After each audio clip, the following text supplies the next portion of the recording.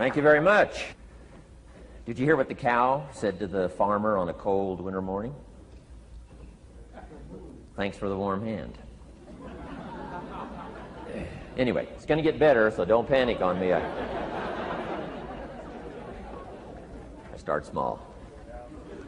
Nice to see all of you. How many of you have never seen me before? This is your first time? Oh, wow, most of you, okay. I keep thinking for sure I'm more famous than that, but, you know, that is the truth. I'm delighted to be here. Been looking forward to it for a long time. And it's nice to be back. You know, I was here not too long ago. It's nice to be invited back. It says something when you're invited back. It doesn't say everything, but it says something. Maybe it says, let's give him one more chance, right? See if he can get it right this time. But I'm delighted to have all of you here. We're going to spend the day together. I feel two major responsibilities, and I'm sure you can guess what those are. Number one is to make sure you get your money's worth, right? When you shell out your cash, especially these days, you want to make sure you get full value for the money you spent. And I know the tab for the seminar was not that much. Pretty modest fee to get in. Most of you, your tips for the week, right? So it wasn't that much. But I want you to be able to say when you walk out of here today, it was worth my money. But my biggest responsibility is to make sure you get your time's worth. And the reason I say that is because time is more valuable than money. In fact, you might start your notes with that. Time is more valuable than money. You can get more money, but unfortunately you can't get more time. If somebody asks you to spend your money, that's pretty easy, right? We live in America. We're wealthy. So the money's not the problem. But what if somebody asks you to spend a day, right? You got to think that over carefully. And I know you did. I wouldn't waste one of my days, not for anybody, not for anything. Once I understood how valuable they were, I don't waste any. But to make an investment like today of your money and your time, I appreciate that. Today's going to be costly for me. It's going to cost me one of my days to be here, right? And some money, of course. But, you know, I don't need the money. I take the money, but I don't need the money. But guess what I do need? The time. So I'm here not to just joke with you. I'm here not to just tell some funny stories and give a performance and walk away. I'm here to give you some value, and I want to make it worth your time. I'm going to invest a day. You're going to invest a day. Let's get the most out of it and see what we can walk away with today.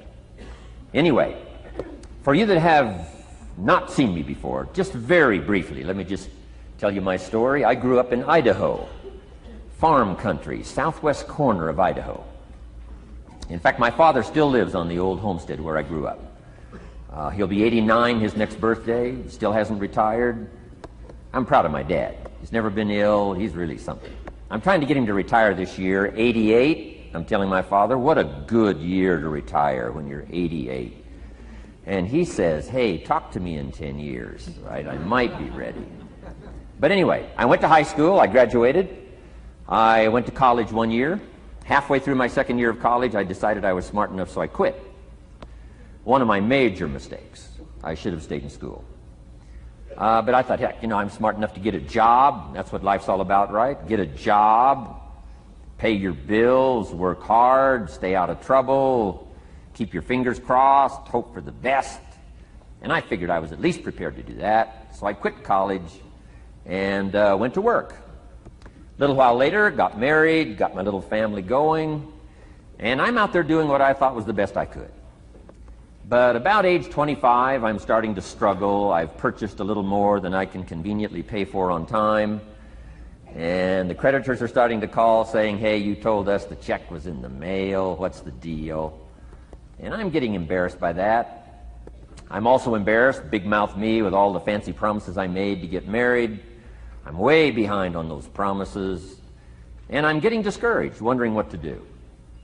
And I thought, well, maybe I should go back to school, right? 1 year of college, pretty short on an application.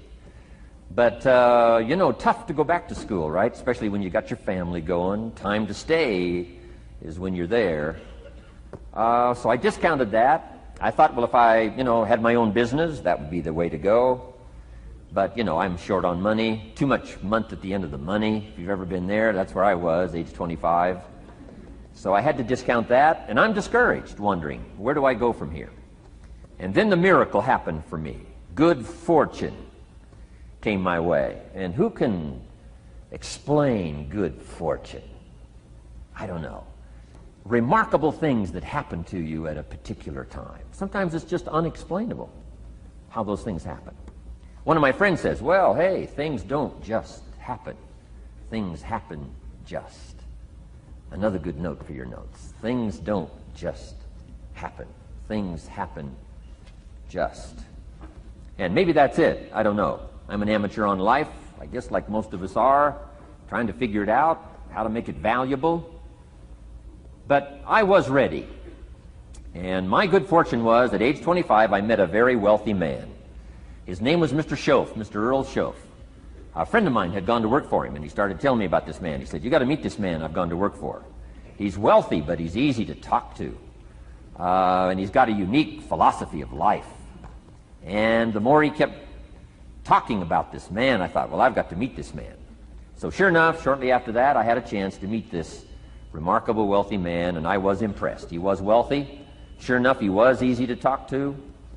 I was so intrigued, within a few minutes, I said to myself, if I could be like him, farm boy from Idaho, if I could be like him, I'd give anything. And then I thought, if I could just get around somebody like him, and if he would teach me what to do, I would be willing to learn. I'm coachable.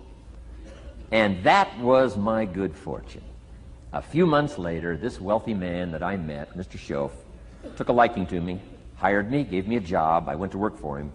And I spent the next 5 years in his employ. And then, unfortunately, he died at the end of that period at age 49. His last 5 years, but the first 5 years of my new life, I got to spend with this remarkable man, and my dream came true. He coached me. He taught me. He taught me the books to read. He taught me the disciplines. He taught me the changes to make in my language and personality. And the things he shared with me during that 5 years literally changed my life, turned my life around, changed my income, changed my bank account, changed my future, changed everything. I've never been the same since that unique experience.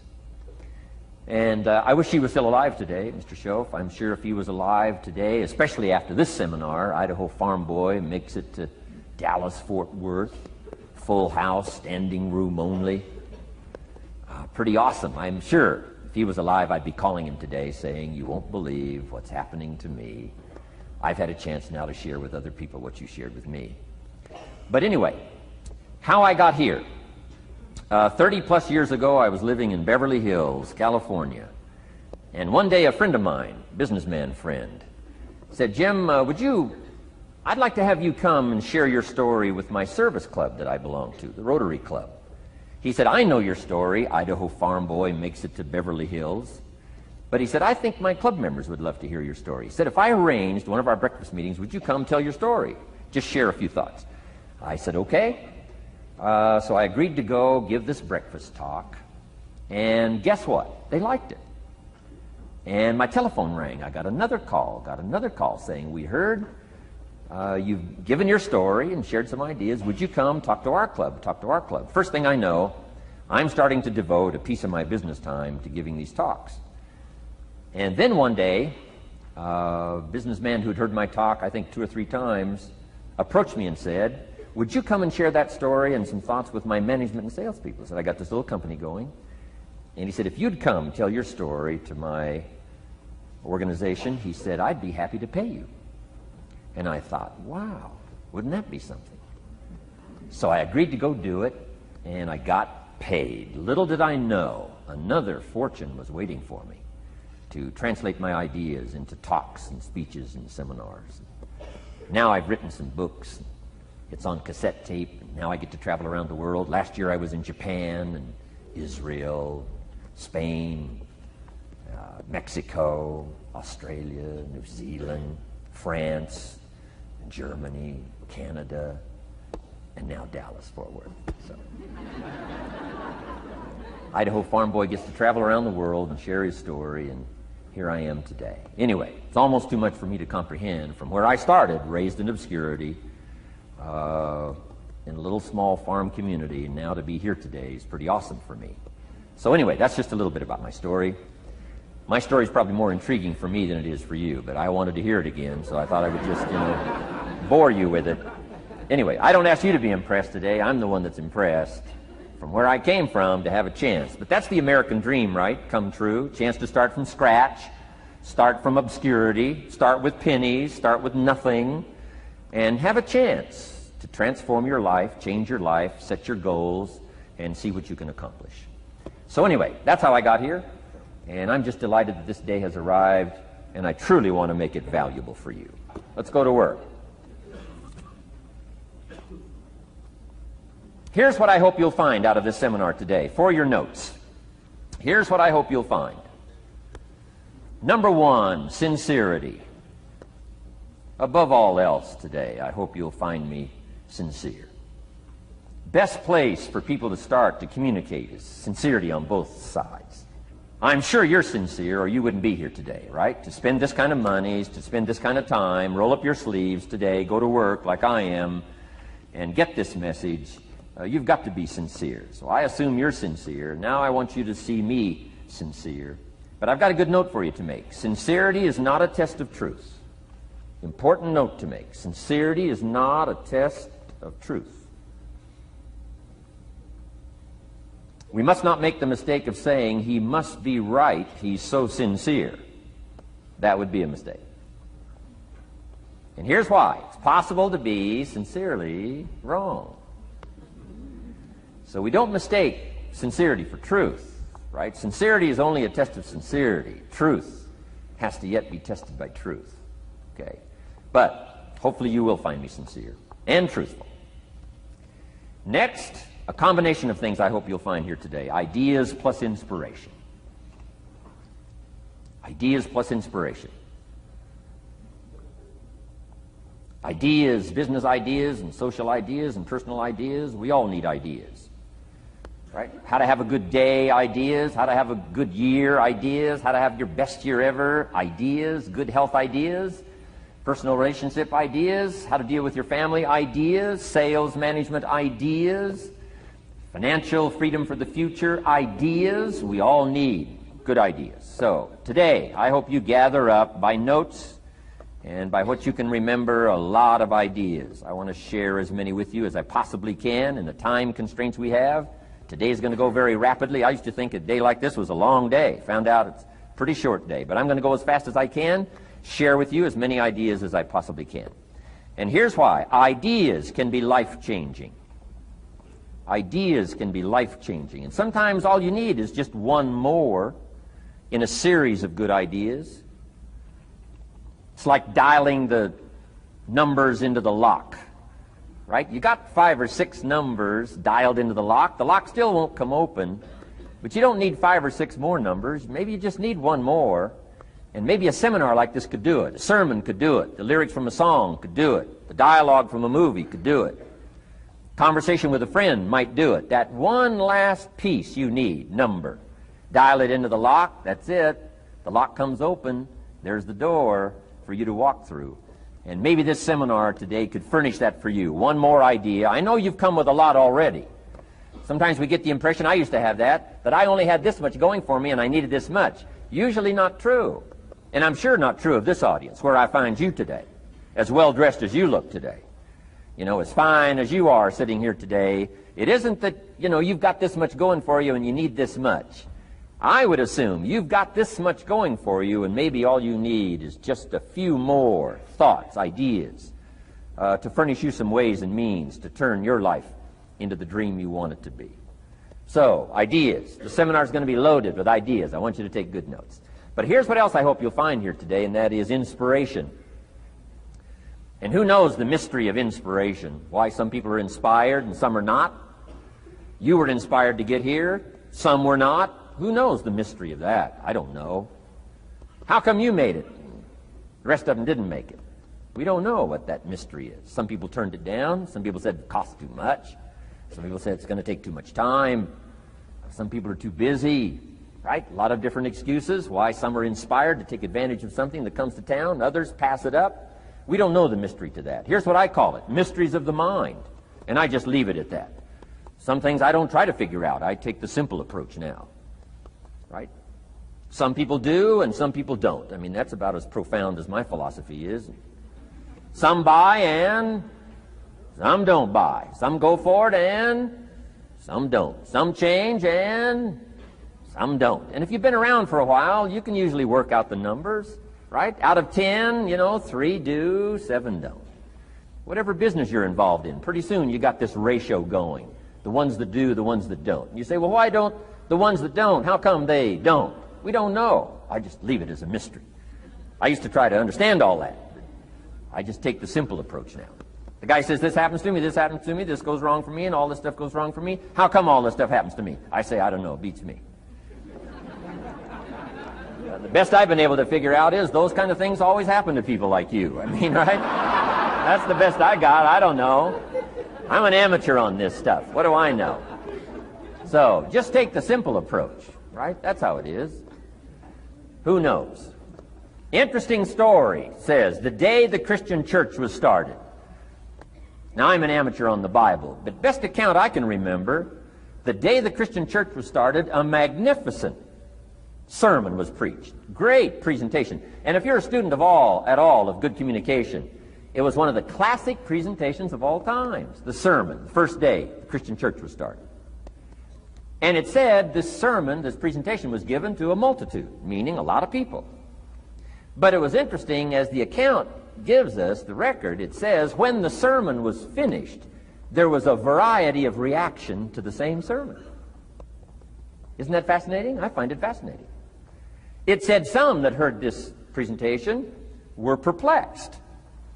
And I read the presentation, it sounded pretty straightforward to me. I said, why would somebody be perplexed with a good, sincere, straightforward presentation? Best answer I've got. They are the perplexed. I mean, what other explanation is there? It doesn't matter who's preaching. Right? It said some that heard this presentation mocked and laughed, made fun of the presentation. I thought, hey, this looks pretty sincere to me. If you give a sincere, honest presentation, why would somebody mock and laugh? Easy explanation. They are the mockers and the laughers. What else would you expect them to do? Right? I used to try to straighten all that out, say, well, they shouldn't do that. I don't do that anymore. I've got peace of mind now. I can sleep like a baby, not try to straighten all this stuff out. I used to be so naive. I used to say, well, liars shouldn't lie. See, how naive can you be? Of course they're supposed to lie. That's why we call them liars. They lie. They lie. So I don't straighten this stuff out anymore. Anyway, it said some that heard this magnificent presentation didn't know what was going on. And they're usually easy to spot. They're usually saying, what's going on, right? I mean, they don't know what's going on. But interesting, right? A variety of reaction to the same sincere, honest presentation. Now, it also says, in wrapping it up, some that heard the presentation believed.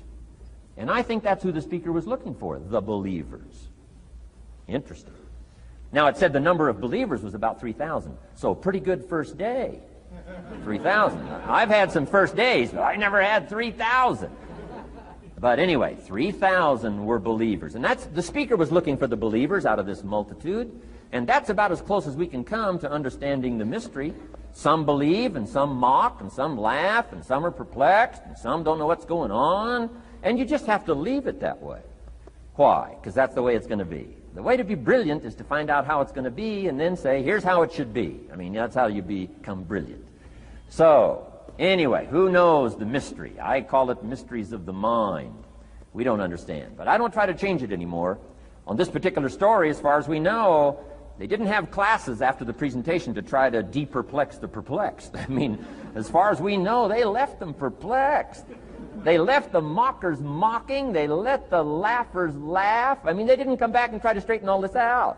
You say, well, how can you build a church? Well, make another presentation, and you'll get some believers and some mockers and some laughers and some who don't know what's going on. So that's about the best we can do. So, but I'm glad I've got the believers here today. You believed enough to shell out your cash and part with your time and some of your effort and energy, and I appreciate that. So, hopefully you'll find some inspiration here today. All right? To get the most out of today, a couple of more notes. Number one, be thankful. That's a good way to capture the most of a day like this. Be thankful for what you already have. That shouldn't be any problem in America, being thankful. Everything we need is available in America. Everybody wants to come here, right? The last time I was here, that little presentation I gave, everybody wants to come here, America. People haven't plotted and schemed the last 40 years saying if I could just get to Poland, everything would be okay. No, everybody wants to come to America. Why? Everything's available here. All the books you need, all the sermons you need, all the churches you need, all the schools you need, all the instruction you need, all the inspiration you need, all the capital you need, all the markets you need, all the challenge you need, all the information you need, all the seminars you need. Everything's available here. This is America. So number one, let's be thankful for what we already have. Thanksgiving does this. Opens up the doors, opens up the windows, opens up the channels. Thanksgiving for what you already have. I did a seminar one weekend up at the ranch, up at Clear Lake. Got a lodge up there. Nice setting, high valley, high serenity ranch. For the weekend, Friday evening, Saturday, Sunday. People drove in from around California. I got there late Friday afternoon. Everybody had pretty well already gotten there. I couldn't believe the parking lot. Continentals and Eldorados and Mercedes and Cadillacs and unbelievable. Ferrari, one Rolls Royce, unbelievable. I walked in, good-looking crowd about like this, sitting there ready for the weekend seminar. My opening remarks were, ladies and gentlemen, I think the rest of the world would find it strange that we have all come here this weekend to try to figure out how to do better. Right? I think the rest of the world would say, I don't understand. Guy in his Rolls Royce saying, I got to get to the seminar, find out how to get another one of these Rolls Royces. Unbelievable. Anyway, let's be thankful. Here's what locks up the doors and the channels to receive more: cynicism. That locks you away. That prevents you from learning more. Being a cynic about the past and the future, a cynic about the marketplace, cynical about the people, cynical about the institutions, cynical about the setup, cynical about yourself, cynical about your chances. See, that locks away all the chance for stuff to flow your way. So, good advice, I think, today. Start off, be thankful. Here's number two, listen well. That's going to be a challenge today. I understand that. Seems like most of, our life is still going on outside these four walls, right? Most of our life seems like it's all, continuing out there. Family and business and associates and market and economy and whatever else is happening in the midst of your life. And to sort of, pull your attention from what's going on out there and put it in here for just a few hours, I know is a challenge. But do the best you can, listen well. And here's the last one, take good notes. Be a good student today. Take some good notes. I've not come to entertain you. As you can tell by my opening joke, right? I would not make it in Las Vegas. So we don't have a dog and pony show today, no entertainment. But I do have some ideas. Take some good notes. Somebody showed me the other day notes that they took about 21 years ago, attending one of my seminars out in Los Angeles. He said, I still use these notes I took 21 years ago to help me in my business, relationship with my family. So I'd like to have these notes that you take today become that valuable for you. Then it would be worth me making the investment to come and spend a portion of my life, my time, my energy here. And I want this investment I'm making here today to pay off. And one of the ways it can pay off for me is for you to take good notes and then go away and use whatever makes sense. Because what I feast on coming back around is the stories out of this audience today. Sure enough, 6 weeks from now, 6 months from now, 6 years from now, somebody's going to, by phone, by letter, by personal contact, walk up to me and say, the things you shared that day got me thinking. And I started making some changes, and let me tell you what's happened to my business. Let me tell you what's happened to my sales career. Let me tell you what's happened to my relationship with my family. See, that'll make it worth it for me. Not the money, the return. Something you can't buy with money. If somebody says, thank you for touching my life and taking the time to make the investment. And that's what I'm all about. So if you'll become a good student today. And here's the last note. Don't be a follower, be a student. You'll be happy to know today we haven't come seeking disciples. We've got no movement for you to join. I'm just here to share some of my experiences, good ideas, best I can. But I think that's good advice. Don't be a follower, be a student, right? Take advice but not orders. Take information, but don't let somebody, order your life. Make sure what you do is the product of your own conclusion. Excellent note to make. Make sure what you do is the product of your own conclusion. Not to do what someone else says. Take what someone else says, process it, think about it, ponder it. If it makes you wonder, if it makes you think, then it's valuable. Then when you go take action, make sure that the action is not what somebody told you to do. Make sure the action is the product of your own conclusion. If you'll follow just a little bit of those simple guidelines, I'm telling you, the learning process can be speedy, swift, powerful. Your learning curve can go up, and then applying it to your business, your life, your family, conversations, equities of all kinds. You'll find some progress like I did that first 5 years when I met a teacher willing to share with me, turned my life around. Progress I couldn't believe happened for me. Okay. Let's get started. I want to review, I was here last time and we talked about the 5 major pieces to the life puzzle.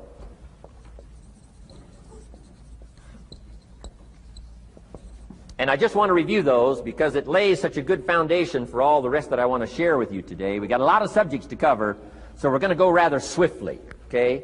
Put on your mental track shoes here and run with me today, because I'm going to deal mostly in concepts. Expect you to, fill in a lot of the details, because I got a lot to share. I want to get through it all. But let's lay this foundation again of the 5 major pieces. Happens to be the title of my latest book. But I think it is so valuable in laying a foundation. It's some of the things I learned between ages 25 and 30. The teacher who taught me so well. He dealt in these fundamentals, we call these. Fundamentals. We call these basics. Basics for sports, fundamentals for sports, fundamentals for your business, fundamentals for the way you deal with your family, a few simple things. Few basic things that if you practice every day can make all the difference in the world, how it works out. I boiled it down to 5 major pieces to the life puzzle. Let's just review those. Number 1 is philosophy. Philosophy, as I taught the last time I was here, philosophy, in my personal opinion, is the major determining factor in how your life works out. Philosophy, the major determining factor in how your life works out. Philosophy. To form our philosophy, you got to think. You got to use your mind. You got to process ideas. And this whole process over a lifetime, starting way back here when we were children, schools that we've attended, our parents, our experiences, all this stuff that we've processed by the thinking process helps to develop our philosophy. And in my opinion, each person's personal philosophy is the major factor in how your life works out. Here's what I called it in that last presentation when I was here. It's called the set of the sail. Each person's personal philosophy is like the set of the sail. Now, I used to think it was circumstances that ordered my life. If someone would have asked me at age 25, Mr. Rohn, how come you're not doing well? Pennies in your pocket, creditors calling, nothing in the bank, behind on your promises to your family, you live in America, 25 years old, got a beautiful family, every reason to do well, and things are not going that well for you. What is wrong here? It would not have occurred to me to blame my philosophy. I mean, it would not have occurred to me. Saying, well, I got this lousy philosophy, and that's how come I got pennies in my pocket and nothing in the bank, and things aren't working well. That would not have occurred to me. I found it much easier to blame the government. Much easier to blame the tax problem. I used to say taxes are too high. Top tax rate when I first started paying taxes, 91%.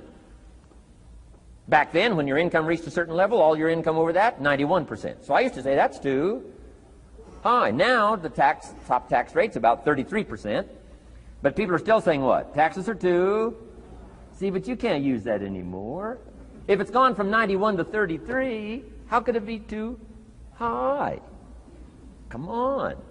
I threw all that old excuse stuff away. Some people found it, though, and they're using it these days. My old list. I used to blame the traffic, the weather, used to blame circumstances, right? People say I'm too tall, I'm too short, I'm too old, I was raised in obscurity, raised on a farm, parents of modest means, all the stuff. If you were to ask me, how come you find yourself here, Mr. Rohn, age 25, living in America, land of abundance and opportunity, pennies, zero in the bank, not doing well, creditors calling, it would not have occurred to me to blame my philosophy. I found it easier to blame the company policy. I used to say, if this is all they pay, how do they expect you to do well? So I figured that, my future was going to be tied to what everybody else was arranging, the economy and, right, interest rates. I used to say things cost too much. That was my whole explanation, not my philosophy, until my teacher taught me better that this is where the problem was, my own personal philosophy. Here's what's exciting about each person's personal philosophy. That's what makes us different than dogs and animals and birds and cats and spiders and alligators. That's what makes us different than all of the life forms. The ability to think, the ability to use your mind, the ability to process ideas, and not just operate by instinct. In the winter, I'm telling you, the goose can only fly south. What if south doesn't look too good? Tough luck. It can only fly south. But see, human beings are not like a goose, can only fly south. I mean, you can turn around, go north, you can go east, you can go west, you can order the entire process of your own life. And we do that by the way we think. We do that by exercising our mind. We do that by processing ideas and come up with a better philosophy, a better strategy for our life, goals for the future, okay? Plans to achieve those goals. All this comes from developing our philosophy. Philosophy helps us to process what's available. Well, when we get here, we got seed, and we got soil, and we got some rain, and we've got some what? Sunshine, and we've got some seasons, and what? The miracle of life.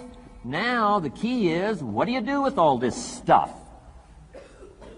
How do you turn all this stuff that's available here into equity and promise and lifestyle and dreams and future possibilities? All of this that's possible now with human beings, how do you take all this stuff and turn it into this equities and values? Well, it starts with philosophy. What is the seed? What is the soil? What is the sunshine? What is the rain? Is it possible to take some of each of all the stuff that's available and turn it into food and turn it into value and turn it into nourishment and turn it into something spectacular and unique that no other life form can do? And the answer is yes. But you cannot deal with all this stuff and what to do with it unless you start refining your philosophy. Think, use your mind, come up with ideas, and strengthen your philosophy.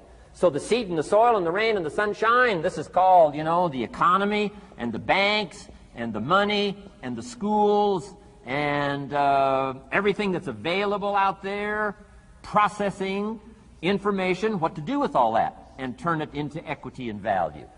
That is the major challenge of life, my personal opinion. So each person's personal philosophy now is going to determine what you're going to do with seed and soil and sunshine and rain and miracle, the change of seasons. That's it. My personal opinion.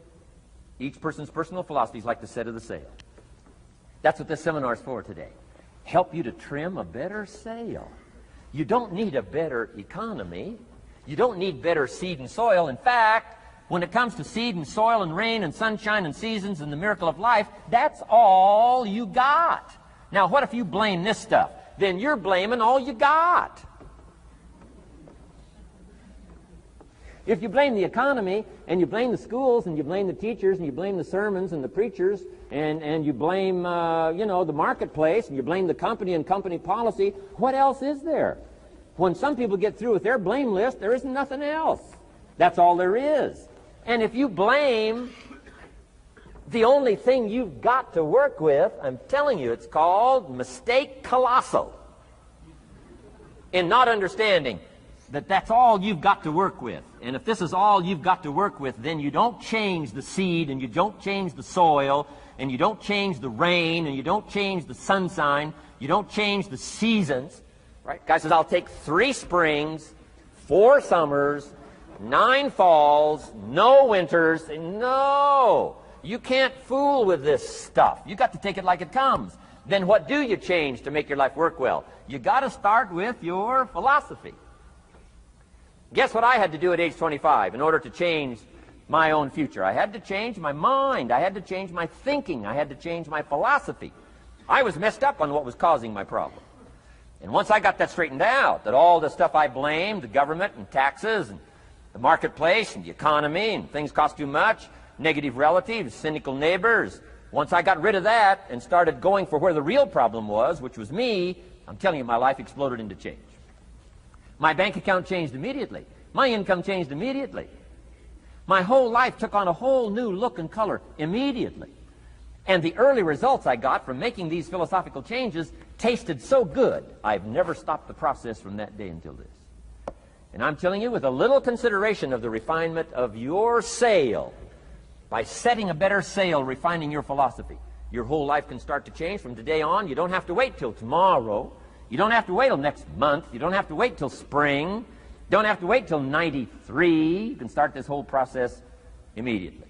I recommend it. Now, some people do so little thinking, they don't even have their sail up. I mean, you can imagine where they're going to wind up at the end of this week, at the end of this month, at the end of this year. Now's the chance to change, process all this information. So number one is philosophy. Okay. And we dealt with all that, where we get ideas from personal experience, from other people's experiences. I don't want to get into all those details because we covered that the last time I was here. But philosophy, that's number one, my personal opinion. Each person's personal philosophy. Here's the definition of success and failure. Just make this note. Here's failure. A few errors in judgment. Repeated every day. Now, you can automatically assume, Mr. Rohn, I say, I can understand that. A few errors in judgment repeated every day. For 6 years?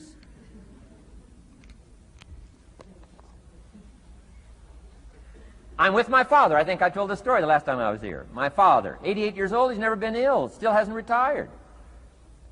Not long ago, midnight, we're getting ready to go to bed. We've drilled a new well, got some extra water, got some more acres going. He's all excited. At midnight, we're getting ready to go to bed. My father's eating what he calls his midnight snack. A little bite to eat before you go to bed. Don't have to go to bed hungry. And I'm watching him eat this midnight snack. Guess what he had? An apple, a few graham crackers, and a glass of grapefruit juice. I said, no wonder my father's so healthy. My mom taught us all those good health practices. Taught me when I'm growing up, right? I'm an only child. I've never been ill. Passed the big 5-0 some time ago. My 2 daughters, 32, 33, never been ill. My grandkids, never been ill. I'm telling you, the legacy lingers on. As I watched my father have this midnight snack, suddenly it occurred to me. I know that's part of it. An apple, what? A day. That's gotten to Dallas-Fort Worth, right? An apple. An apple a day keeps the doctor away. Good question for this intelligent audience. What if that's true? You say, well, Mr. Rohn, if that's true, that would be easy to do. Then what's the problem? It's easy not to do. It's easy not to adopt it as your own personal philosophy. Or the guy messed up the saying. Guy says a Hershey bar a day. Say, no. No. You've been watching too much television. It is not Hershey bar. You got to be smarter in philosophy than to fall for the Hershey bar a day when it's an apple a day. You've got to be smarter than that. And if you make that kind of an error in judgment every day for 6 years, I'm telling you, it'll accumulate into disaster. Sometimes the first year you say, well, you know, I'm so healthy now, what difference is it going to make? You've got to be smarter than that. Just because disaster doesn't fall on us at the end of the first day doesn't mean disaster isn't coming. You've got to be so smart that you look down the road and say, will the errors in my present judgment of philosophy, what's that going to cost me in 1 year, 6 years, 1 month, 6 months? I'm telling you, the money cost and the health cost and the success cost is too gigantic if you'll look down the road a little ways and say, are there errors in my current judgment like an apple versus a Hershey bar? Is that just a good illustration of some of the rest of my errors in judgment? If it is, that's where I found myself at age 25. I started working when I was 19. I met my teacher who helped turn my life around when I was 25. That's 6 years. At the end of the first 6 years of my economic life, I've got pennies in my pocket. I've got nothing in the bank. The creditors are calling saying, hey, you told us the check was in the mail. I'm embarrassed. I'm behind on my promises. I live in America. I'm a 25-year-old American male. I got a nice family, every reason to do well. And I'm messed up. Now, what's messed up? I used to think it was the community that was messed up, and the country was messed up, and the government was messed up. If those Democrats ever get in the White House, that'll really mess things up. If the Republicans stay in power, that'll really mess things up. The economy was messed up. Interest rates are messed up. I thought all this stuff was messed up. Then I found out that's not what was messed up. I was criticizing the only thing I had to work with. What was really messed up was my own personal philosophy. My own errors in judgment in my own personal philosophy brought me in 6 years to pennies in my pocket, nothing in the bank, and trying to explain why I wasn't doing well, living in America, 25-year-old American male, got a family, every reason to do well. Now, once I understood this, here's the formula for failure: errors in judgment, being lax about developing your own personal philosophy. I'm telling you, it's called accumulated disaster. It doesn't matter whether it's your health or your bank account. Guy's got an empty bank account, probably has high cholesterol. Why? Over the last 6 years, he never paid attention to either one. And it doesn't matter whether it's a dollar, or whether it's your money, or whether it's your cholesterol count. All you got to do is commit the errors, and just because disaster doesn't fall on you at the end of the first day that you don't eat an apple. You say, well, I didn't eat an apple today, and tonight I'm not ill. Well, you got to be brighter than that. Someday you got to leave first grade. The reason we make those first grade desks so small so they won't fit at age 25. I mean, right? You don't belong here anymore. Come on. Now let me give you the secret to success. The formula for failure: a few errors in judgment repeated every day for 1 month starts the weakness, starts the disaster process. You can imagine what happens in 6 years. Now here's the formula for success: a few simple disciplines practiced every day. And you've started a whole new process called a whole new life. A few simple disciplines practiced every day. And if you decide today to go for the apple instead of the Hershey bar, I'm telling you, you have begun the process of turning your life around. And if you keep up that process, not only with your health habits, but with your money habits and with your communication habits, with your sales habits and management habits and every other habit that you've got, if you'll start that process, eliminate the errors and replace it with disciplines practiced, I'm telling you, you can start this process of life change immediately. After today, you don't ever have to be the same again. Only by choice. You don't have to walk out of here the same as you walked in today. Only by choice. You can start a whole new process. And you say, well, Mr. Rohn, is it that simple? Yes, it's that simple. Where else would you start but with an apple? You don't have to start with something staggering. What if you should be walking around the block for your good health and you don't? What'll that do in 6 years? I'm telling you, the word is disaster. You could and you should and you don't. Here's an even stronger word. You won't. I mean, don't might mean you're careless. Won't probably means you're stubborn. And either one's called disaster. Could, should, don't. I'm telling you, that's why at the end of 6 years, I found myself with pennies in my pocket, nothing in the bank, creditors calling. Could, should, won't. Could, should, don't is called disaster. Now, how do you change all that? The next 6 years, I got rich. The next 6 years, I became a millionaire. By the time I'm 31, I'm a millionaire. How about that? You say, well, Mr. Rohn, what happened? Well, strangely enough, during that second 6 years of my economic life, the government was about the same. I'm telling you, taxes were about the same. My negative relatives were the same. I'm telling you, the economy was about the same, and prices were about the same, and everything else was about the same. Circumstances were about the same. Then how come I got rich? How come I totally changed my life? I was not the same.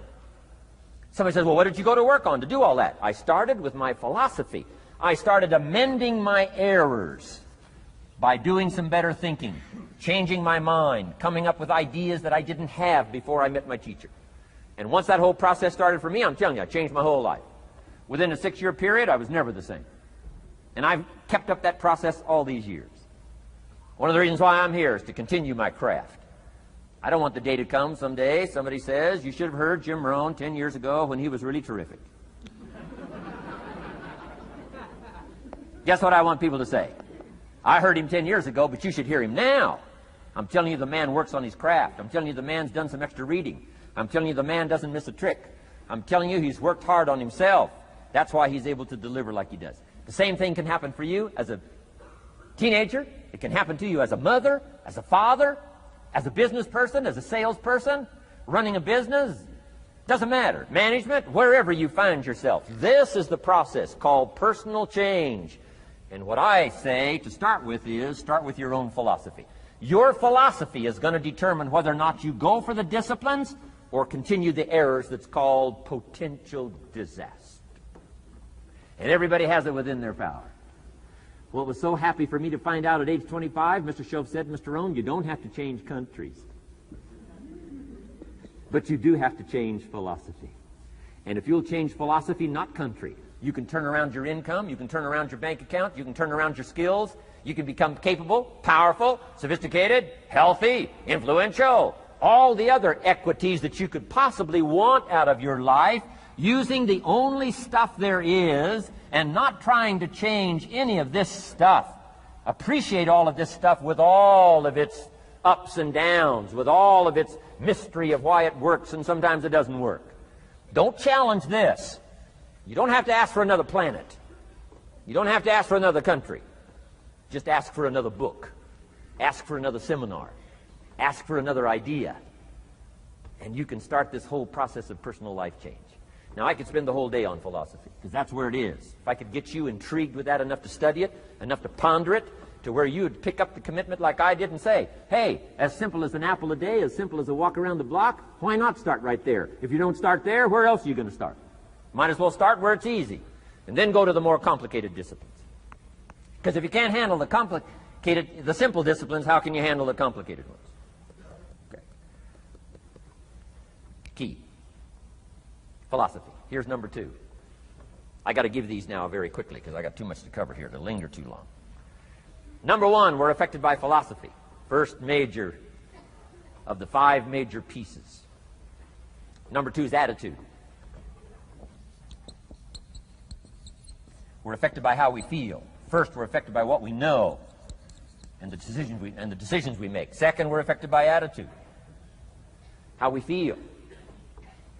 And I gave that quick list. Let me give it to you. It's how you feel about the past. You've got to have a good attitude about the past. Use it as a school, not a club. Don't beat yourself to death with your past. Faults, failures, losses. Let the past be a school. Harsh school maybe. What else is new? Let the past be a school master to teach you. Not to threaten you, but to teach you. Okay. Next, it's how you feel about the future. Set your goals. We'll talk a little bit about that before we finish today. Goal setting. The promise of the future is an awesome force to affect your life every day. Without a future well designed, we take hesitant steps. And all you have to have is hesitant steps for 6 years. You'll be timid, driven into a corner, not boldly willing to go and take your portion, take your share. Okay? Next, it's how you feel about everybody else. Got to have a good attitude about everybody else, because it takes everybody else to make a market. One person doesn't make a family. One person doesn't make a business. One person doesn't make a corporation. One person doesn't make a community. One person doesn't make a nation. It takes all of us to make a dynamic economy, a nation second to none. It takes all of us to make the churches and make the economy run. It takes all of us to make the possibilities. All the gifts that have flowed in here the last 200 years, unprecedented in 6,500 years of recorded history. There's been nothing like it. The ethnic streams that have flowed in here brought their gifts, brought their talent, brought their skills, brought their inventions, brought their work ethic. All of it mixed together is called America. Been nothing like it in 6,500 years. And to miss the value of it by some, warped attitude about it, I'm telling you, you've missed it all. And if you have an appreciation for it all, you'll draw from it. And if you draw from all the gifts that have been blended together here for 200 years, now for your value and benefit, think of what you can do for your days, for your business, for your conversation, for your equities. You can transform it to an incredible degree. And here's the last one. It's how you feel about yourself. Understanding self-worth is the beginning of progress. Self-worth should be easy. If one of us can do it, all of us can do it. If anybody can think it, we all can think it. I can read, you can read. I can understand, you can understand. From where I came from, the few simple things I did and tried revolutionized my life in 5 years. There isn't anybody here that can't do it. Change from pennies to fortune. Change from nothing to something. Change from broke to rich. Anybody in this room can do it. If any of us can do it, we all can do it. That's the kind of value you should place on yourself. If Jim Rohn can understand it, I can understand it. If he can read, I can read. If he can find it, I can find it. If he can change, I can change. If he can get it done, I can get it done. That's the attitude about yourself. So valuable. Okay? Now, in transforming our lives, we don't start with attitude. We don't start with the inspiration here. We start with education. Somebody says, well, I expected you to just come get motivated today. Well, that probably won't do it. Somebody says, by now we should be standing on the chairs, waving a flag, singing the old gray mare. Get going here. No, that's not where you start. Life change does not start with inspiration. Life change starts with education. You've got to be educated to the point of where you might have messed up. My teacher put it in blunt, simple language. He only went to the 9th grade in school, so he put it in simple language I could understand. He said, Mr. Rohn, after 6 years living in America, healthy American male, 25 years old, been working 6 years, 1 year of college, pennies in your pocket, nothing in the bank, behind on your promises. Shoaff said, I just got one simple explanation for that. You've messed up. Now, I could understand that kind of language. Substitute a Hershey bar for an apple means you've messed up. Should walk around the block, could walk around the block, won't walk around the block. You have messed up. And all you got to go is write down through the list. Don't need some teacher to come by and tell you. Be your own best teacher saying, hey, let me make a list of some places I've messed up. Because if I let this down, that probably affects the rest. And the answer is that's true. So we don't start with inspiration. We start with education. Somebody says, well, just motivate this guy. He'll be all right. Just motivate him. Get him turned on. Probably not. If a guy's an idiot, you motivate him. Now you got a motivated idiot. No, he won't be all right. So we start with education. What's the first education? If it isn't going well and you live in America, you have messed up. You don't need to change countries. You say, well, the country's messed up. That's like cursing the soil and cursing the seed and the sunshine and the rain, which is all you got. Don't curse all you got. When you get your own planet, you can rearrange this whole deal. But this one, you got to take like it comes. So number 2 was attitude. Here was number 3, activity. This is the work part, the labor part. Taking action. And the activity is the miracle-working piece. A miracle being something we don't quite understand how it works doesn't mean it doesn't work. It means we just don't quite understand how it works. Miracles work. God says. Now, I'm an amateur on God, but here's my best analysis. God says, if you'll plant the seed, I'll make the tree. Now, that's a good arrangement. Number 1, gives God the tough end of the deal. What if you had to make the tree? That'd keep you up late at night trying to figure out, how do you make a tree? Say, no. I'm telling you, the mystery and the miracle of this stuff has already been set up. God says, I got the miracle going. I got the seasons going. I got some sunshine and some rain, and I'm God. But the way I've arranged it, I just need somebody to plant the seed, not chant. In California, they're trying to chant to get this stuff done. Forget this California stuff. You don't have to rub a crystal and sleep under a pyramid.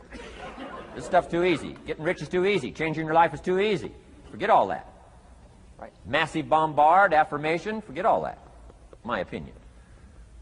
Ocean waves and seagulls? Come on, this stuff's too simple. Just simple, easy stuff. But if you neglect it, that's how it piles up year after year. But if you're willing to straighten it out, and here's one of the keys. It's called activity. It's called disciplines. Turning wisdom from your philosophy and inspiration, the strengthening of attitude and faith and courage, commitment, and all this stuff that comes from attitude. If you're willing to take these two qualities, philosophy and attitude, and invest it into activity, you can have a miracle.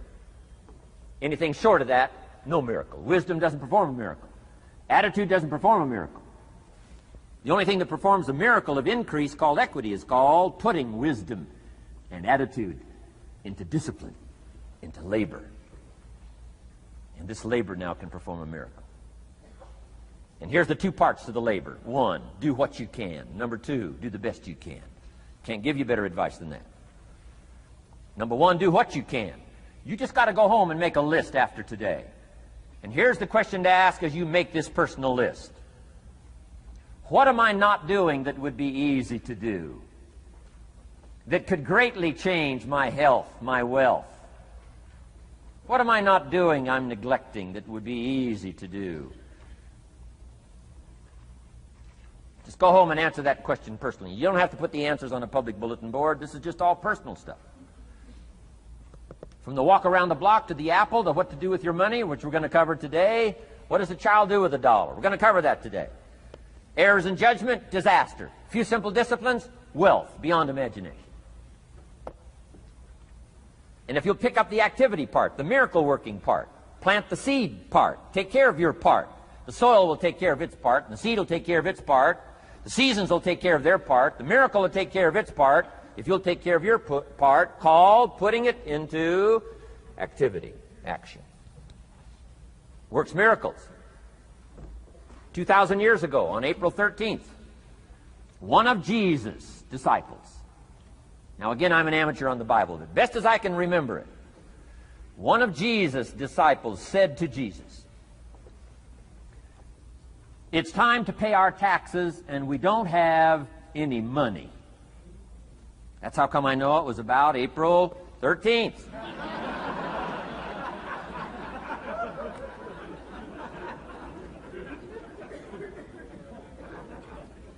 To this statement by his disciple, Jesus said, best as I can read the record, Jesus said, "No problem."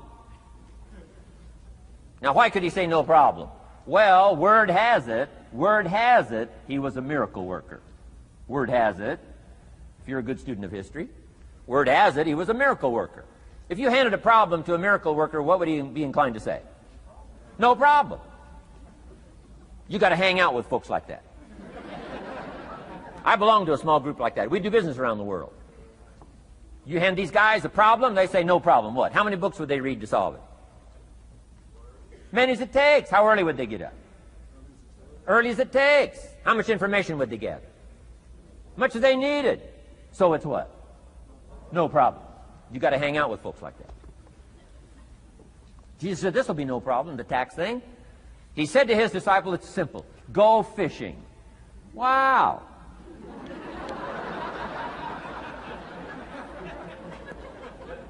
Now that was easy for this particular disciple. His name was Peter. And Peter was a fisherman. How clever. How clever. But here's the real problem.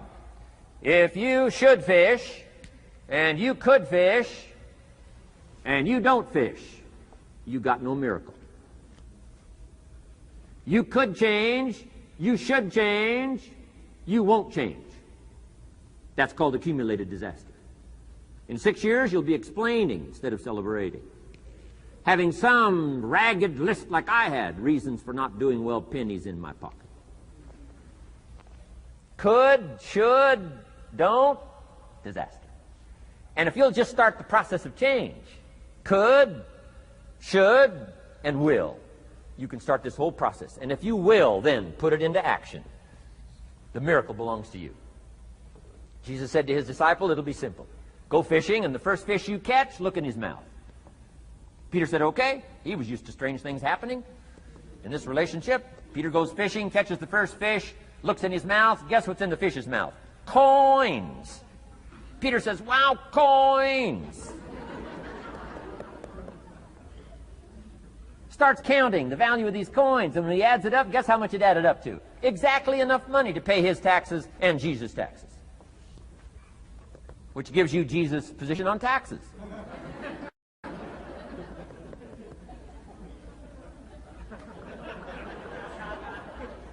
Okay. Now we call that what? A miracle, only because we don't quite understand how it works. It doesn't mean it doesn't work. It simply means we don't quite understand how it works. But here's how you get a miracle going for your life. Number one, do what you can. Get a list of the stuff you could do and you haven't done, postpone, and start cleaning that up. You can't start at a better place for personal change. That'll affect your bank account, affect your future, affect your income, affect everything. You can't start a better life change process than cleaning up what you should be doing. The man says, well, my mother lives down in Florida. Should have written her 6 months ago. I just can't seem to get that letter written. I'm asking you to get that letter written, clean that up, and don't walk like other people walk. Don't postpone like other people postpone. You say, well, is it as simple as writing a letter? And the answer is yes. Where else would you start for life change, personal change? You don't need a pink package to fall out of the sky. You don't need massive bombard, pre-conscious, subconscious. Practice channeling, find a 2,000-year-old guru. I mean, you don't need any of that stuff. Pass on all that. Kids are afraid of that stuff. Too much of it, you'll be out on a limb with Shirley. I mean, don't pass on all that stuff. This stuff's too easy. This stuff's too simple. It's called take action, number one, on neglect, on errors, in discipline. Number two, start setting up some disciplines. And if you'll do that, you'll perform a miracle. Now, here's the second part of the miracle. Number one is do what you can. Here's number two, do the best you can. If that's not your philosophy, I would ask you to amend it. Let me give you the best of ancient script. Here's what it says. Whatever your hands find to do, do it with all your might, do it with all your strength, and do it with all your power. What a good philosophy. That kind of philosophy will revolutionize your life if you haven't picked it up lately. Guy slips in late, company doesn't seem to mind, slips out early, first one in the parking lot, heading for happy hour. Stretches his break, comes early for lunch, late back from lunch, company doesn't seem to notice. Guy says, best as I can calculate, I'm putting in about a half a day's work and I'm collecting a full day's pay. And the guy says, I got it made. Little does he know the seeds of his own disaster are already being sown by the weakness of his own personal philosophy. It's not the economy that's going to determine your next 6 years. It's your philosophy about labor and about activity and about miracle and soil and seed and sunshine and rain and the economy and the banks and the money and the companies and the schools and what's going on. It's your philosophy and your attitude. And then your ability to take action. All of that we call the process of life change, miracle working. Number one, do what you can. Number two, do the best you can. Here was number 4. Results. Results. Every once in a while, you got to take a measure, see how you're doing with these 3 pieces: philosophy, attitude, activity. Now we take a measure called results. What is the results at the end of the day, the results at the end of the week? You can't let too much time go by without checking. When time goes by, 6 years I'd been out there working when I met my teacher, Mr. Schoaf. Schoaf said, well, Mr. Rohn, let's just go through a little summary here. He said, in the last 6 years, how much money have you saved and invested? Let's go through a little tab list here. How much money have you saved and invested the last 6 years? I said, what? 0. He said, you have messed up. You remember these notes. I like that. You've messed up. He said, who sold you on that plan? I thought, my gosh, the man's right. I'm a nice guy. I bought the wrong plan. What if you were 50 and broke? Right? Didn't need to change countries. Bought the wrong plan. What a sad scenario that would be. But Schoaf said these questions. Let's go through some results. He said, how many books have you read in the last 90 days? I said, what? 0. Wisdom of the world available? Change your life, change your future? Wisdom of the world available? Develop any skill you want, earn the kind of income you want, have all the treasures you want, equities you want, relationship with your family that you want, everything that you want available, and the wisdom of the world to help you get it. Haven't read any books in the last 90 days. My teacher said, Mr. Rohn, you have messed up. I'm telling you, you've got the deal. Shoaff said, Mr. Rohn, in the last 6 months, how many classes have you taken to improve your skills or to develop new skills? Go for the American dream. Become rich and powerful and sophisticated and healthy and influential. How many classes have you taken in the last 6 months? I said, how many? 0. He said, you have messed up. He said, you don't need to unmess the country. You don't need to straighten out the perplexed. You don't need to straighten out any of this stuff. All you've got to do is look within and let results teach you a great deal about your own activity, your own attitude, and your own philosophy. I went through that process. Take this phrase home. Results is the name of the game. What other game is there?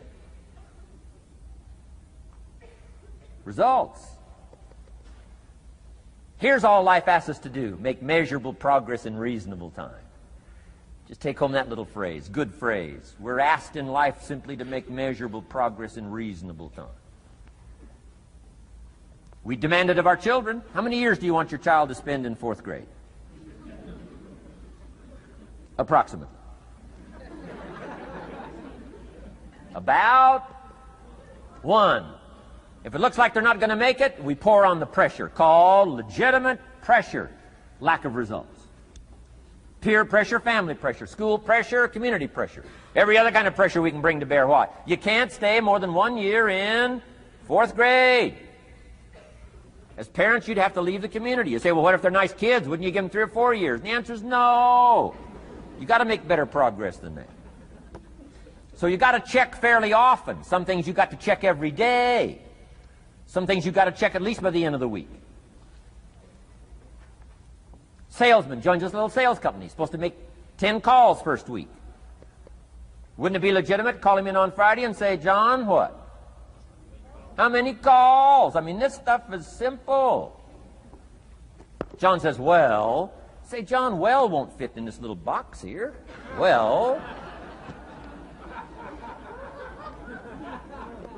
Now John starts with a story. You say, John, I made this little box so small so a story won't fit.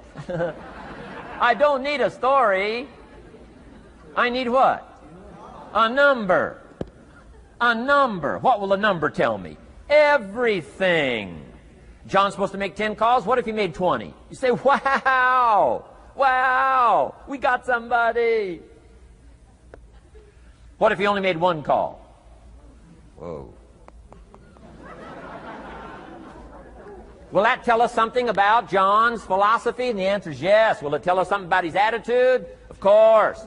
Will it tell us something about his disciplines? Of course. And if he wants a lesson in life change, all he has to do is be willing to face the numbers and come up with the results that will teach you to either celebrate if you got good results or fix whatever needs to be fixed in your philosophy, attitude, activity called disciplines.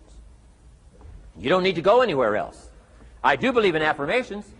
They are valuable as long as you affirm the truth. Because it says in ancient scripts, the truth, what? Will set you free. Free to do what? Amend your errors and pick up new disciplines. That's what the truth is for, to help us amend our errors and pick up the disciplines for life change. That's what the truth is for. So I do believe in affirming the truth. If you're broke, best thing to affirm is, I am broke. You put that up on the refrigerator where you can see it every day. I mean, that's how you do that. Now, if you need a little additional affirmation, you just put up there, I'm 40 and broke. I mean, you know, that ought to do it. And if you need just a little more, put up there, I live in America and I'm 40 and broke. That's enough to turn your life around. It says, hey, something is wrong. Somewhere I have messed up. And I'm telling you, if you'll start with that, it's called the process of life change, and it doesn't matter how small the process is to start. One discipline starts it, and then one discipline feeds another, and the first thing you know, you've got this whole cycle in an upward positive motion. And it's called life change. It's called income change. It's called health change. Relationship with your family change. Equities unprecedented that you can have in numbers that will stagger the imagination if you do not curse what's available and start amending what's possible to get the results that you want. I don't think I can put it in any better language. That's it. Kids can do it. Teenagers can do it. Parents can do it. Managers can do it. Right? Government officials can do it. Anybody can do it. Anybody can do this stuff called personal change. Wow. Results is the name of the game. Success is a numbers game. Good note to make. Success is a numbers game. You got to go for the numbers. You got to understand what the numbers are. How many pounds overweight should you be at age 50? Approximate.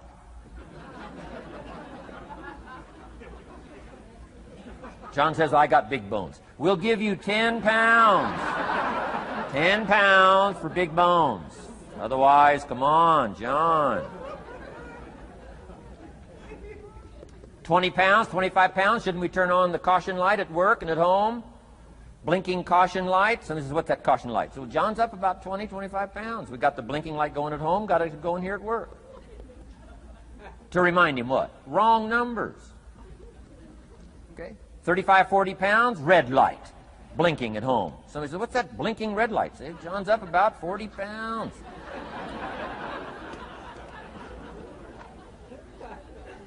50 pounds, we got the siren.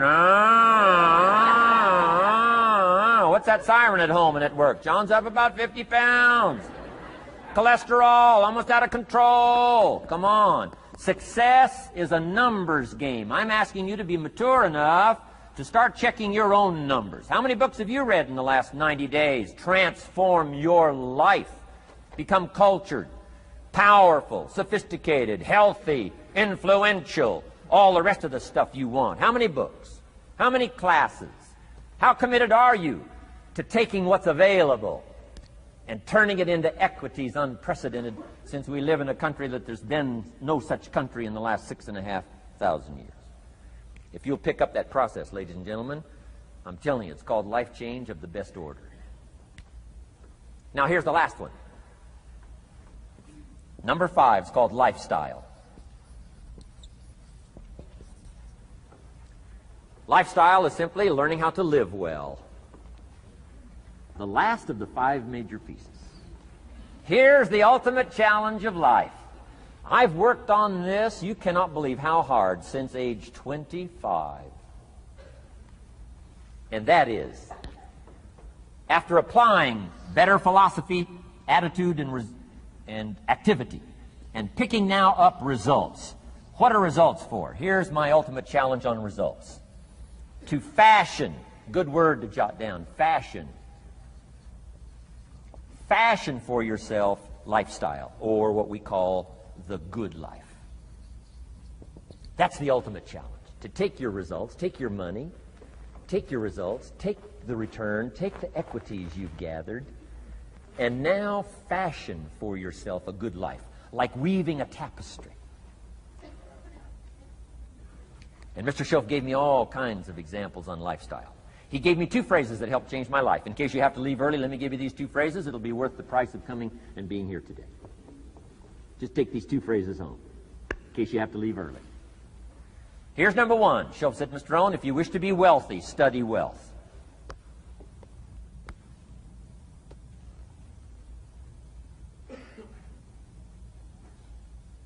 When he said that, I said, my gosh, I don't know anybody that studies wealth. Where am I going to learn it? He said, never mind, Mr. Rohn, now that you've met me, if you'll be with me for a while, he said, and if you'll commit yourself, he said, I will teach you. And he taught me. He taught me the books. He taught me the stuff. Changed my life. By the time I was 31, I was a millionaire. The man taught me well. If you wish to be wealthy, study wealth. If you were to show me your present economic plan, in a personal conversation between you and me, you say, Mr. Rohn, let me disclose for you my current economic financial plan for the future. Would I get so excited I'd say, hey, I'm going to go across the country and lecture on your plan?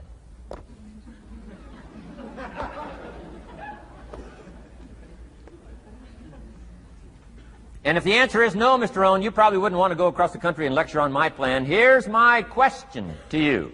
Why not? Why wouldn't you have a superior, powerful financial plan that's taking you to the places you want to go? I'm asking you, if you find yourself caught like I was at age 25, make the personal commitment today and say, I'm going to study and I'm going to change, and 5 years from now, nobody's going to be able to say, how come you don't have a superior plan living in a superior country with superior opportunity? Nobody's going to be able to say that 5 years from now of me. If you'll make that commitment, I'm telling you, this will be one of the most exciting days of your life. Not because of my seminar. It'll be one of the most exciting days of your life because of your commitment to this simple little process I've outlined for you. Here was the second phrase. Mr. Shoaff said, Mr. Rohn, if you wish to be happy, study happiness. I didn't know happiness was a study. My best hope for happiness at age 25 was to just go through the day with my fingers crossed. Hoping somehow something would make me happy. Shoaff said, no, Mr. Rohn, happiness is not something you postpone. Happiness is not something off in the future. Happiness is something you design. You've got to get the word. Happiness is something you design. Happiness is a study. Happiness is a practice. Happiness is an art. It's not an accident. It's an art. And anybody that wants to can study, practice the art of happy living. Happiness is like culture. Money doesn't make you cultured, but culture is within the grasp of all of us. How much is a book on sophistication in the marketplace? $4,000? No, $40. I'm telling you, in America, everything's available. Everything's within reach.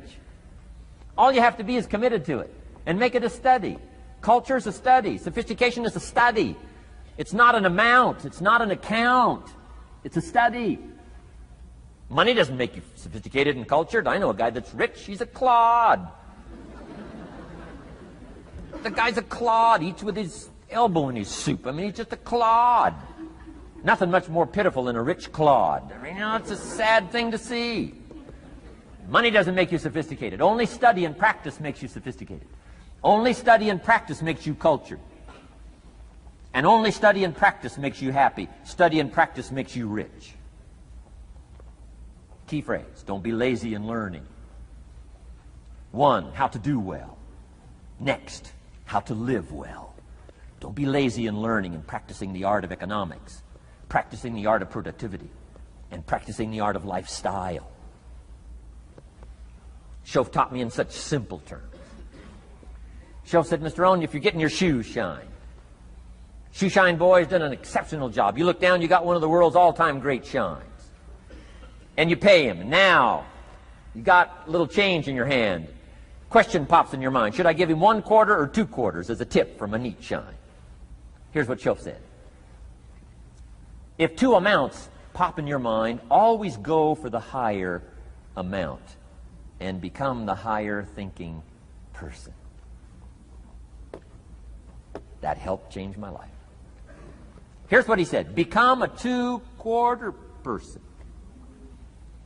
Now, you can tell that was a long time ago, when a quarter was a good tip.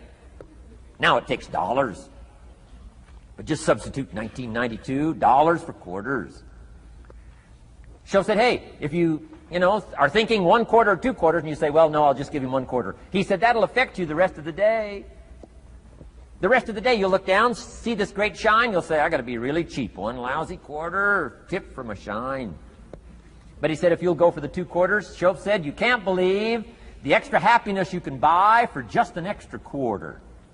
That's called studying and practicing the art of lifestyle, which means living well.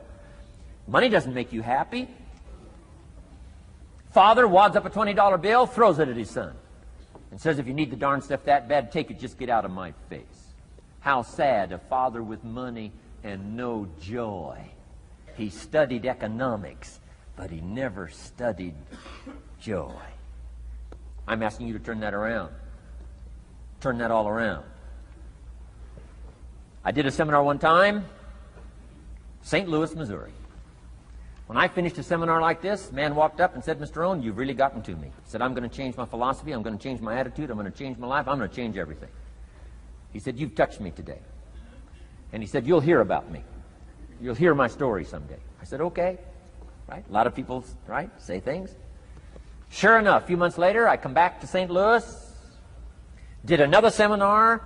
When I finished my seminar, I saw this man come walking up. I didn't remember his name, but he said, I'm sure you'll remember me as the man who said, I'm going to go make some changes. You've touched me today. I said, I do remember you. He said, I'm telling you, things are already happening for me. I cannot believe in just a matter of months. He said, one of the things I decided to change was my relationship with my family. He said, my wife and I have two lovely teenage daughters. Parents couldn't ask for any more beautiful, lovely daughters. And he said, I'm the only one that's given them trouble. He said, these daughters of ours have never given us any trouble. He said, I've usually been the one all these years giving all the trouble and all the static. He said, my daughters love to go to the rock concerts, and I'm always giving them trouble. They have to beg me for the money. He said, I don't want you to go. You stay out too late. Music's too loud. You're going to ruin your hearing. You won't be able to hear the rest of your life. And he said, I just get on their case. And he said, they keep begging, keep begging. Finally, when they beg long enough, I say, all right, here's the money. If you have to go that bad, just go. He said, that's how I've been up until now. But he said, after I left your seminar, I decided to change all that, called lifestyle, living well. He said, you won't believe it. Not long ago, I picked up the newspaper, and I saw an advertisement, and I knew my two daughters, it was one of their favorite performers, was coming to town. He said, guess what I did? He said, I went down and bought the tickets myself and brought them home, put them in an envelope.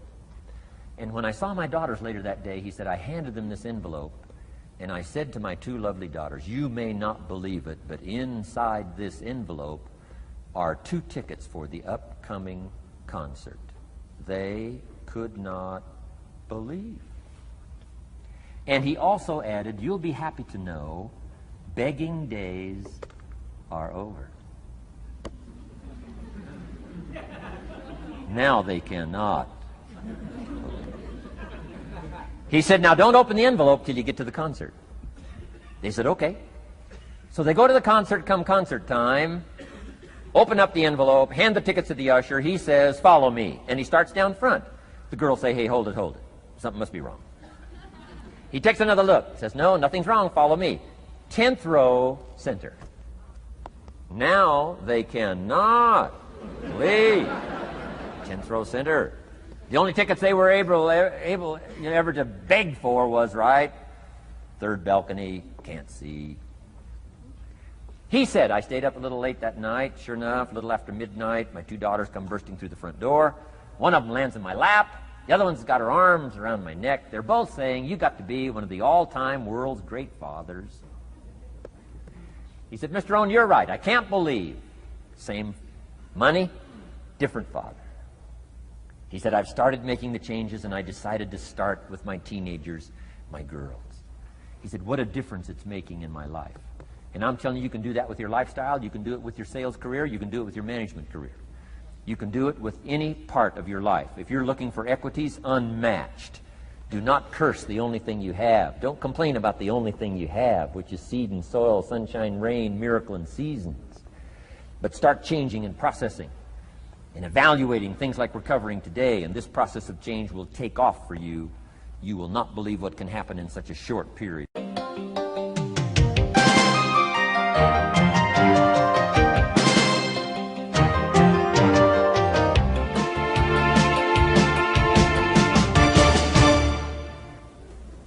Next subject, personal development.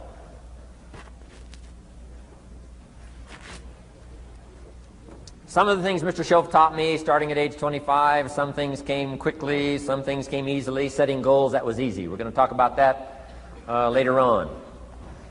But this one I had to struggle with, personal development. It was hard for me to give up my old blame list. It was so comfortable blaming the government and blaming my negative relatives and the company policy, unions, wage scale, economy, interest rates, prices and circumstances and all that. That was difficult for me to give up. That was quite a transition for me to make, and blaming myself. But Mr. Shoaff started out with something very, very important. Let me give that to you.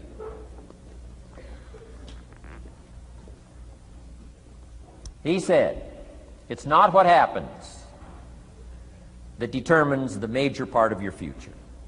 It's not what happens. What happens, happens to us all. He said the key is what you do about it. It's not what happens, it's what you do about it. And he said if you will start that process of change, do something different the next 90 days than you did the last 90 days, like picking up the books to read.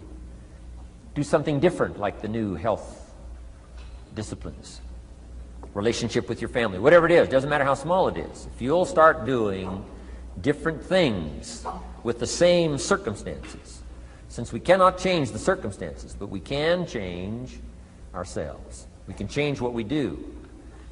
And then he gave me another secret to success when he said, what you have at the moment, Mr. Rohn, you've attracted by the person you've become.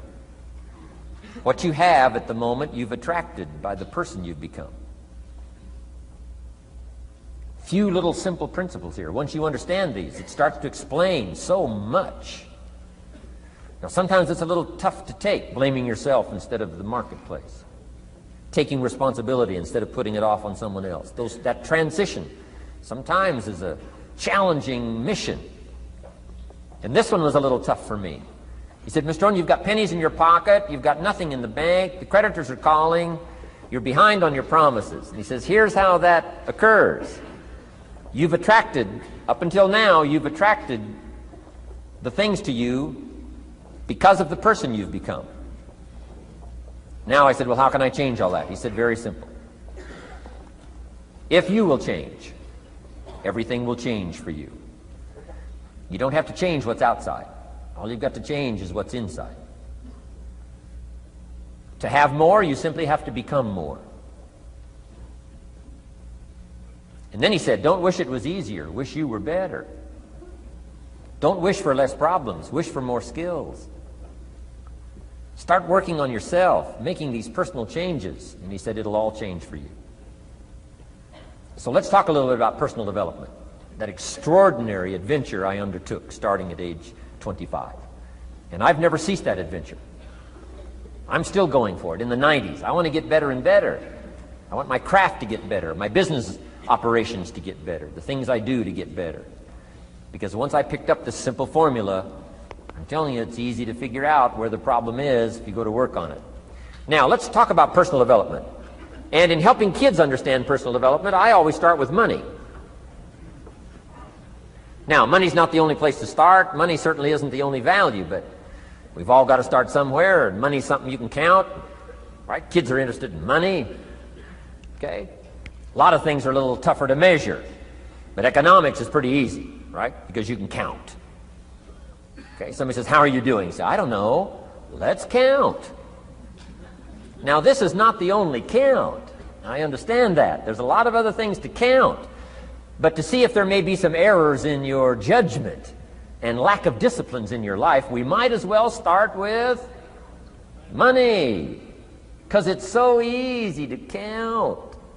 So let's just start there and see whether or not maybe we have messed up. Okay. So here's how I explain it to kids.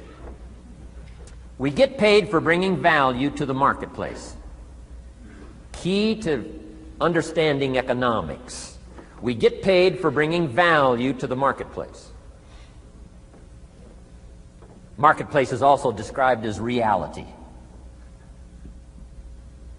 Reality, the marketplace.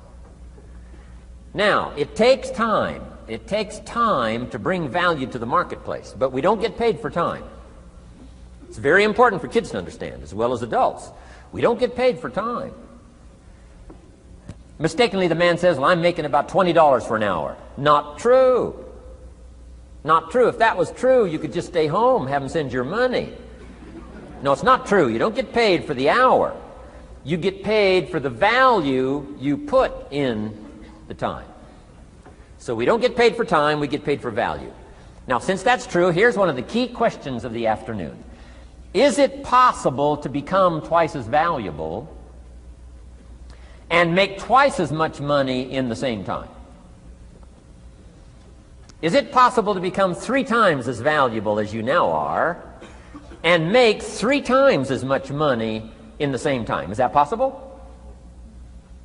Of course. If you want to really emphasize something, that's a good phrase, Stuart. Of course. Of course. Okay. Now, all you have to do to earn more money in the same time is simply become more valuable. America's unique. It's a ladder to climb. Starts down here, what, about $4 an hour? Big argument last year in Congress about the starting place. Should be 5, should be 5, should be 5. Well, no, it doesn't need to be 5. Why not start with 4? It's a ladder. Right? This is not a bed. This is a ladder. This is a ladder to climb. Starts at $4. Now somebody says, well, should be 5, should be 5. Well, maybe. If you're going to stay at the bottom for the rest of your life, it probably should be 5. But that's kind of a pitiful way to live. Start and not grow. Start and not change. Start and not become more valuable. Hey, the whole scenario of life is to start, number 1, and what? Become more valuable, number 2. So America's a ladder to climb. Starts at $4 an hour, and the more valuable you become, you just keep moving up the ladder. Top income last year, what, 52 million? Guy that runs Disney? Would a company pay somebody for 1 year's work $52 million? And the answer is, of course. This is one of those of course places. Of course. If you help a company make $1 billion, would they pay you $52 million? The answer is, of course. It's chicken feed. I mean, it's not much money. Now, why that much money? Because he has become so valuable. Now, why would we pay somebody only $4 an hour? They're not very valuable to the marketplace. Now, we got to make that distinction, to the marketplace.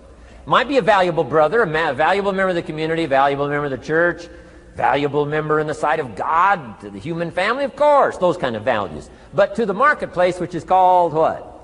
Reality. Reality is, if you're not very valuable, you don't get much money.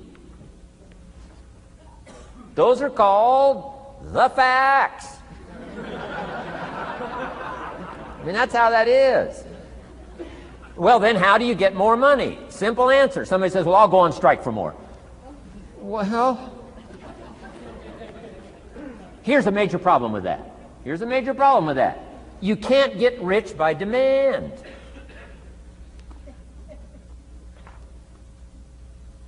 Somebody says, well, I'm waiting for a raise.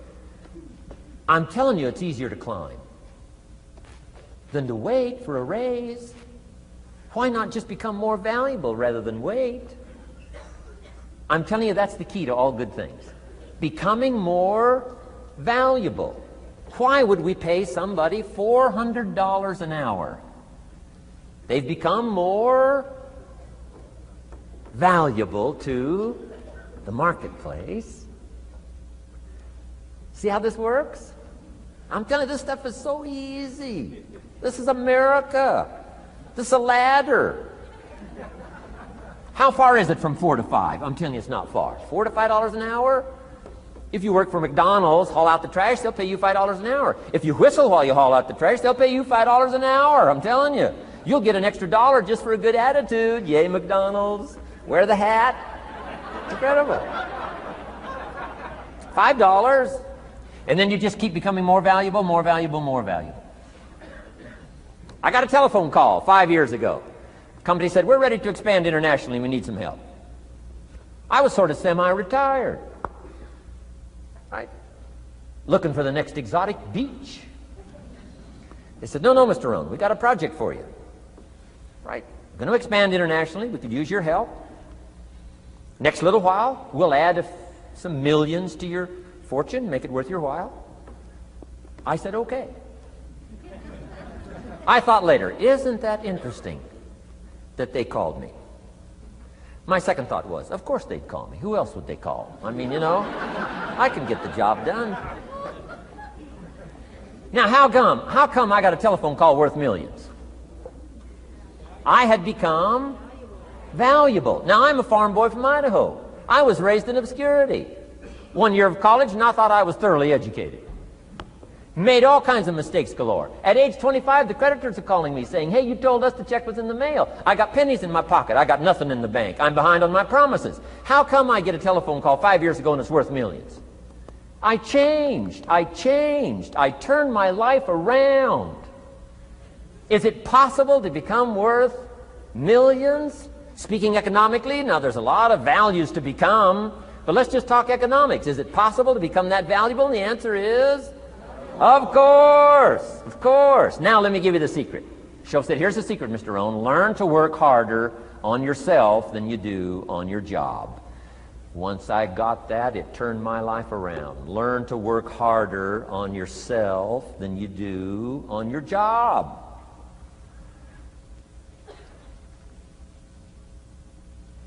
He said, if you work hard on your job, you'll make a living.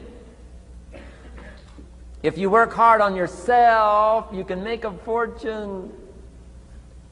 Wow. If you would have known me at age 25, you would have said, Jim Rohn's a hard worker. If you'd have known me, you'd have said that. I'm the guy, I don't mind coming a little bit early, staying a little bit late. I don't mind that. You'd have said, well, Jim Rohn's a hard worker. You say, well, how come he's got pennies in his pocket and nothing in the bank and behind on his promises? Well, I was a hard worker, but I was working hard on my job, not on myself. I'm telling you, if you'll learn that simple little principle and start the process today, latest tomorrow, give you tonight to think it over. And start this whole process of personal development, work on yourself, make yourself more valuable to the marketplace. I'm telling you, you can so dynamically change your income, and economics is the least of the values that you can start earning in terms of equity if you'll start working harder on yourself than you do on your job. Work hard on yourself and develop the skills. Work hard on yourself and develop the graces. All of the stuff necessary to become more valuable to the marketplace. I'm telling you, your whole life can explode into change. Promotions, no problem. Becoming more valuable to the company, I'm telling you, no problem. Money, no problem. Economics, no problem. Future, no problem. If you just go to work on the right thing. Not get things out there to change. Don't try to change the seed. Don't change the soil. Don't change the sunshine. Don't change the rain. Don't change the mix of seasons.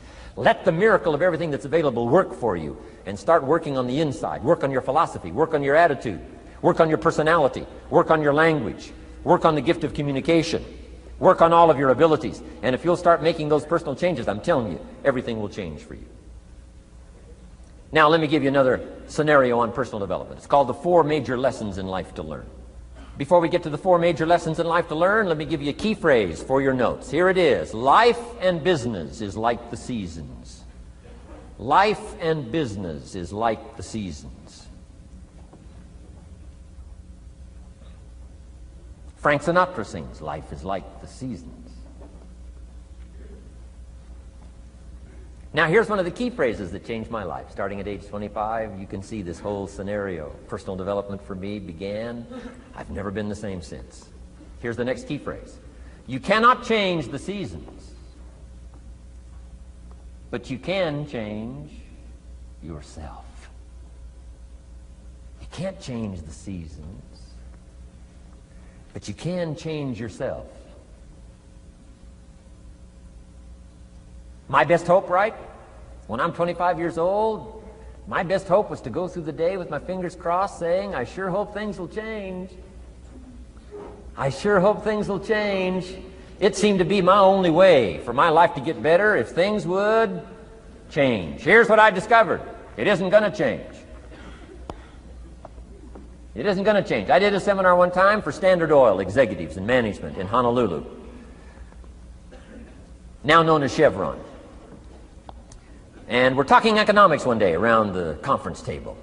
And one of them said to me, Mr. Rohn, you know some fairly important people around the world. You have a chance to travel internationally. Can you tell us what you think the 80s are going to be like? Now you can tell how far back this goes. He said, what do you think the 80s are going to be like? And I thought for a moment, and I said, gentlemen, I do know the right people. And I do have some experience, I think I can tell you. So they all leaned in a little closer, and I said, gentlemen, based on the people I know and based on the best of my own experience, I think in the 80s it's going to be about like it's always been. Aren't you glad you came today? I mean, that's inside stuff. I don't just spread that around everywhere. It's going to be about like it's always been. It isn't going to change. To hope that it'll change is called whistling in the wind. Being so naive, hoping for something that isn't going to occur. I can give you the shortest history lesson that you can imagine in one sentence. What describes human history on the spinning planet the last 6,500 years? Let me describe it for you in one sentence. Here's human history in one sentence. Opportunity mixed with difficulty. That's about as simple as you can put it. And opportunity mixed with difficulty isn't going to change. The man says, well, if it isn't going to change for the future, if it isn't going to change in the 90s, how will my life ever change? Answer, when you change. And if you will change, everything will change for you. Your bank account will change, your income will change, your future will change, the ability to acquire your dreams will change, it'll all change if you will change. And now let's go through the scenario of the seasons. Life and business is like the seasons. Let's cover them. Here's number one, major lesson in life to learn. Learn how to handle the winters. You say, well, Mr. Rohn, a lot of this stuff is fairly obvious. That's true. Just need somebody like me just to come along and remind us. This is what this is called today, a reminding session. I got no new truth for you to discover. This is all old stuff. We just need to hear it again. Somebody get on our case a little bit, right? We all need that. Here's number one lesson, learn how to handle the winters. That's obvious. The winters come right after falls. And pray tell how often? Every year, according to written history, for the last 6,500. To cross your fingers and say, I hope it doesn't come. I'm telling you, we call that naive. Now, there's all kinds of winters. Not just the winter of the season. But there's all kinds of winters. Winter time, the down time, the discouraging time. One writer called it the winter of discontent. The winter when you can't figure it out, the winter when it all goes wrong. Economic winters, social winters, political winters, and personal winters. When your heart is smashed in 1,000 pieces, the nights are unusually long. It's called winter time. Barbara Streisand sings, it used to be so natural to talk about forever, but used to be's don't count anymore. They just lay on the floor till we sweep them away. You don't sing me love songs. You don't say you need me, and you don't bring me flowers anymore. A song of winter. But hey, we're acquainted with all those winter scenarios. We've been through them all. Now the question is, what do you do about the winters? Well, you can't get rid of January by tearing it off the calendar. But here's what you can do with the upcoming winters of your life. The long ones, the short ones, the easy ones, the more difficult ones. Here's what you can do. Get wiser and stronger and better. Just make a list of that trio of good words. Wiser, stronger, and better. To challenge for yourself the upcoming winters of your life, don't you think you could read more? Pick up the scenario, pick up the books, pick up the cassettes. So I would put some stuff on cassettes so you can listen to it. Put it in books so you can read it. Now putting it on video so you can see it. I'm telling you, anybody that wants to can get wiser. Next is stronger. Anybody can get stronger. If you're willing to do the push-ups, you can get stronger. If you're willing to put yourself through the paces, you can get stronger. Can you develop stronger skills? And the answer is yes. Start practicing, practicing, practicing. And you can get stronger. Can you get stronger in handling life situations? Of course. But you got to go to work on yourself. You can't blame out there wishing it was easier. Wish you were stronger. And here's the last one, get better. Anybody can get better. Language, we can all get better. I've been lecturing now for 33 years, and I'm telling you, today versus 33 years ago, I'm better. First time I gave a talk, I stood up, my mind sat back down. I mean, I've been through that whole deal. Opened my mouth, nothing came out for a while. My knees are banging together, the sweat's pouring off my face, I'm shaking like a leaf. It's called terror, in case you haven't tried it. Those first attempts. But I'm telling you, I got through it, and I did it again, and I got through it, and I did it again, and I got through it. And now, of course, I can lecture for a few hours in one day. Anybody can get better. Develop the skills, okay? Handle the upcoming winters. Don't wish away the winters. That's called naive. Wish for the skills. Wish for the strength. Wish for the wisdom. Here's the second major lesson in life to learn. Learn how to take advantage of the spring. Uniquely enough, spring follows winter. And pray tell, how often? 6,500 times. I mean, those are good odds. I'd gamble on it one more time. I mean, those are good odds. Every time. You can't beat those odds. Spring is called opportunity. Another day is called opportunity. Days follow nights. How about that? And how often? Every day. But now here's what we must learn to do with opportunity. Underline two strategic words in that sentence. Take advantage. Just because spring comes is no sign you're going to look good in the fall. You've got to take advantage of it. You've got to do something with it. Read every book you can on what to do with your springs, what to do with your opportunities, what to do with your days, what to do with your chances. Don't miss the educational process. Don't miss the process of learning. To understand, opportunity keeps coming, but the key is taking advantage, taking advantage. Everybody in this room's got to learn to do one of two things: plant in the spring or beg in the fall. And it doesn't mean you can't become a sophisticated beggar, but you don't need the reputation. Learn to plant in the spring, take advantage. And there's an urgency here on springtime because there's just a few springs, handful of springs offered to each of us. So take advantage swiftly and quickly. Don't just let the time pass. The Beatles wrote, "Life is very short." And for John Lennon, it was extra short. For Michael Landon, it was extra short. But life is short. At the longest, it's short. So don't just let the springs pass. Take advantage. Seize the day. Seize the moment. Seize the opportunity. That's the key. Springtime. Life is fragile. Life is brief. Elton John sings, "She lived her life like a candle in the wind." It's fragile. It's brief. Whatever you're going to do, you got to get at it. Don't just let it pass away. Here's major lesson number 3. In the summer, learn how to nourish and protect.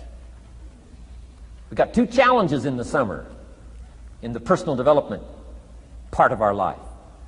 And that is become capable and powerful enough in the summer and wise enough in the summer to nourish what's good and defend yourself against what's bad. Nourish and defend. The summertime is an interesting time. It holds the possibility of the promise of harvest time, but it also has the possibility of the threat. Sure enough, as soon as you've planted your garden, the busy bugs and the noxious weeds are out to take it. And let me give you another word of advice. They will take it unless you prevent it. Summertime is an interesting time. Best as I can describe summertime, you got to nourish your values like a mother. Nourish like a mother. Go after the threat to the values you've got like a father. Deal with the weeds. Kill the weeds. Nourish the garden and kill the weeds. That's called summertime. What a challenging time. Give life like a mother. Take life like a father. Summertime. You got to deal with the negative as well as the positive. Summertime is a unique, complex mix of positive and negative. Opportunity and threat. What a scenario of life itself. Opportunity and threat to the opportunity. And you got to deal with both. You got to think positive and you got to think negative. You got to handle what's ever out to threaten you. You got to learn to threaten it back. Summertime, interesting time. Nourish like a mother. Defend like a father. You got to be like your bloodstream in the summer. Red corpuscles to what? Nourish. White corpuscles to what? Fight. You got to both nourish and fight. You got to nourish and be vigilant. Okay.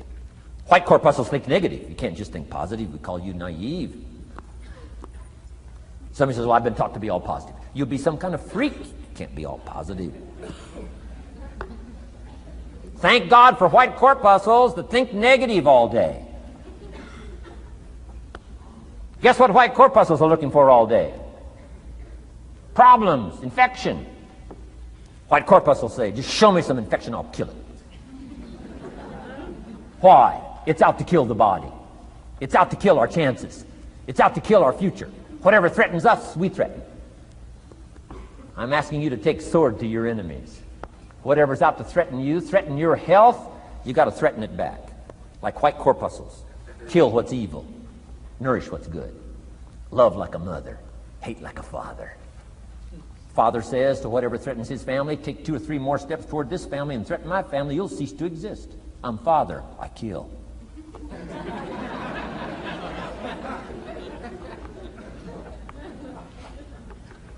Don't let the weeds take your garden. Wreck your chances for a good harvest. Deal with your enemies in the summer. Called good and evil. The great struggle in life is called good and evil. Tyranny and liberty. Sickness and health. It's the way life is. Tyranny threatens liberty. Takes over Kuwait. Can't have that. If tyranny takes Kuwait, it'll take Saudi Arabia. If it takes Saudi Arabia, it'll take something else. Where are we going to stop tyranny? As soon as possible, lest it take the whole world value. So George Bush draws a line in the sand, consults with its allies, sends 500,000 troops to Saudi Arabia. Finally, Desert Sword, Desert Storm, takes on Saddam Hussein, drives him out of Kuwait.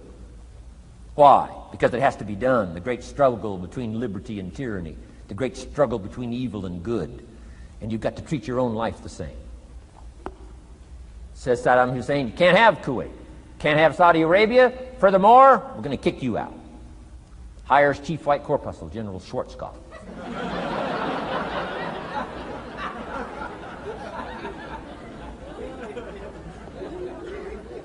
Takes care of the matter. I'm asking you in the summer, nourish like a mother. Threaten whatever threatens you like a father. Now you can also turn around the scenario, that's true. Love like a father, hate like a mother. Give life like a father, take life like a mother. You can turn the scenario around. The key is both love and hate. Single parents have got the greatest challenge. Love like a mother, hate like a father. Love like a father, hate like a mother. Nothing more dangerous than an angry mother.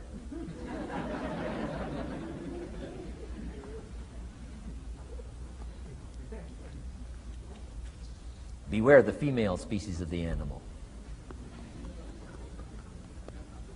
They call her Black Widow spider. Why? Because when she finishes, there is no male spider.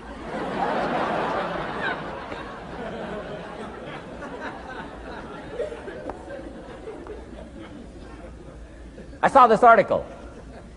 I was flying on an airplane up in Canada. I saw this article in one of the airplane magazines. Showed a picture of this guy with his shirt off, these claw marks down his back, teeth marks in his neck. The guy almost got killed. He was out in the woods, saw a mama bear with her little cub. Said, oh, this looks cute. Had his flash camera, went flash, flash, took a picture. Mama bear treats it unkindly, promptly chases him. Caught him, almost killed him before they got to him. Beware mama bear. So, love like a father, hate like a mother. However you want to treat this scenario. It's very important. It's called summertime. Part of the personal development challenge is to be challenged to learn to nourish all of your values, from a garden to a family relationship, to a love affair, to a marriage, to a business, anything that's valuable to you called equity. You've got to nourish it, you've got to feed it, you've got to take care of it, but you've also got to defend it. It's called the way things are. Key. In the summer. Now here's number 4. Fourth major lesson in life to learn. In the fall, in the harvest, learn to reap in the harvest without complaint. Important part of personal development. Reap in the harvest without complaint. Take full responsibility. Once you've learned this scenario, it's not the seed, it's not the soil, it's not the sunshine, it's not the rain, it's not the miracle of the giving of life, it's not the seasons that's to be criticized. We must take personal responsibility. So in the harvest, take personal responsibility. It's your crop. Whatever you've reaped, it's your crop. Take responsibility. No complaint. And here's the next one. No apology. The best of human maturity is no apology if you've done well, and no complaint if you haven't. Knowing that that's where the answers lie, within, and then without, in the miracle of the possibilities that we have to work with. Those are the 4 major lessons in life to learn. Let's talk about some more parts of personal development. Here's the first one. Physical. The physical side. Got to take care of yourself. Do not neglect to take care of yourself. Good phraseology used in the Bible, in my amateur way, but let me put it to you best I can. Here's what it says. Treat your body like a temple. That's a good phrase, good suggestion. A temple meaning something you take extremely good care of. A temple. That's a good phrase. Treat your body like a temple, not a woodshed. A temple, a temple. Take good care. It's the only place you've got to live currently. The temple. Nutrition. My mother studied nutrition, passed it along to me, passed it along to my father, my children, my grandchildren. What a legacy that was. Learning to just take care of yourself. Key phrase. Some people don't do well because they don't feel well. They've got the gifts, they've got the skills. Maybe they just haven't taken care of themselves. They don't have the vitality. Key phrase. Vitality is a major part of success. Vitality. So take care of yourself. I know a guy that raises racehorses. I'm telling you, the guy feeds his horses better than he feeds himself. He's so careful how he feeds his horses. He's so careful what they eat. He's so careful that they get everything. And because of that extreme care, I mean, these are magnificent animals. They can run like the wind. But you ought to see this guy. 10 steps up a flight of stairs, and I mean, he's all out of breath. His horses can run like the wind, and he can hardly make it up the steps. The guy takes care of his animals better than he takes care of himself. Some people feed their dogs better than they feed their kids. Physical. Now, there's all kinds of parts to physical.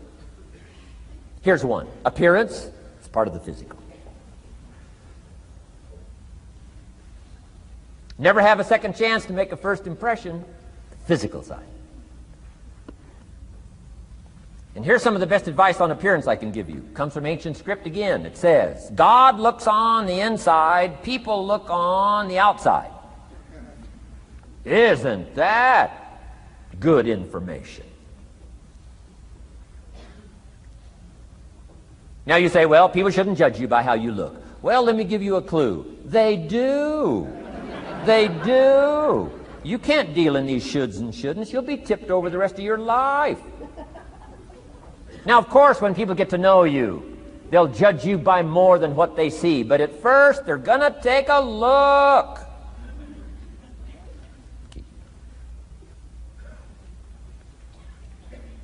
So, here's the best advice I can give you. Make sure the outside is a major reflection of what's going on inside. The physical side. A few minutes a day, stay healthy. A little bit of nourish, a little bit of study on nutrition, stay healthy. Key. Now here's the next part of personal development, the spiritual part. Now, I'm an amateur on the spiritual side. I do happen to believe that human beings are more than just an advanced life form.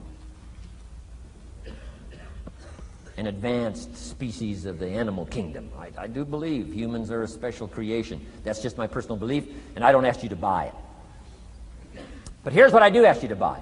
If you do believe in spirituality in any manner, here's my best advice. Study it and practice it.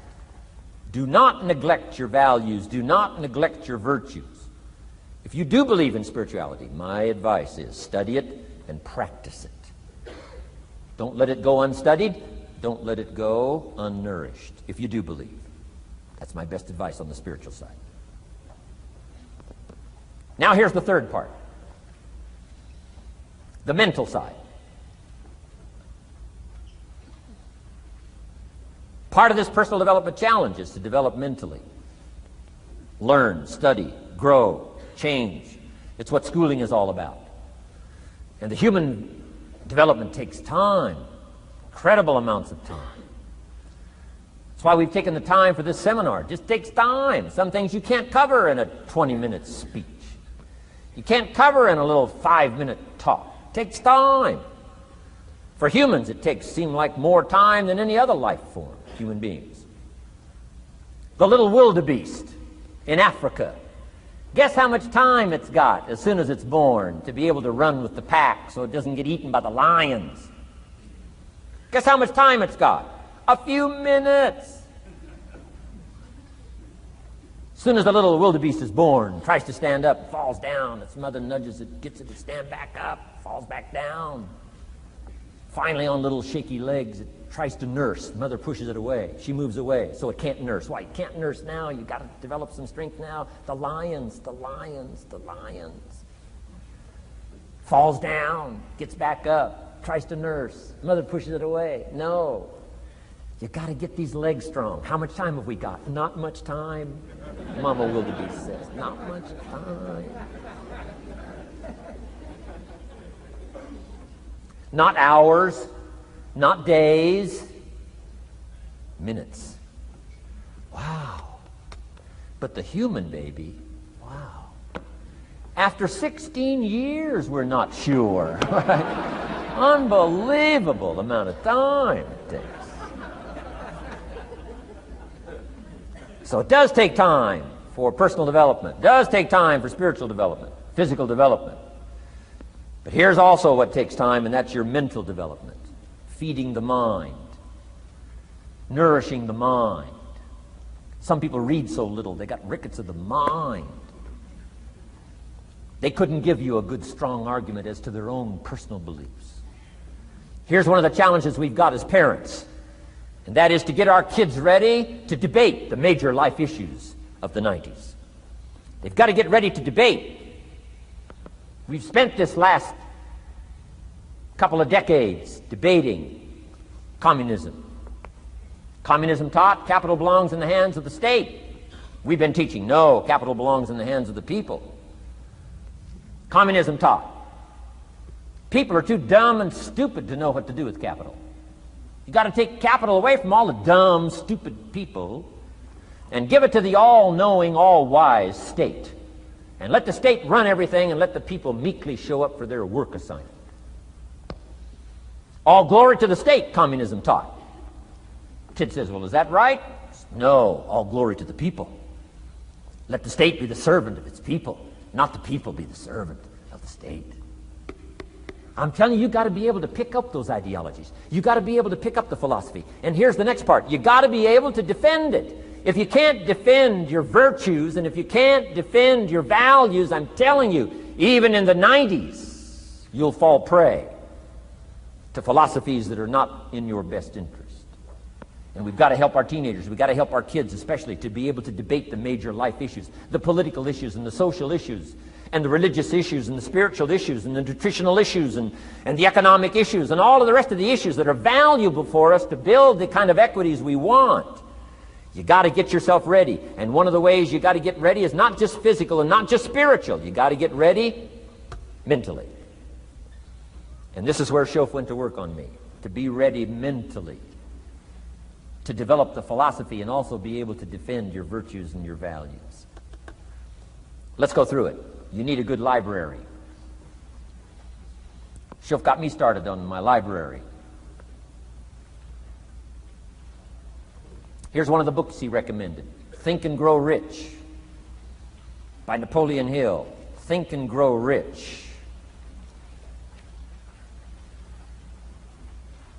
Shoaff said to me, doesn't that book and title intrigue you? Think and Grow Rich. Don't you have to read that book? Think and Grow Rich. I said, yes, sir. By Napoleon Hill. I went and found that book in a used bookstore. That's where I had to start. In a used bookstore. I paid less than 50 cents for it. I've still got it.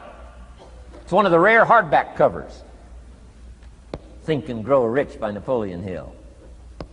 Wow, Shoaff was right. Get a library started. It'll change your life. Any home over $200,000 has got a library. Why do you suppose that is?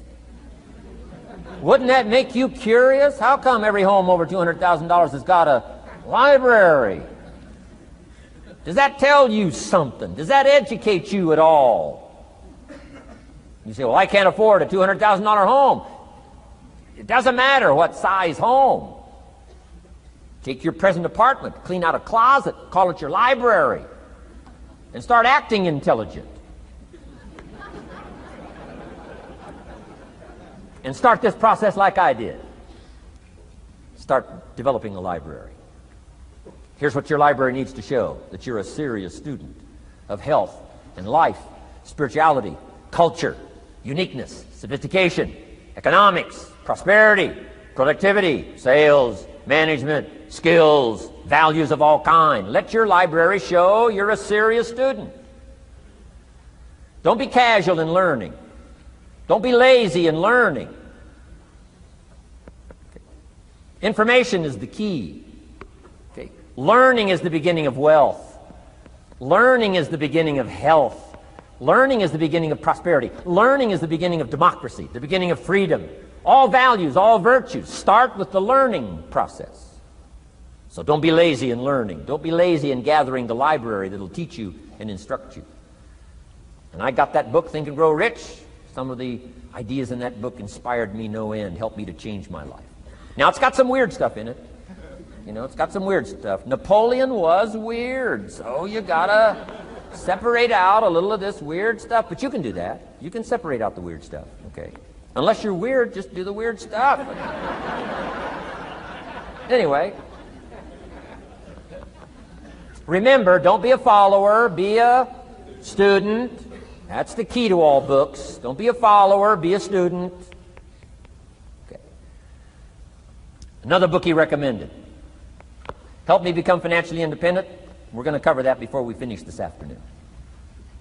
The book was entitled The Richest Man in Babylon. The Richest Man in Babylon by George Clason, C-L-A-S-O-N. This little book, The Richest Man in Babylon, I use it as a textbook, teaching teenagers how to be rich by 40, living in America. 35 if you're extra bright. Much sooner if you find a unique opportunity. I got rich by the time I was 31, didn't wait till 35. If you find a unique opportunity. So we'll get into that after we come back from our next break. Richest Man in Babylon. Get your library started. Here are some key sections to put in your library called mental food. In fact, we call it food for thought. It's so important to nourish the mind, not just the body, but nourish the mind. Key phrase. Now it needs to be well balanced. You can't live on mental candy. Somebody says, well, I just read this positive stuff. That's too second grade. You've got to get out of second grade. You can't just be inspired. You've got to be taught. You can't just be inspired. You've got to be educated. Key. Here's a good book. It's called How to Read a Book. Good title. How to Read a Book by Mortimer Adler. In this book, How to Read a Book, Mortimer, you know, is the chief editor of the new Encyclopedia Britannica. A good set of books, right, to have in your library. The Encyclopedia Britannica, chief editor, Mortimer Adler. He's in his 80s. He's still active, still writing books. I've got several of his books. The 6 Great Ideas, a lot of books. Mortimer Adler. But he wrote this book, How to Read a Book.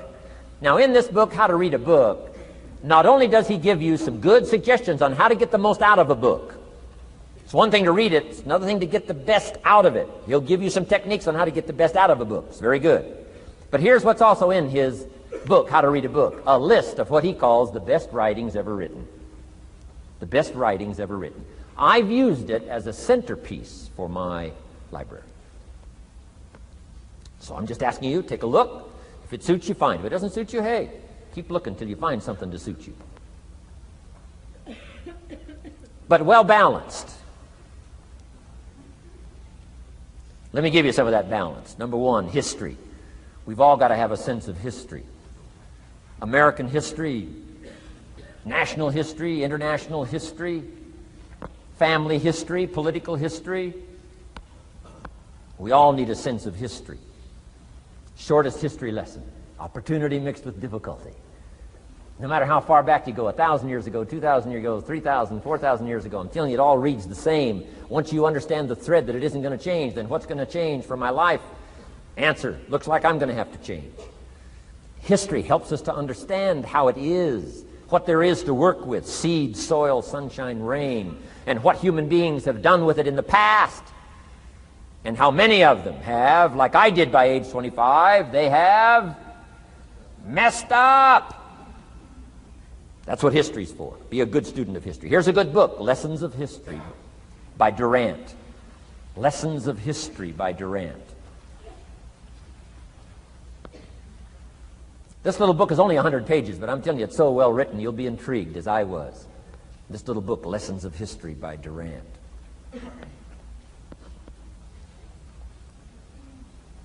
Next is philosophy. Durant also wrote a good book on philosophy. The Story of Philosophy. It's got a good rundown of the key philosophers of the last several hundred years, what they taught and some of the lives they lived. You might find it a little difficult, but hey, you can't just read the easy stuff. Key phrase to add here in parentheses, don't just read the easy stuff. You won't grow. You won't change. You won't develop. Tackle the more difficult stuff.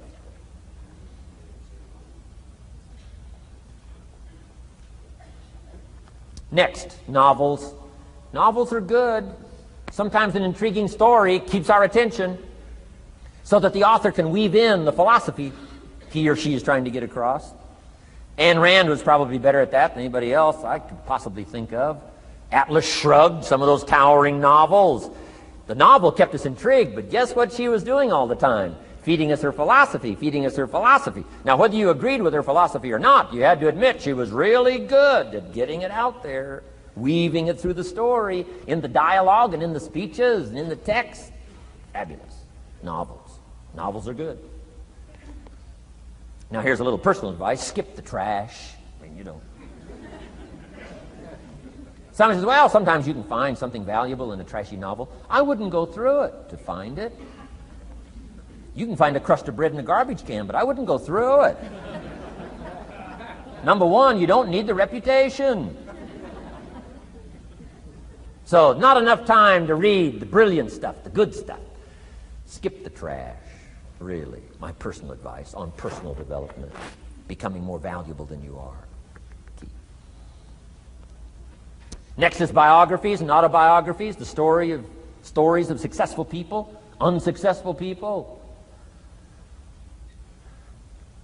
There's some dramatic stuff, right? Over the last 100 years, it's been written, biographies and autobiographies. Here's one of the best, the Bible.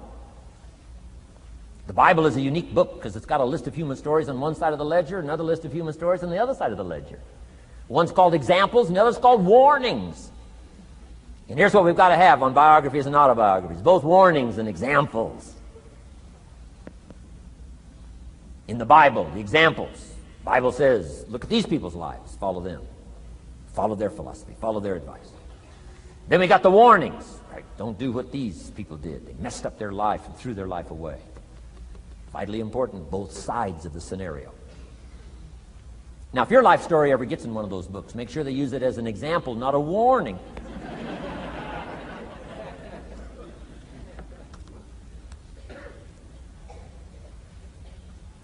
Also, we need balance, both sides, balance, good and evil, biographies, autobiographies.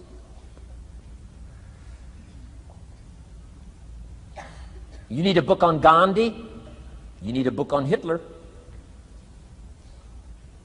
One to illustrate how high a human being can go, and the other one to illustrate what? How low and despicable a human being can become. We need both sides of the scenario. Next, accounting. Got to have a little, at least primary view of accounting. Kids have got to start learning the difference between a debit and a credit.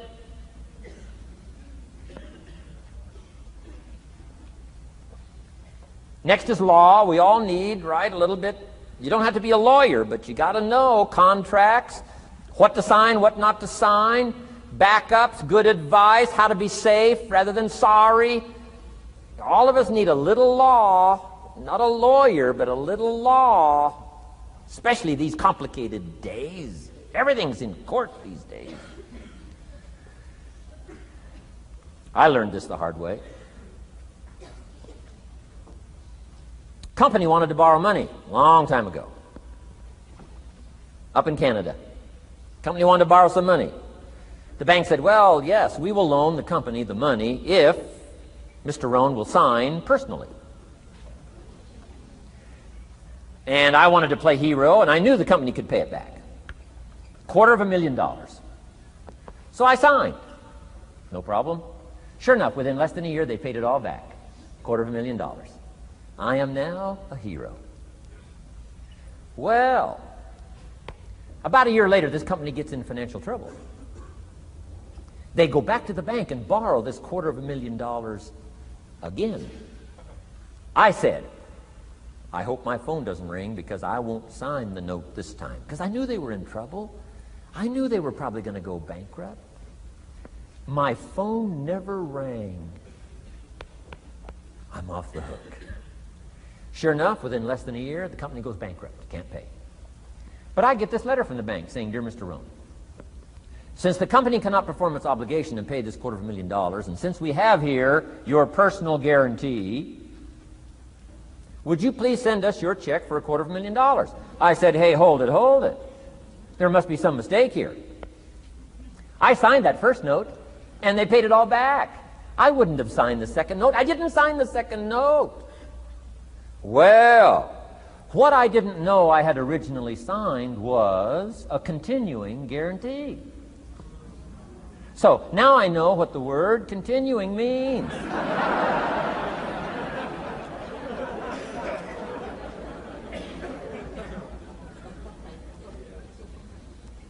I'm asking you to study a little law, know what to sign, know how to defend yourself, right? Say, hey, we'll get back. Don't sign too quickly. I mean, there's all kinds of things here. Be a student. Don't be lazy in learning. How to defend as well as nourish. How to grow as well as take care of your enemies. You got to learn. Let your library indicate that you're a serious student about personal relationships with your family, gifts and skills, economics, and all the rest. Here's the next one. Economics. We're going to study that when we come back from our break. Economics. We're going to cover, especially for the kids today, how to become financially independent. We're going to let the adults listen. I've been teaching kids for the last 18, 19 years how to be rich by 40, 35 if you're extra bright. Most kids think they're extra bright. They go for 35. Or much sooner if you find a unique opportunity. We're going to get into that. Be a student of economics. Next, culture, sophistication.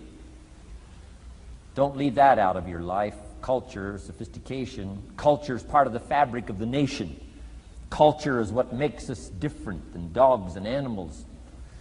Culture is what makes us different from the barbarians. Culture, sophistication. Be a student of the dance and the art and the music and all the rest of those extraordinary human values that are possible for us all to participate in as well as to enjoy. Be a student of culture. And the last one is spirituality. Study it from the Bible and all the related books about spirituality. If you're a believer, study and practice. Let your library show you're a serious student. Next, keep a journal. Shoaff said, Mr. Rohn, not only be a student, but the good ideas that you develop from the books. Keep a separate journal. Write all this stuff down. Here's what he said. Don't trust your memory. If you're serious about becoming wealthy and powerful and sophisticated and healthy, influential, cultured, unique, keep a journal. Don't trust your memory. If you listen to something valuable, write it down. If you come across something important, write it down. Write it down. Now, I used to take notes on pieces of paper and torn off corners and backs of old envelopes and restaurant placemats and long sheets and narrow sheets and little sheets and pieces and thrown in a drawer. Found out, best way, keep a journal. I've been keeping these journals now since age 25. It makes up a valuable part of my own learning, and it's a valuable part of my library. My own journals now form a good portion of my own library. The stuff. I'm trying to get kids to do like I do, be a buyer of empty books. Kids find it interesting I'd buy an empty book. Especially at my status in life. What did I pay for this one? $26. Kids say, $26 for an empty book? Why would you do that? Well, the reason I paid $26 is to press me, to see if I can't find something worth $26 to put in here. And I'm telling you, all my journals are private. But if you got a hold of one of my journals, you wouldn't have to look very far until you would say, this is worth more than $26. I must admit, if you got a glimpse of Mr. Rohn's journals, you'd have to say he is a serious student. Not just committed to his craft, but committed to life, committed to skills, committed to learning, to see what I can do with seed and soil and sunshine and rain and miracle and possibilities and turn it into equities of life and treasure, family relationships, enterprise, sales, management, gifts galore, everything you want, all available, especially in America. I'm asking you, keep a journal. I call it one of the three treasures to leave behind. Let me give you that. One of the three treasures to leave behind. Number one is your pictures. Take a lot of pictures. Did you ever look back, right? 2 or 3 generations, just a handful of photographs way back there. Wouldn't it be something if there was album after album, thousands of pictures to help tell the story? A picture's worth 1,000 words. Don't be lazy in capturing the event. How long does it take to capture the event? A fraction of a second. How long does it take to miss the event? A fraction of a second. Errors in judgment or disciplines. Take lots of pictures. Help tell the story. Click, click, got it. Click, click, got it. Keep. I go to Taiwan to lecture. Taipei, Taiwan. Grand Hotel. Neat place to do a weekend seminar. I got 1,000 students. Guess how many cameras? 1,000 cameras. They all bring their cameras. They wouldn't miss the event, take pictures. Takes me more time to take pictures than it does to do the lectures. Here's my new American friend. Here's my new American friend. Click, click, save it. Got it. 1,000 words, each one. What a scenario. Don't miss the pictures. When you're gone, one of the things to leave behind, the treasure in picture as well as in words. Keep. Next, your library. The library that you gathered, that taught you, that instructed you, that helped you to defend your ideals, that helped you to develop a philosophy, that helped you to become wealthy and powerful and healthy and sophisticated and unique. The library that helped you conquer some disease. The library that helped you to conquer poverty. The library that caused you to walk away from the ghetto. The library, the books that instructed you, fed your mind and fed your soul. Leave your library behind. One of the greatest gifts you can leave behind is your library. Stepping stones out of the darkness into the light. Your library. So leave your books behind. Your books will be more valuable than your couch. Your books, your books, your books. And third is your journals. The ideas that you picked up. The notes you took at seminars like this. Wherever you found an occasion to gather something valuable and put it in here so you could go back over it and go back over it. Repetition is the mother of skill. Read it one more time. Learn it one more time. See if you can digest it one more time. Let it coach you one more time. Let it teach you one more time. Let it inspire you one more time. Words are inspirational. The lyrics of a song. And not just read it once. That's why we put our stuff on cassettes so you can go through it again and again and again. If you hear a beautiful song that does something to you, you don't say, well, that's enough. Don't need to hear that again. No. Wouldn't you want to hear it again, hear it again, hear it again? Let it instruct you. Let it feed you. Let it teach you. Take you on wings of emotional journeys. Wouldn't you want to do that again? The answer is yes. That's what's so important. And here's what's important. One of the things to leave behind, that's your journals. All the stuff you took the meticulous time to gather. One of the greatest proofs that you're a serious student. Taking pictures, that's pretty easy. Buying a book at a bookstore, that's pretty easy. Here's one that's a little more challenging. Be student enough of your own life and your own future and your own destiny. Be student enough to take the time to keep the notes and keep the journal. You'll be so glad you did. What a treasure to leave behind when you go. Your journals. Wow. I wouldn't be without mine now. I'm in Carmel, California, one of my favorite places. It's where I wrote my first book called Seasons of Life. I went to this little church one Sunday morning. First time I'd been there. Little small church, I don't know, 150 people. Classic sermon that morning. Classic sermon. One of the best I've ever heard in all of my life. I happened to be there. And I had my journal. While this sermon is going on, I can't believe it was so precise, it was so unique, it was so powerful. And I've got my journal, and I'm taking notes. Taking notes of this classic sermon. Guess how many other people were taking notes? Approximately, guess. How many do you suppose? It looked like, best as I could tell, I'm the only one taking notes of this classic sermon. Now, since I'm a stranger there, and it's the first time I've been there, and I'm taking these notes, people started looking, who is he and what's he doing? I started feeling just a little bit uncomfortable. But I'm still writing. Now I'm feeling kind of like a spy. Right? I could hear some of them say, he's going to get out of here with some of this stuff. And I did. I'm the guy that walked away with the stuff. I'm asking you to be no less sincere and be no less committed to the advancement of your philosophy, the set of the sail.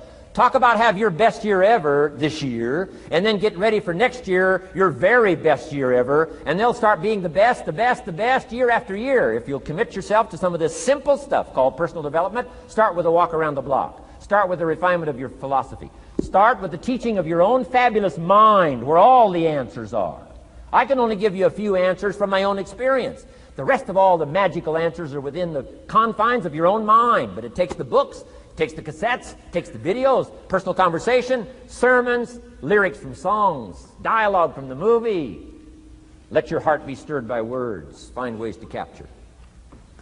Part of your personal development quest. Now here's the last subject on personal development just before we take our break. Isn't this good stuff? I'm telling you, this stuff changed my life. Turned me every way but loose. I've never been the same since the teacher gave me some of this simple instruction. How to go from where you are to where you want to go. How to go from what you are to what you want to become. How to go from pennies to treasure. How to go from nothing to fortune. It's all within the confines of this stuff that I've been trying to share with you. Laboring best I can. Words are clumsy when you try to in your experience. But I'm doing my best today, and I'm excited about it. Appreciate you taking all these good notes. Good students today. I appreciate that.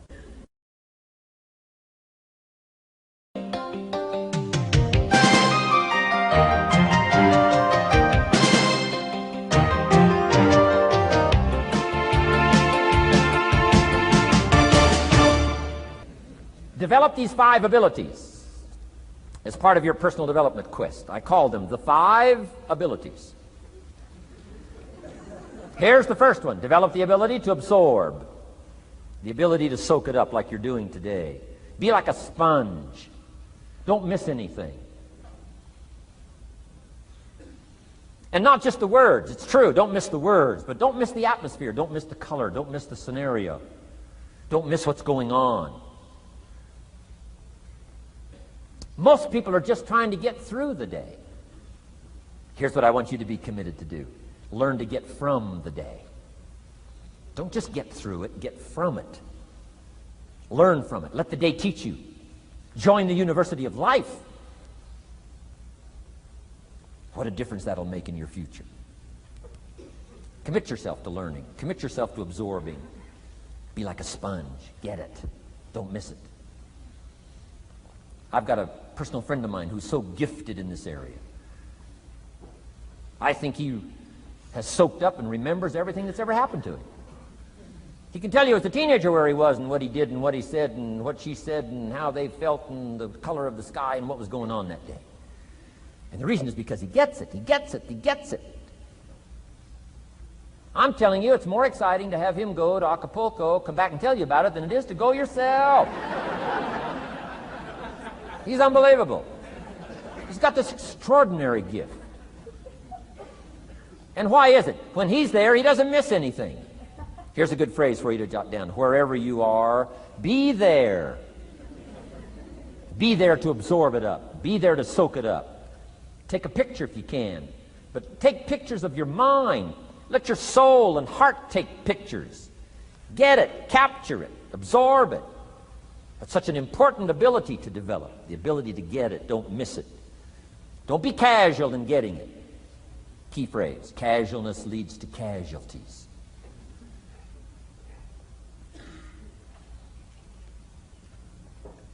Second, learn to respond. The ability to respond means let life touch you. Don't let it kill you, but let it touch you. Let sad things make you sad. Let happy things make you happy. I'm telling you, give in to the emotion. Let the emotion strike you, not just the words, not just the image. Let the feeling strike you. Let the emotion strike you. Here's what's important. Our emotions need to be as educated as our intellect. Our emotions need to be educated as well as our intellect. It's important to know how to feel. It's important to know how to respond. It's important to let life in. Let it touch you.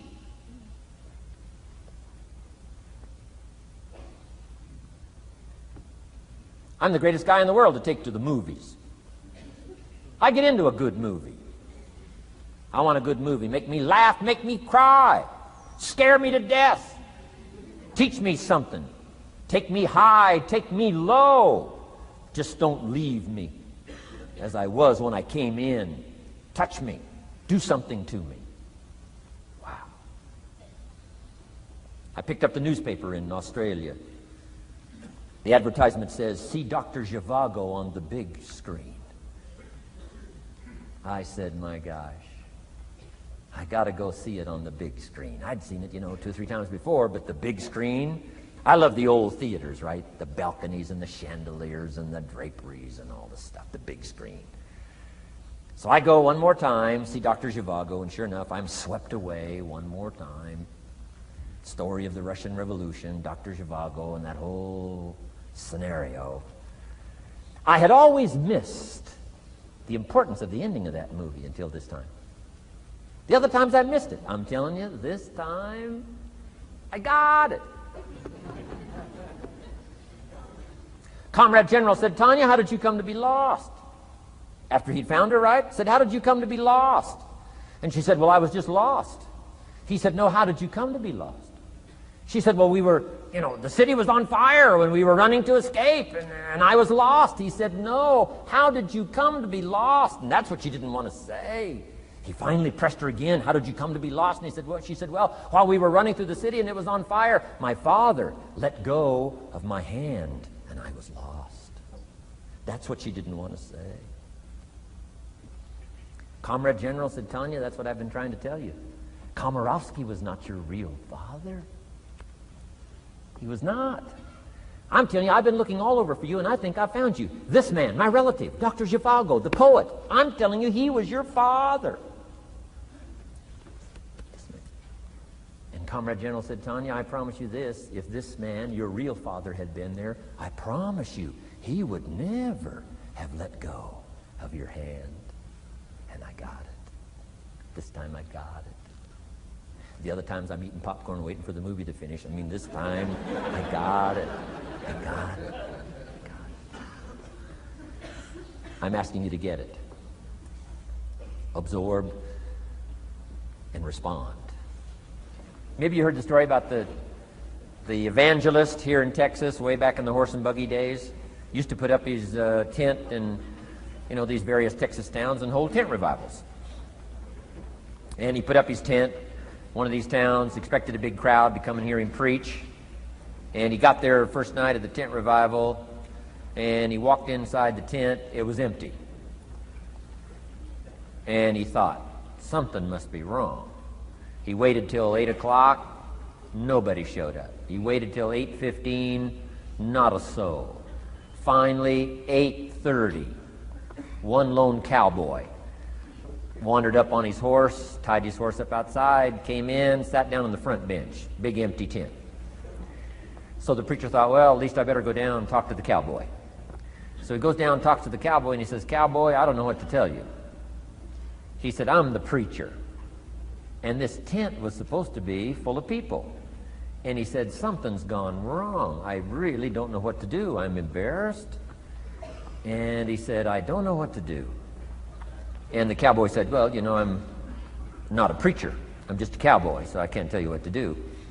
But he said, I know this. If I went out to feed my cattle and only one showed up, I'd at least feed it. So the preacher said, hey, the cowboy is right. If you've got a message to share, if there's one person or 1,000, don't let your ego get in the way. You should do the best you can. So he got kind of inspired by this conversation with the cowboy, jumped up on the platform, started preaching as if the tent was full of people. And he was so inspired, he just kept going, went for an hour and 15 minutes, hour and a half. Finally, wound down and quit.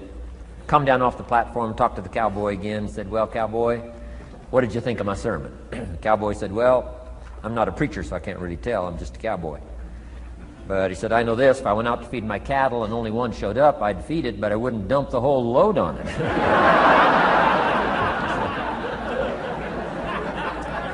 So, if it seems like we're dumping the whole load here today, I guess we really are. But you guys are working hard. Does anybody have 4 pages of notes? Oh, wonderful, wonderful. My job, I'm getting it done. Wonderful. We should give a prize one of these days for the most notes. Fantastic. I congratulate you. You're working as hard as I am. I appreciate that. Okay, we got some more work to do, so let's go to work. Everybody's okay? Say, I'm okay. All right. I'd love to take you with me as my traveling audience. Wow. We've covered the first 2 abilities in the personal development quest. One is the ability to absorb, don't miss anything, pay attention. Good watchword for the 90s, pay attention. Things are moving so fast these days, you got to pay attention, pick it up, soak up the colors, soak up the sounds, soak up what's going on. Second, respond, let life touch you.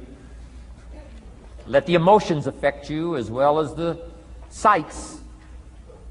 Now here's the third ability. Develop the ability to reflect. Reflect means go back over. Study it again. Go back over these notes that you're taking today. Go back through the cassettes one more time. Read the text one more time. But there's more to it than that. Go back over your day. I call it run the tapes again, so that the day locks in firmly. Here's some good times to reflect. One, at the end of the day. Take a few minutes at the end of the day. Go back over the day. Who'd you see and what'd they say and what happened? How'd you feel? What went on? So that you capture that day. A day is a piece of the mosaic of your life. Number one, don't treat it casual. Number two, get from the day. And then number three, go back over the day so that it locks in that experience, the knowledge, the sights, the sounds, the panorama, the color motion picture of the day. Just lock it in so that it will serve you for the future, having that day, not missing it. Next, take a few hours at the end of the week, called time to reflect. Go back over your day timer, go back over your calendar, go back over your appointment book. Where did you go and who did you see and how did it feel and what went on? Capture that week. A week is a pretty good chunk of time. Next, take half a day at the end of the month, called time to reflect. And do the same thing again. Go back over what you read, go back over what you heard, go back over what you saw. Go back over the feelings to capture it so that it serves you. Next, take a weekend at the end of the year to establish this year now firmly in your consciousness, firmly in your experience bank, so that you've got it, so that it never disappears. Good ability to acquire, the ability to reflect. Go back over. Remember. Remember. Remember. It's so valuable to be able to remember the thought, remember the idea, remember the experience, remember the occasion, remember the day, remember the weather, remember the emotion, remember the complexity, remember the highs, remember the lows. So valuable at the end of the day. Lock that day in. Lock the month in. Lock the week in. Lock the year in. Old Testament says a unique scenario unfolded according to the law, and that was they worked 9 years, and the 10th year was a sabbatical. The 10th year, work 9, take the 10th year, and not just to relax, not just to replenish, not maybe just to get physically in shape. Change of pace, we call it in the modern society, but not just for that. I'm sure that in ancient days that sabbatical was to go over the last 9 years, what went right and what went wrong, and what worked well and what didn't work well. And how did you grow, and how did you learn, and how did you change, and what have you got now after 9 years that you didn't have at the beginning of the 9 years? See, that's so valuable, a sabbatical, some time. There's also something to be said for solitude when you reflect. Sometimes you can reflect with somebody. Husband and wife reflect on the past year, right? Parents reflect with their children on the past year. How did we do it, and how didn't we do it, and how could we improve? Colleagues can reflect with each other. But now here's one of the most important. You've got to learn to reflect with yourself. There's something to be said for solitude. There's something to be said for taking those occasions to shut out the world and shut out everything else for a while. I've got a motorhome. That's how I do it. With my motorcycle on the back. And I head for the mountains and ride the Jeep trails, where there's very few human beings on the Jeep trails, or out in the desert somewhere. It's called my time to get away. When you live a very public life, you treasure solitude. A chance to reflect, go back over my life, go back over my skills, go back over my experiences. Alone. There are some things you need to do alone. Ponder, think, wonder, read, study, Absorb, soak in, see if you can't become better this year than you were last year, better the next 9 than you were the first 9. Solitude. There's even a more modern advice that says, go to the closet for time of meditation, time of prayer. Go to the closet. Closet meaning what? Away. And there's even a graphic description of the away. It said, enter into your closet and what? Got some students here, I'm sure. What? Close the door. For what? Just to shut out everything. Life is experience, experience, experience, and touching and seeing and looking and doing and acting and disciplines and all the stuff. But sometimes, this is where this reflecting is so important, to shut the door. To shut the door and wonder. Prayer, contemplation, thinking, and let things move in to your consciousness and awareness that no other way can it be done. Right? Flying down the freeway, I'm telling you, it's difficult to get through. So many things to do, it's difficult to get through. But times of solitude, times to reflect. So this is so valuable, learn to reflect. Now here's why it's important to reflect. To make the past more valuable to serve you for the future. Here's what's really powerful, learning to gather up the past and invest it in the future. Gather up today and invest it in tomorrow. Gather up this week and invest it in the next week. Gather up this year and invest it in the next year. See, that's so powerful, rather than just hanging on one more year, hanging in there, seeing what's going to happen. Learn, study. This is part of the personal development quest. Becoming better than you are, more valuable than you are, not just in terms of economics, in terms of motherhood, in terms of fatherhood, in terms of being a better brother, a better colleague, making a better contribution to the family, to society, to the community, to the church, to the office, to the commitment, to the partnership. Doesn't matter what it is that has value. Work on yourself, then you bring more value to the partnership, to the marriage, to the franchise, to the corporation, to the enterprise, to the community, to the nation. Self-development, personal development. The best contribution you can make to someone else is self-development, not self-sacrifice. Self-sacrifice only earns contempt. Self-development earns respect. Pity the mother who says, I'm just going to give up my life for my children. Self-sacrifice is not noble. Self-investment is noble from self-development. If I work on myself and become more valuable, think of what that'll do for our friendship. I used to use the old expression, you take care of me and I'll take care of you. I found out how shallow and short-ended that was. And I changed it to read like this, I'll take care of me for you, if you will please take care of you for me. And this is part of it, the personal development, that we work harder on ourselves than we do on our job. Now we bring that to the friendship. Now we bring that to the marriage. Now we bring that to the family relationship as a father, as a mother. And we develop the strength and we develop the power. That's key. And it takes, I think, this scenario of disciplines, these abilities, to acquire those gifts and those skills, that value, so that we bring more.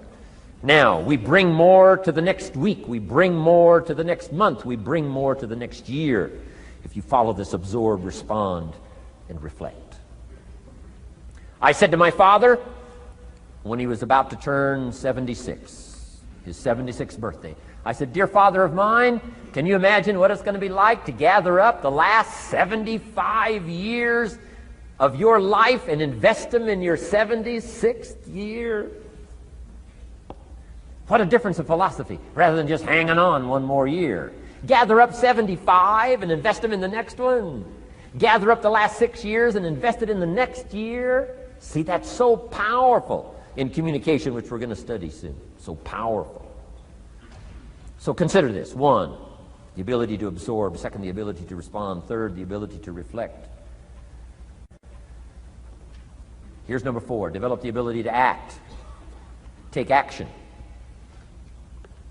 Not hasty if it isn't required, but don't lose much time. Here's the time to act. When the idea is hot and the emotion is strong. That's the time to act. You say, Mr. Rohn, I'd like to have a library like yours. See, if you feel strong about that, what you got to do is get the first book and then get the second book. before the feeling passes and before the idea gets dim. Action pronto, action immediate, action as soon as possible. Because if you don't, here's what happens. We call it the law of diminishing intent. We intend to when the idea strikes us. We intend to when the emotion is high. But now if you don't translate that into action fairly soon, now the intent starts to diminish. And a month from now it's cold. A year from now, can't be found. So act. Set up a discipline when the emotions are high and the idea is strong and clear and powerful. That's the time to set up the discipline. Somebody talks about good health and you're stirred. Says, right, I need to get a book on nutrition. Get the book before the idea passes and before the emotion gets cold. Go for the book. Start the library. Start the process. Fall on the floor. Do some push-ups. Action. Got to take action. Otherwise, the wisdom is wasted. Otherwise, the emotion soon passes. Unless you put it into a disciplined activity. Capture it. Disciplines is called how to capture the emotion and how to capture the wisdom and translate it into equity. Disciplines. Now, here's what's important about disciplines. All disciplines affect each other. In fact, here's a good philosophical phrase. Everything affects everything else. Nothing stands alone. Don't be naive in saying, well, this doesn't matter. I'm telling you, everything matters. There are some things that matter more than others, but there isn't anything that doesn't matter. Okay. We all pity the man who says, well, this is the only place I let down. Not true. Key to take home. Every letdown affects the rest of your performance. Every letdown affects the rest. This is part of the educational process on personal development. If you don't take the walk around the block, you probably won't do the apple a day. If you don't do the apple a day, you probably won't start building your library. If you don't build your library, you probably won't keep a journal, and you won't take pictures, and then you won't do this, you won't do wise things with your money, won't do wise things with your time, won't do wise things with your possibilities and relationships, and the first thing you know, 6 years of that accumulated, and we say you have messed up. So the whole key to reversing that process now is to start picking up these disciplines. Now here's the positive side. Every new discipline affects the rest of your disciplines. Every new one affects the rest. That's why action is so important. The least action, the smallest action. Take it. Because when you start accomplishing and the value starts to return from that one action, it'll inspire you to do the next one and the next one and the next one. You start walking around the block, it'll inspire you to get an apple. Get an apple, it'll inspire you to get a book. Get a book, it'll inspire you to get a journal. Get a journal, it'll inspire you to grow, develop some skills.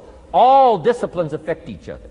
Every lack affects the rest. Every new affects the rest. The key is to diminish the lack and set up the new. And you've started a whole new life process. Key. Also, one more thought on discipline. Here's the greatest value of discipline. Self-worth. Self-esteem. People are teaching self-esteem these days, but they don't connect it to disciplines. The least lack of discipline, and it starts to erode our psyche. One of the greatest temptations is to just ease up a little bit. Right? The slightest lack of doing your best starts to erode the psyche. Instead of doing your best, doing just a little less than your best. Sure enough. You say, well, it's just going to affect my sales. No, it's going to affect your consciousness. It's going to affect your philosophy. Now you've begun in the slightest way to affect your own philosophy. Here's the problem with the least neglect. Neglect starts as an infection. And if you don't take care of it, it becomes a disease. And one neglect leads to another. And the worst of all, when neglect starts, it diminishes our self-worth, our self-confidence, our self-value. You say, well, how can I get back my self-respect? I'm telling you, you don't have to go to 29 classes. All you have to do is start the smallest discipline that now corresponds to your own philosophy, like I should, and I could, and I will. No longer will I let neglect stack up on me so that I will have the sorry scenario 6 years from now, giving some excuse instead of celebrating my progress. That's the key to discipline. Okay? Let's get kids involved in the least of disciplines. One more, and then one more, and then another one, and then another one, and then some more. And the first thing you know, you're starting to weave the tapestry of a disciplined life into which you can pour more wisdom and more attitude and more strong feeling, more faith and more courage. Now you've got something, a vessel in which to put it. And now the equities start to flow.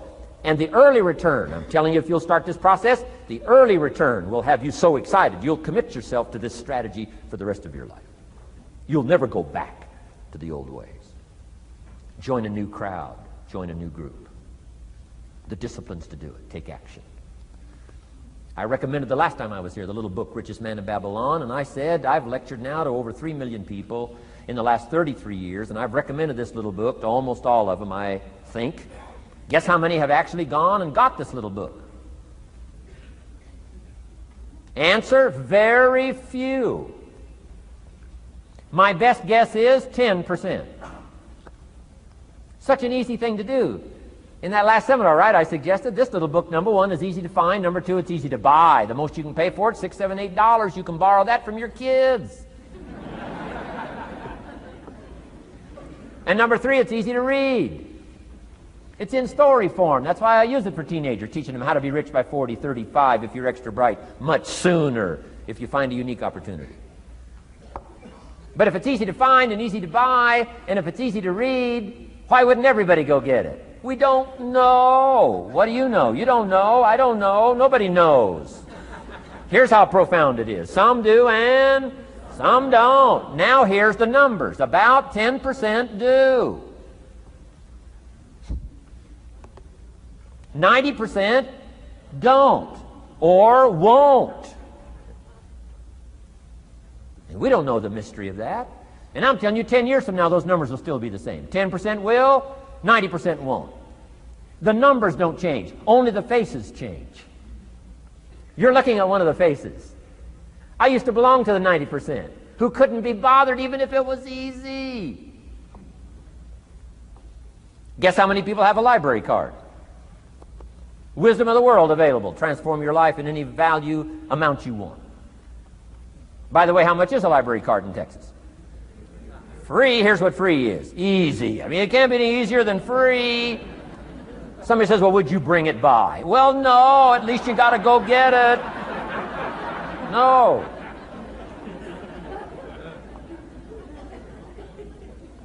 Wisdom of the world available. Transform your life spiritually, socially, personally, economically, and every other way. Teach you how to be rich and powerful and sophisticated and healthy, influential. How many people have a library card? Answer, 3%. 95, 97% couldn't be bothered. Guy specializes in happy hour, but he doesn't have a card. And now readily and quickly blames the government and blames his company and blames policy and blames the pay scale. When if he only knew, if he joined the 3%, here's my advice to you today. Walk away from the 97%. Don't talk like they talk. Don't act like they act. Don't go where they go. Don't specialize in what they specialize in. Throw away the blame lists they cling to. Start you a new life. You say, well, is it as simple as getting a library card and join the 3%? And the answer is, of course. Of course. That's how easy this stuff is. This is so easy. It's so simple. It's not complex. You don't need a 2,000-year-old guru. You don't need multi-track affirmations. I'm telling you, don't. Affirmation without discipline is the beginning of delusion. Key. Don't let somebody sweep you into some contrary way to nature itself says, unless you labor. The miracle of the seed and the soil and the seasons and God and all the other stuff that's available, sunshine and rain, that's not available to you by affirmation. It is only available to you by labor. So labor well. Okay. Learn well. Discipline yourself well. And you can have all the treasures you want. This stuff's easy and simple. It's not ocean waves and seagulls. You don't have to move to Sedona where all the force fields come together in Arizona.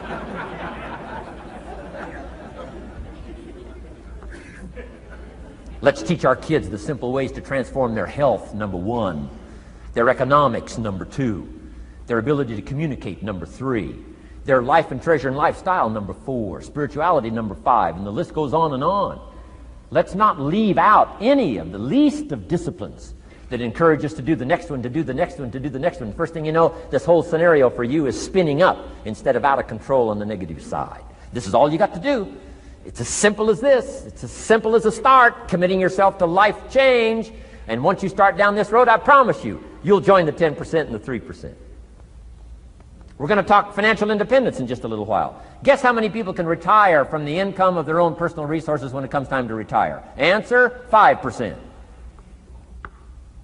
In the most independent country in the world, 95% are dependent, 5% are independent. Take charge of your own retirement. I'm telling you, if you take charge of your own retirement through personal development and all these skills we've taught today, plus what's coming up, financial independence, I'm telling you, take charge of your own retirement, you can multiply it at least by 5, maybe by 10, maybe by 20, maybe by 100. Let the government take care of it, some company take care of it, you got to divide by 5. Take charge of your own life, take charge of your own day, take charge of your own conversation, take charge of your own family, take charge of your own possibilities. And learn these skills, develop this kind of strategy, and I'm telling you, life will open up for you. Join the 3%. Join the 10%. Join the 5%. Walk away from the 95%. In our Leadership Weekend we teach, find out what poor people read and don't read it.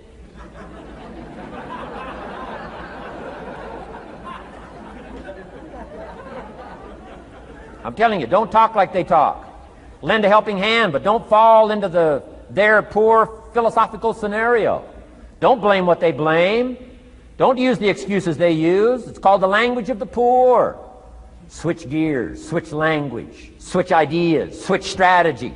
Start with the simplest of disciplines. And don't bemean any of these disciplines. The smallest of disciplines starts the process of life change. And if you'll invest in this thing called discipline, you can have whatever you wish. It's called the beginning of a miracle. Now here's the last clue on discipline. Do the best you can. We covered earlier, but here's a good scenario for the do the best you can. I've got a good question for you. Is the best you can do all you can do? And the answer is no. Strangely enough. If we all fell on the floor right now and did as many push-ups as we possibly could, and let's say for some reason you haven't been into push-ups lately, I can't imagine why, but let's say the best you can do is 5. And you look up at the rest of us and say, hey, 5 is the best I can do. We can tell by the look on your face that's probably true. 5 is the best you can do. Now, is 5 all you can do? The answer is no. If you rest a little, you can do 5 more. Wow. And if you rest a little, you can do 5 more. And if you rest a little, you can do 15 more.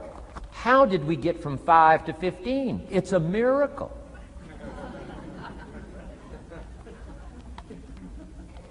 And if you rest a little, you can do 15. Rest a little, you can do 15. Rest a little, you can do 20. How did you get from 5 to 20? It's a miracle. Did you know you can keep doing that? Do a little more, rest a little, do a little more, rest a little, and finally get up to 50 push-ups? Is it possible to get up to 50 push-ups? Of course. How do you go from 5 to 50? It's a miracle. How do you get a miracle going? Number 1, do what you can. Don't leave out what you can, from writing a letter to your mother in Florida. Start cleaning it all up. 2, doing the push-ups. Go from 5 to 50. It's a miracle. Number 1, do what you can. Number 2, do the best you can. Here's number 3, rest very little.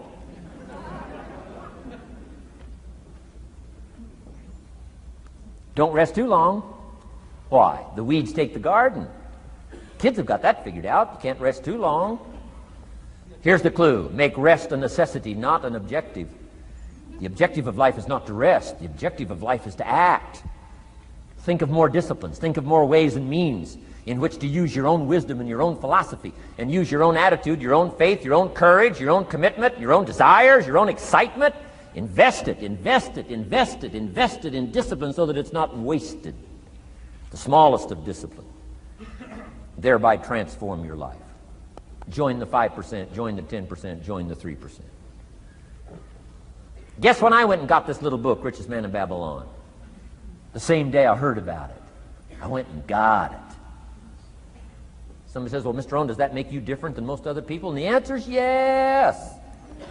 Somebody says, well, why is that? We don't know. We don't know. What do you know? You don't know. I don't know. None of us knows. Some do and some don't. The numbers don't change. Only the faces change. From those who get in on a seminar like this, listen to a dynamic sermon, read a book, listen to some cassettes, take seriously the next conversation of a friend who wants to level with you, and do something about it. And you can walk away from the 97% and not live there anymore. Because if you don't, the next 6 years of your life will be like the last 6. Mr. Shove said to me, Mr. Rohn, 6 years now you've been working. I'm telling you, the next 6 years of your life is going to be like the last 6 unless you take advantage and start making these personal changes. I made the changes, totally revolutionized my life. So take a look at the next 5 years of your life. It's going to be like the last 5 unless you change. And if you will change, everything will change. Join the 5%. 10 years from now, the numbers are going to be the same. But I'm telling you, some faces in this audience can change and start showing up in the 3% crowd, in the 5% crowd, in the 10% crowd, and thereby dynamically affect your life and your future. Develop these strengths. Now here's the last ability. Develop the ability to share. Pass along to someone else. If you've picked up a good idea today, pass it along. Don't let it stay. Pass it along. A book, if you take one of these little books I've suggested home and it affects you, pass along. Say, hey, I found a book, really helped me. I found a book, got me thinking. I found a book, changed my health. I found a book, got me inspired. Pass it along, pass it along, pass it along. Here's what's exciting about sharing. If you share with 10 different people, they get to hear it once, you get to hear it 10 times. So it's probably going to do more for you than it is for them. But it's called what? Everybody wins. When somebody shares, everybody wins. Wow. Share your ideas, share your experiences, share your knowledge. You can have just as much pleasure as I do. I said, giving this seminar, this is one of my joys in life. Give a seminar like this, make the best investment I can of words and spirit and heart and soul and time, energy. I don't have to work this hard. But I gladly work this hard. Why? I want the return. Your words touch my life. See, that's heavyweight stuff. You can't buy it with money. But I'm telling you, you can get the same thing started by recommending a book. Somebody will read that book, and then they'll read another one, and they'll read another one, and they'll come to you someday and say, you got me started. That book you recommended turned my lights on, turned my mind around, got me thinking, got me pondering, and I've been on track ever since. You can get just as much praise as I do if you'll share. Share with your children. Share with your colleagues. Share with everybody that comes within your grasp. Share. Now here's what sharing does. It not only helps you, helps the person you share with. Here's what else it does. It makes you bigger than you are. If I had a glass of water up here and it was full, question, can that glass hold any more water? If it's full, if the glass is full, can it hold any more water? The answer is yes. But for it to hold more, you got to pour out what's already in. That's what I'm asking you to do. If you're full of ideas, if you're full of good things, I'm asking you to pour it out, pour it out, pour it out. Why? I'm telling you, more will be poured in, poured in, poured in. Next, when you do pour out, you become bigger. Not like a glass that stays the same. Human beings have the ability to grow in consciousness and awareness and capacity. It's unlimited capacity. I found out kids don't lack capacity. In Europe, the kids speak what? 2, 3, 4, 5, 6 languages. When I grew up, my father spoke German, never taught me. My mother spoke French, never taught me. They were trying to get away from all the old world languages back then. Had no concept how valuable languages were going to be in the future. Just didn't know. So they abandoned the German, abandoned the French. I could have learned all 3 languages instead of just English. My girls went to school in Beverly Hills. They've turned that around. In first grade now in Beverly Hills school system, they offer 3 languages besides English. French and German, Spanish. Why? Because kids can learn 2 languages just as easy as 1. Question, how many languages can a child learn? Here's how many. As many as you'll take the time to teach them. They do not lack capacity. They only lack teachers. Wow. And I'm telling you the same thing is with you. You don't lack capacity. But here's how you expand your capacity. And that is to share what you've got. Now you get bigger. Share some more, and now you get bigger. I'm here for a very self-interest reason. If I share with you, my consciousness grows. If I share with you, I get to hear this again. Somebody asked me not long ago, said, Mr. Rohn, how are you doing with all this stuff? You get on everybody's case pretty hard. How are you doing with all this stuff you teach? I said, well, best I can share with you is this. Listen to me very carefully, but don't watch me too close. This stuff's easier to lecture on than it is to do. I understand that. I'm working on it just like you. But hey, pour out what you've got so that your capacity grows. Now, why should you want your capacity to grow? Very self-interest reason. Here it is. To hold more of the next experience.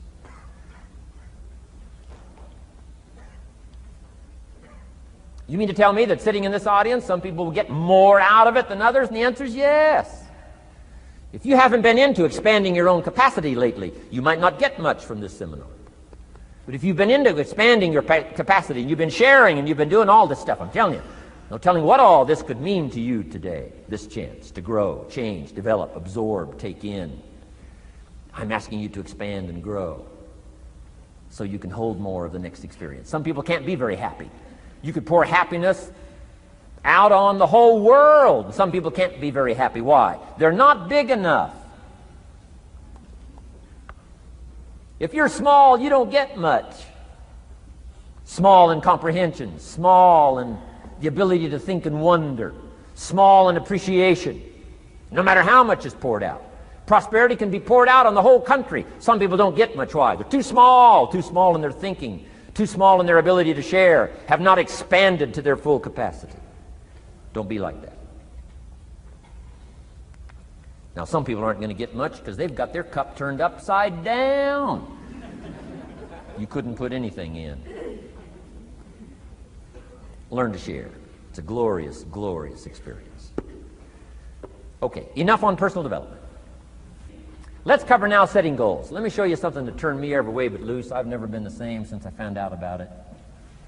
Learning how to set goals.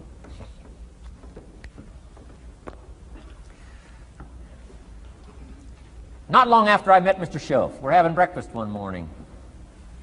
Mr. Schoaf said, Mr. Rohn, now that we've gotten acquainted, we know each other fairly well, he said, maybe one of the best ways I can help you, he said, let me see your current list of goals. Let's go over them and talk about it.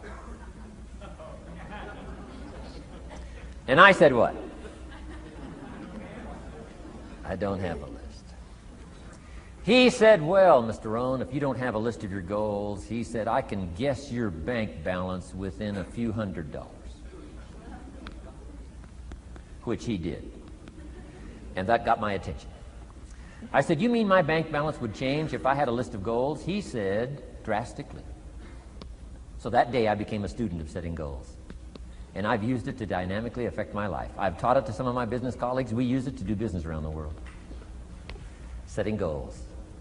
It can turn out to be a drama for your life. Here's what goals are. Your vision of the future. Your vision of the future. Now, there's 2 ways to face the future. 1, with apprehension. Number 2, with anticipation. Guess how most people face the future? With apprehension. Why? Major reason why. They don't have it well designed. They've left the design of their future to somebody else. And if you don't make plans of your own, guess what? You'll probably fall into someone else's plans. Guess what someone else may have planned for you? Not much. You got to make a list of this not much stuff. I'm telling you, people all their lives count on this not much list.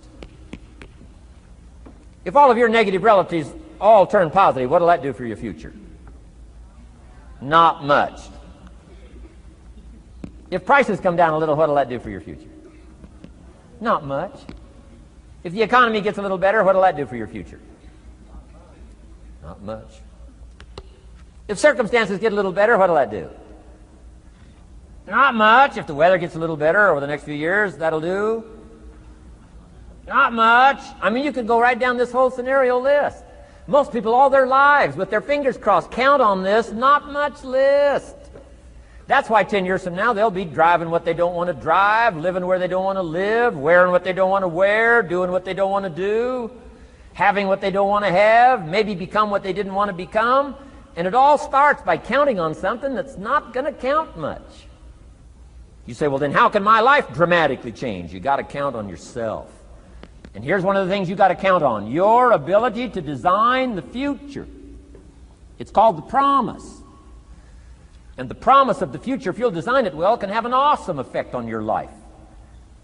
But if you face the future with apprehension, you'll take hesitant steps all day, uncertain steps all day. And if you take uncertain steps all day for 6 years, you can imagine how empty your life can be. We've got to help our kids with the promise of the future. Now here's what's connected to the promise: the price. The price to pay. But I'm telling you, the price is easy if the promise is clear. One of the better notes to make for today. The price is easy if the promise is clear and powerful. But the price seems almost too much to pay, too much to get over, too much to accomplish if the promise isn't clear, if the promise isn't powerful. I'm telling you, kids will pay the disciplines if they can see the promise. One of our biggest challenges as parents in the 90s is to help our kids see the promise of the future. That's why I'm teaching financial independence, how to become wealthy and powerful and sophisticated and healthy and unique. All of the stuff kids would hope to go for. It's all possible. This is America. That's the promise of the future. The price, a few simple disciplines practiced every day. And I'm telling you, the kids will pay the price of the simple disciplines if they can see the promise of the future. But if they can't see, they don't want to pay. And the same is true of all of us. We will pay the most extraordinary disciplines if we can see the promise of the future, called setting goals. So I'm asking you to get a handle on the future. I'm asking you not to leave it to anyone else. Don't leave it to the company. Company's got their own goals. I'm asking you to set your own goals, your personal goals. Income goals and financial goals and health goals and spiritual goals and where do you want to go and what do you want to do and what do you want to see and what do you want to be. That's it. Promise of the future. Design your own future. It's within your hands and your capacity to do so. Here's how simple now goal setting is. It's not mysterious. You don't have to anchor, you don't have to focus, you don't have to visualize, none of that stuff. Here's how simple goal setting is. Changed my life. Decide what you want and write it down. I mean, that's how profound this stuff is. Decide what you want and write it down. Make a list. Where do you want to go? What do you want to do? What do you want to see? What do you want to be? What do you want to have? What do you want to share? What projects would you like to support? What would you like to be known for? What skills would you like to learn? Some extraordinary things you'd like to do, ordinary things you'd like to do, right? Silly little things you'd like to do, very important things you'd like to do. Decide on all that stuff and write it down, write it down, write it down. That's how simple this stuff is. And it's your own private list. If it's really private, you know, on your list, put some stuff in code where nobody can understand it if this list fell into unfriendly hands. Okay. And simple things, whatever. Foolish things, doesn't matter. It's your list. I had a little revenge on my first list. Budget finance, who used to harass me. I got 2 or 3 payments behind. This one guy called incessantly. Said, we're going to come get your car, drag it rear end up down the street in front of your neighbors. Put me down something fierce. When I met Shof, got my life straightened out, one of the first things on one of my lists was budget finance. And when I finally got the money, I needed a little drama in my life. Finally got the money to pay him off. I put it in small bills in a big briefcase. Walked into the budget finance office on Wilshire Boulevard in Los Angeles. The guy who harassed me so often, his desk was about 3 back. I opened the door, walked in, right up to his desk, stood right in front of him, never said a word. He said, well, what are you doing here? Didn't say a word. I opened up this briefcase, dumped this pile of money all over his desk. I said, count it. It's all there. I'll never be back. Turned around, walked out, slammed the door. Now that might not be noble, but you got to try it at least one time. Pay off with a little drama.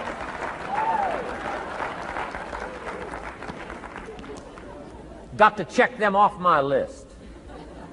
Keep your list with you. I keep my list in my journal so that I can go back. 5 years ago, here was my list. And I'm a little embarrassed. Here's what I thought was so important now. How my philosophy has changed. From 10 years ago, 5 years ago, 3 years ago. Here's my old list. Here's my new list. Here's what's valuable to me now. Here's what I want my life to be now. Here's where I want to go, what I want to do, what I want to see. Keep your lists of goals so that it shows your growth, shows your ability to change and grow. Your philosophy grows and expands what's valuable. Setting goals. It doesn't matter how small, foolish it is. Put it on your list. My Japanese friend, Toro Ikeda, put on his first list, a Caucasian gardener. Good morning. Thought that was good.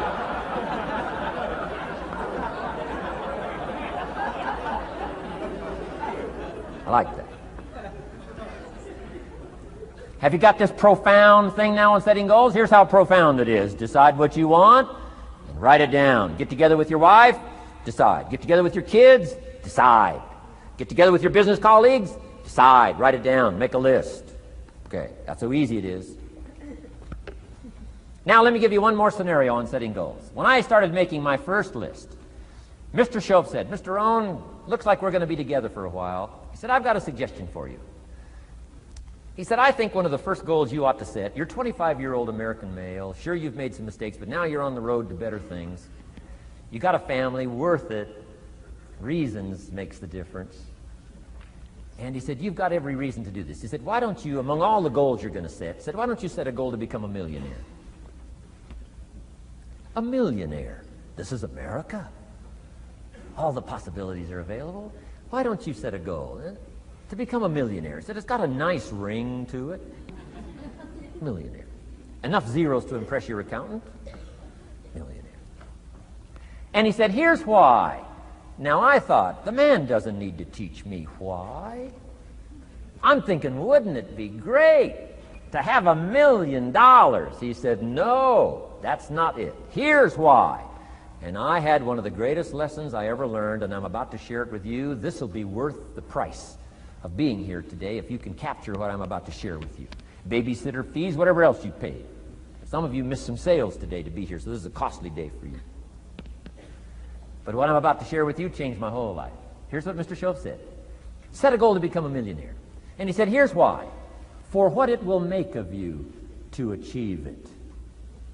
And I got one of the greatest classes in one sentence I've ever received in my life. Set a goal that'll make you stretch that far. For what it will make of you to achieve it. What a brand new reason for setting goals. What an all-encompassing challenge to have a better vision of the future. What for? To see what it will make of you to achieve it. And here's why. The greatest value in life is not what you get. The greatest value in life is what you become. Major question to ask on the job is not, what am I getting here? That's not the major question. The major question to ask is, what am I becoming here? It's not what you get that makes you valuable. It's what you become that makes you valuable. So Shoaff said, set a goal to become a millionaire. For what it will make of you to achieve it. Then he said, when you finally have become a millionaire, now, he said, what's important is not the money. I thought, wow, I've got some more to learn.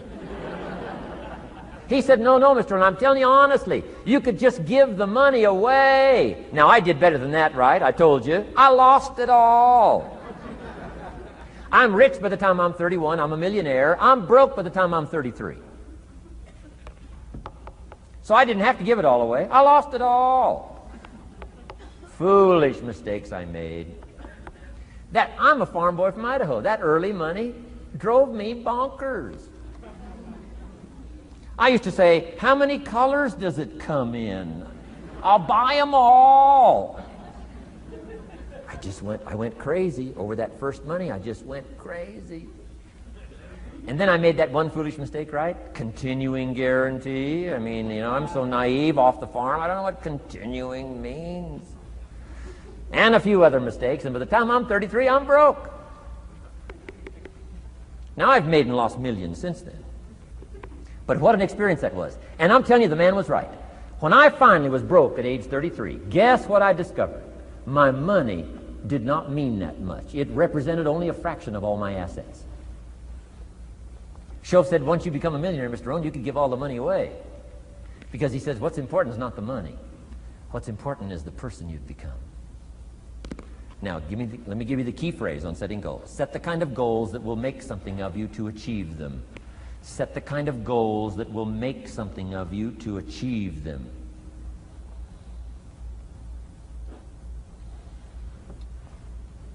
Always keep that in mind. What will this make of me? If I set this goal and go for it, not only will I achieve it, but what will it make of me in the process? What a whole new concept on setting goals. Now, there's two parts to this, and then we're wrapping up goals. Here's the first part now in this goal setting for what you become. Number one, don't set your goals too low.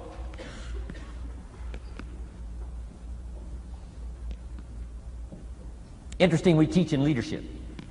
You'll find it on the cassettes. Don't join an easy crowd. You won't grow. Go where the expectations are high. Go where the demands are high. Go where the pressure's on to perform, to grow, to change, to develop, to read, to study, to develop skills. I belong to a small group. We do business around the world. You cannot believe the expectations at that level. What we expect of each other in terms of excellence. Far beyond average. Why? So that we can each grow, so that we can receive from the group, we can contribute to the group. Something unprecedented. It's called living at the summit. Go where the demands are high. Go where the expectations are strong, so that it'll provoke you, push you, urgently insist that you not remain the same for the next couple of years, the next 5 years, that you'll grow and change. So don't set your goals too low. The guy says, well, I don't need much. Well, then you don't need to become much.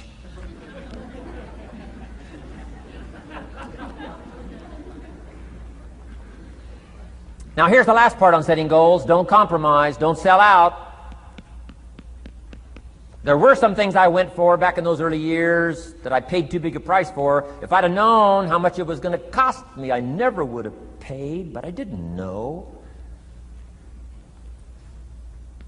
So don't sell out. Ancient phrase says, count the cost, count the cost, count the cost. An ancient story says, Judas got the money. You say, well, that's a success story. No. It's true, 30 pieces of silver in those days was a sizable fortune. You say, well, if a guy's got a fortune, right, that's a success story. No, you don't understand. His name was Judas. Doesn't that ring a bell? Judas. You say, oh, yes, Judas, the traitor. That's right, the traitor got the money. Doesn't that change the story? And the answer is, of course, it changes the story.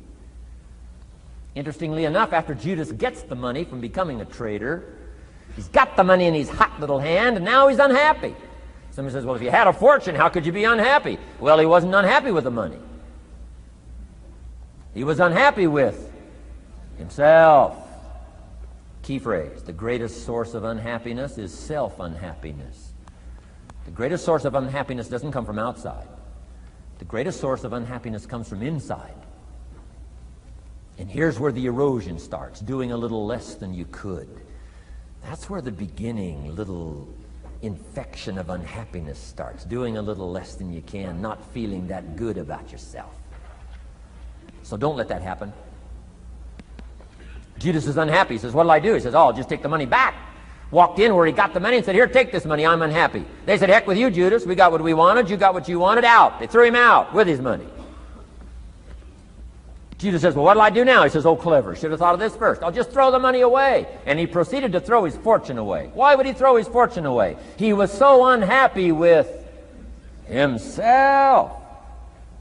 And that's not even the end of the scenario. After he threw his fortune away, he couldn't change what he became, a trader. And now, in total abject frustration, he goes out and hangs his worthless self, which all traders should do, save the state the money.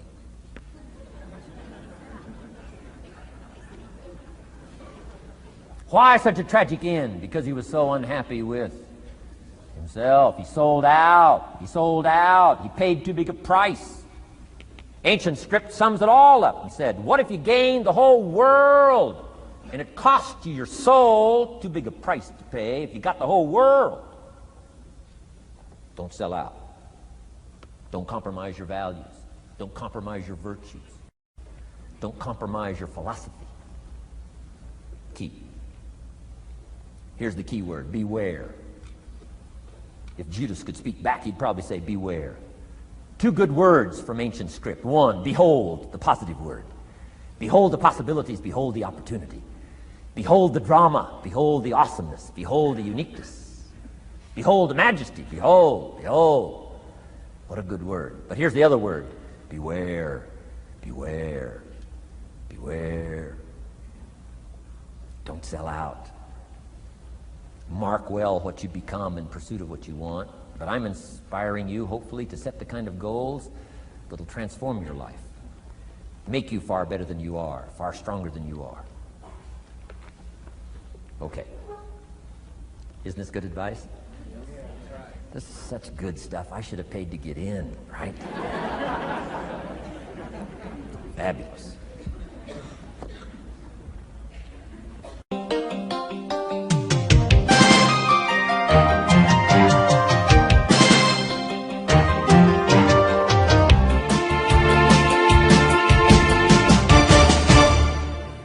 What should a child do with $1? Let me give you the best advice I've got. And this is called sort of middle of the road scenario, and I'll show you how these numbers may change, but here's what I teach. Kids, never spend more than 70 cents. Okay, now you got to pick some number. When I met Mr. Schoaf, I was at about 110%.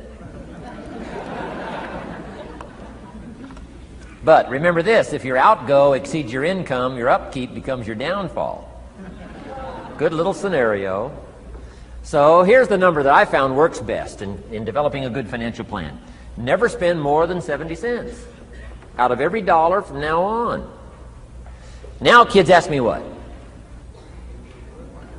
What do you do with the other 30 cents? Here's my best advice.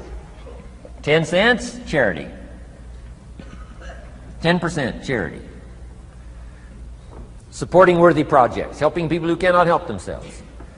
Some churches teach tithe, peace, portion. Turning back part of what you take out. Excellent, excellent philosophy. That's what that 10% is. And nothing teaches children responsibility and character better than generosity.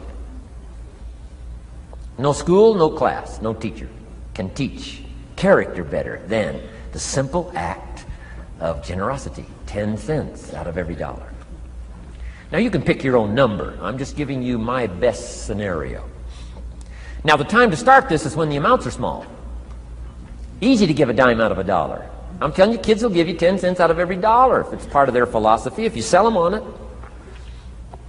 And that's the time to start, when it's easy, 10 cents out of $1. A little harder to give 100,000 out of 1,000,000. Someone says, oh, if I had $1 million, I'd give 100,000. I'm not that sure. We better start you early when the amounts are small, so it'll all be set in when the big amounts start to come. Okay? So 10 cents for charity. The next 10 cents I call active capital.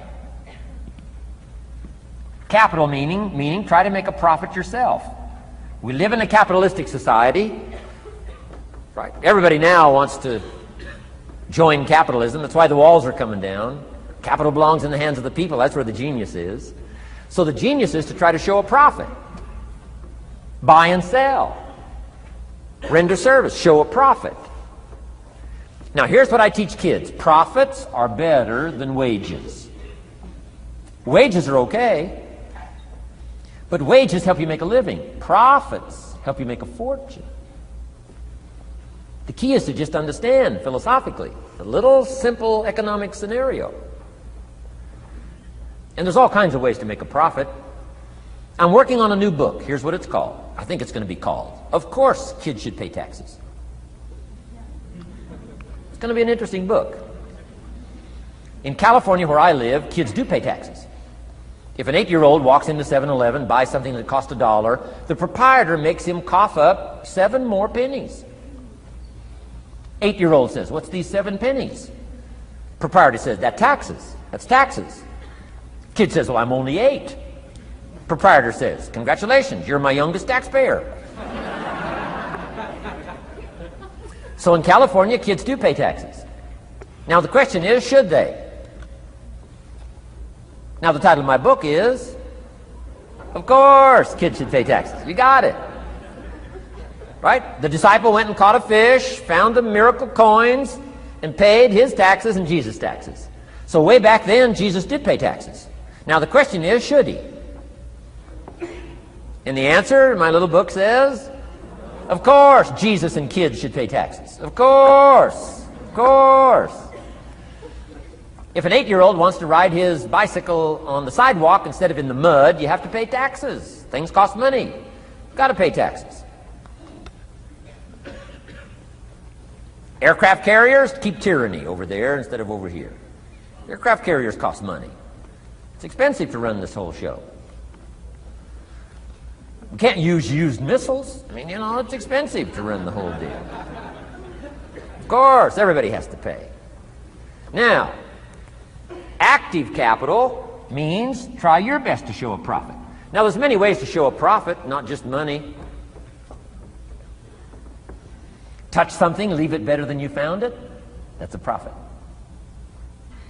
Some profits are intangible, some profits are tangible. Long before Earth Day, for all sophisticated people, it was very proper when you left your hotel room to turn out the lights. All educated people. Why? Leave a profit. It's so easy to flip the switch and leave a profit. Some say, well, the hotel gets the profit. What do you care? All you need to become is a person who leaves a profit. Wow. I talked to a man who runs a whole string of apartments. He said, guess what? Most people, when they rent an apartment, leave it, what? Trashed, worse than they found it. What kind of a reputation would that be? Whatever you touch turns to trash. Whatever you touch gets dirty. Nothing you touch gets better. See, that's a poor philosophy. No wonder it leads to poverty, small lives. As one writer said, living lives of quiet desperation. This is where it all begins. Failure to leave a profit when you can, turn out the lights, doesn't matter what it is. Become profit-minded. Profits are better than wages because profit has the potential to make a fortune. Wages has the potential to make a living. So I teach kids, take part of your wages. If you earn the money, take part of it for charity and part of it to see if you can't make a profit. And there's all kinds of ways. My book's going to be full of all kinds of ways kids can make money. I teach kids how to have 2 bicycles, one to ride and one to rent. I mean, you know, it doesn't take long to get into business. You don't have to be a genius. Halfway bright, you can start showing a profit. Now, here's the next 10 cents called passive capital. Meaning, let somebody else use the capital, you provide it, you're passive, they're active. And let them pay you interest. Profits and interest. Unique way to make a fortune. In fact, there's a Bible philosophy. I teach teenagers this Bible philosophy. Here's what it teaches. The borrower is servant to the lender. Wow. So where is the power position? Not a spender, a lender.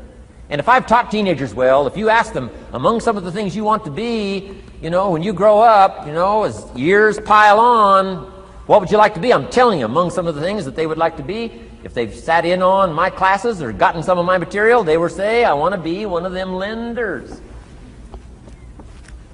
Powerful position. Let somebody else use your capital. Some projects require more capital than any one person has. So we've got capital pools, whether you put it in a financial institution or whatever, right? Earn an interest, earn a profit, right? Buy a car and sell it for more than you paid for it. Why? Because you leave it better than you found it. Touch something and leave a profit. Okay? It's not just wrapped up in money and economics. This helps to teach all other scenarios of life on profit and capital and expenditures, what to do with your time and what to do with your life, and as well as what to do with your money. Okay? Now this little scenario I call the ideal. Now here's what's important: to set up the ideal and work toward it. Because at first you may not be able to do these numbers. Some people are in such desperate situation currently, they got to go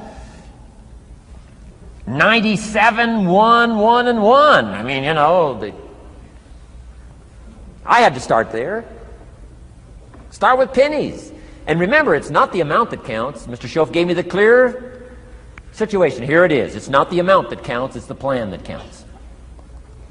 When I met Mr. Schoaf, I'm 25 years old. I said to him, if I had more money, I'd have a better plan. He said, no, Mr. Rohn, if you had a better plan, you'd have more money. 6 years? 6 years? In America, 6 years? Come on, it's not the money, it's not the amount, it's the plan that counts. So set up an ideal plan like this. Now you can rearrange this and modify it to suit yourself. I'm just giving you here as an example. So set up the ideal and then start making progress toward it. Okay. Because finally these numbers are going to change if you move on up into the higher area, right? The people I work with around the world couldn't spend 70 cents out of every dollar. Would be obscene. That'd be too much. So these numbers are bound to change. I don't know what mine are. Probably 20% up here. A lot larger numbers down here. Okay? So these numbers can change. I'm just offering you a good sample philosophy. Remember, philosophy is the set of the sail.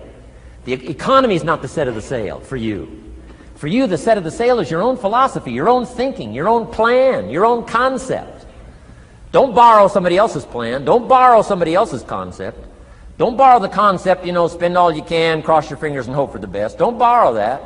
Develop your own philosophy, and I'm telling you, it'll lead you to unique places. Now, the rest of a lot of this is on the cassette tapes, but let me just give you 2 or 3 more pieces of the scenario here. Then I want to talk about communications, and then we're going to wrap it up. Okay. Here's 2 or 3 more parts to financial independence. Number 1, keep strict accounts. This is the best of disciplines. Keep strict accounts.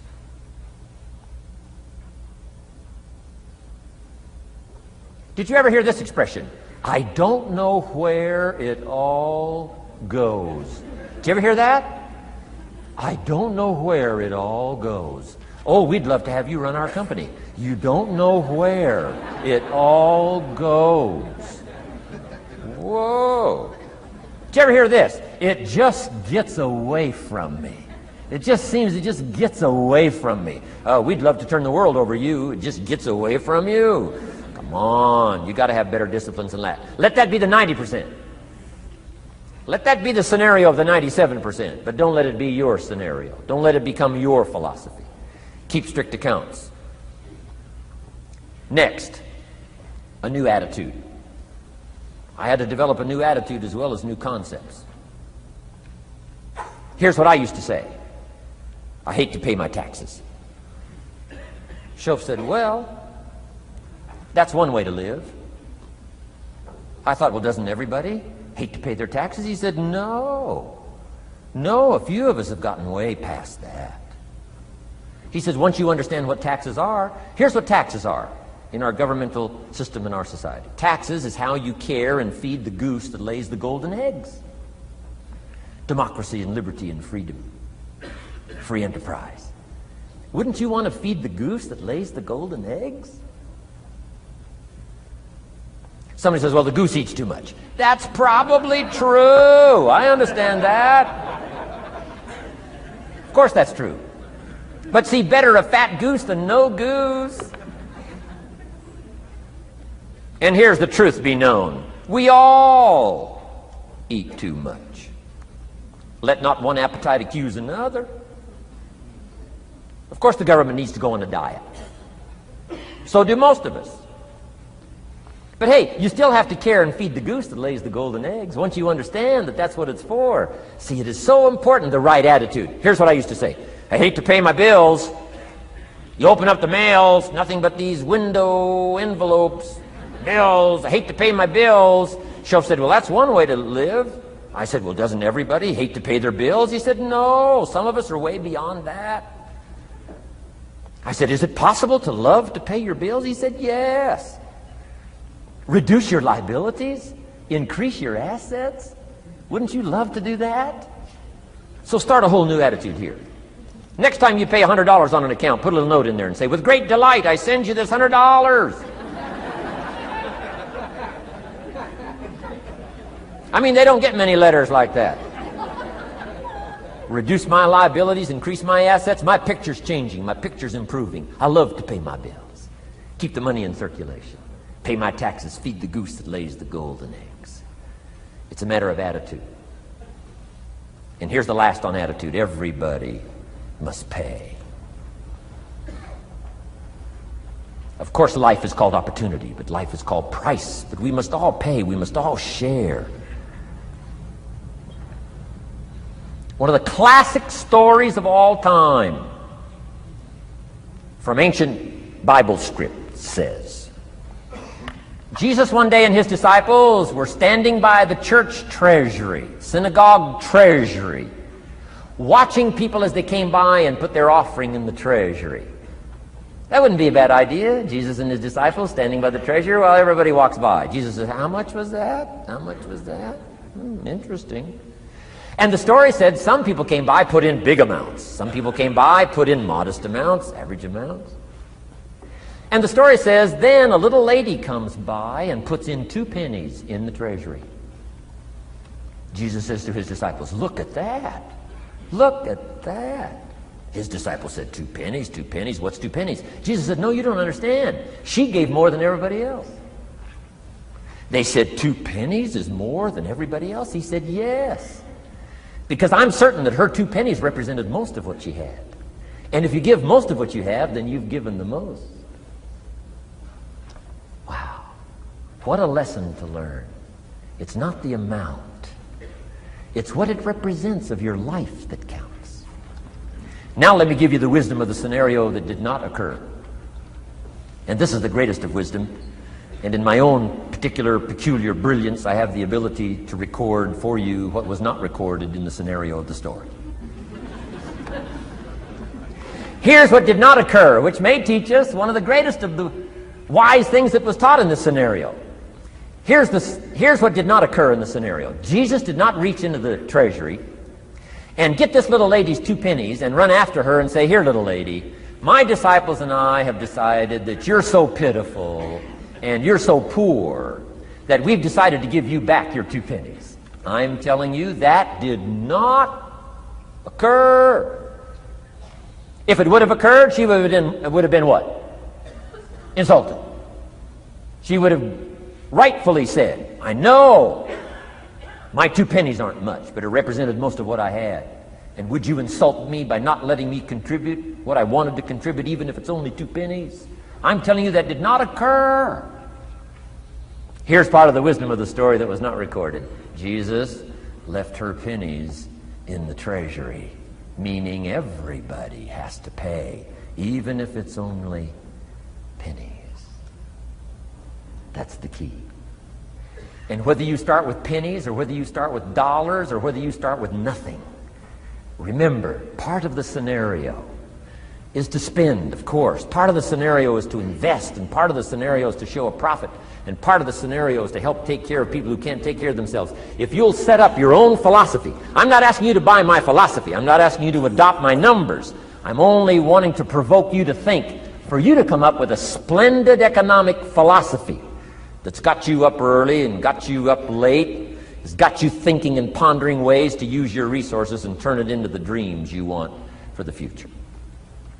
And that's my little story on financial independence. Okay. Here's the next to the last subject, communication. How to affect other people with words. I've got just a little 4-point program here for you to consider The whole expanded version now, 3 days, right? 3 days of all this is in that package that you're taking home. So this is called an abbreviated version of all the rest, this one day, video day. 4 steps to good communication. Here's number 1, first of all, words can work miracles. That's why communication is so important. Words can work miracles. Words are powerful. Words are almost godlike. In fact, ancient script says the Word was God. God was the Word. Wow, words and God. I said to my Israeli audience last year, in the beginning, the story of creation is unique. It says, in the beginning, Jehovah God spoke and said what? We've got some students here, I'm sure. In the beginning, Jehovah God spoke and said what? Let there be light. And what?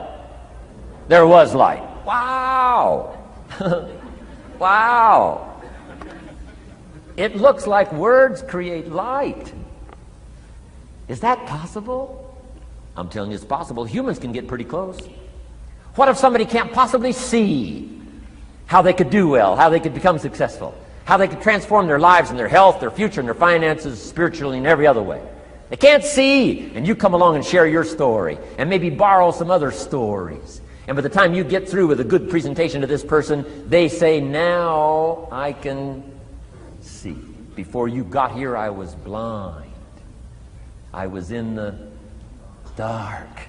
And while you were talking, some things dawned on me. Is it possible to create light with human intelligence, with words? And the answer is, of course, of course. Here's part of the spectacular opportunity as a human being. One person talking to another.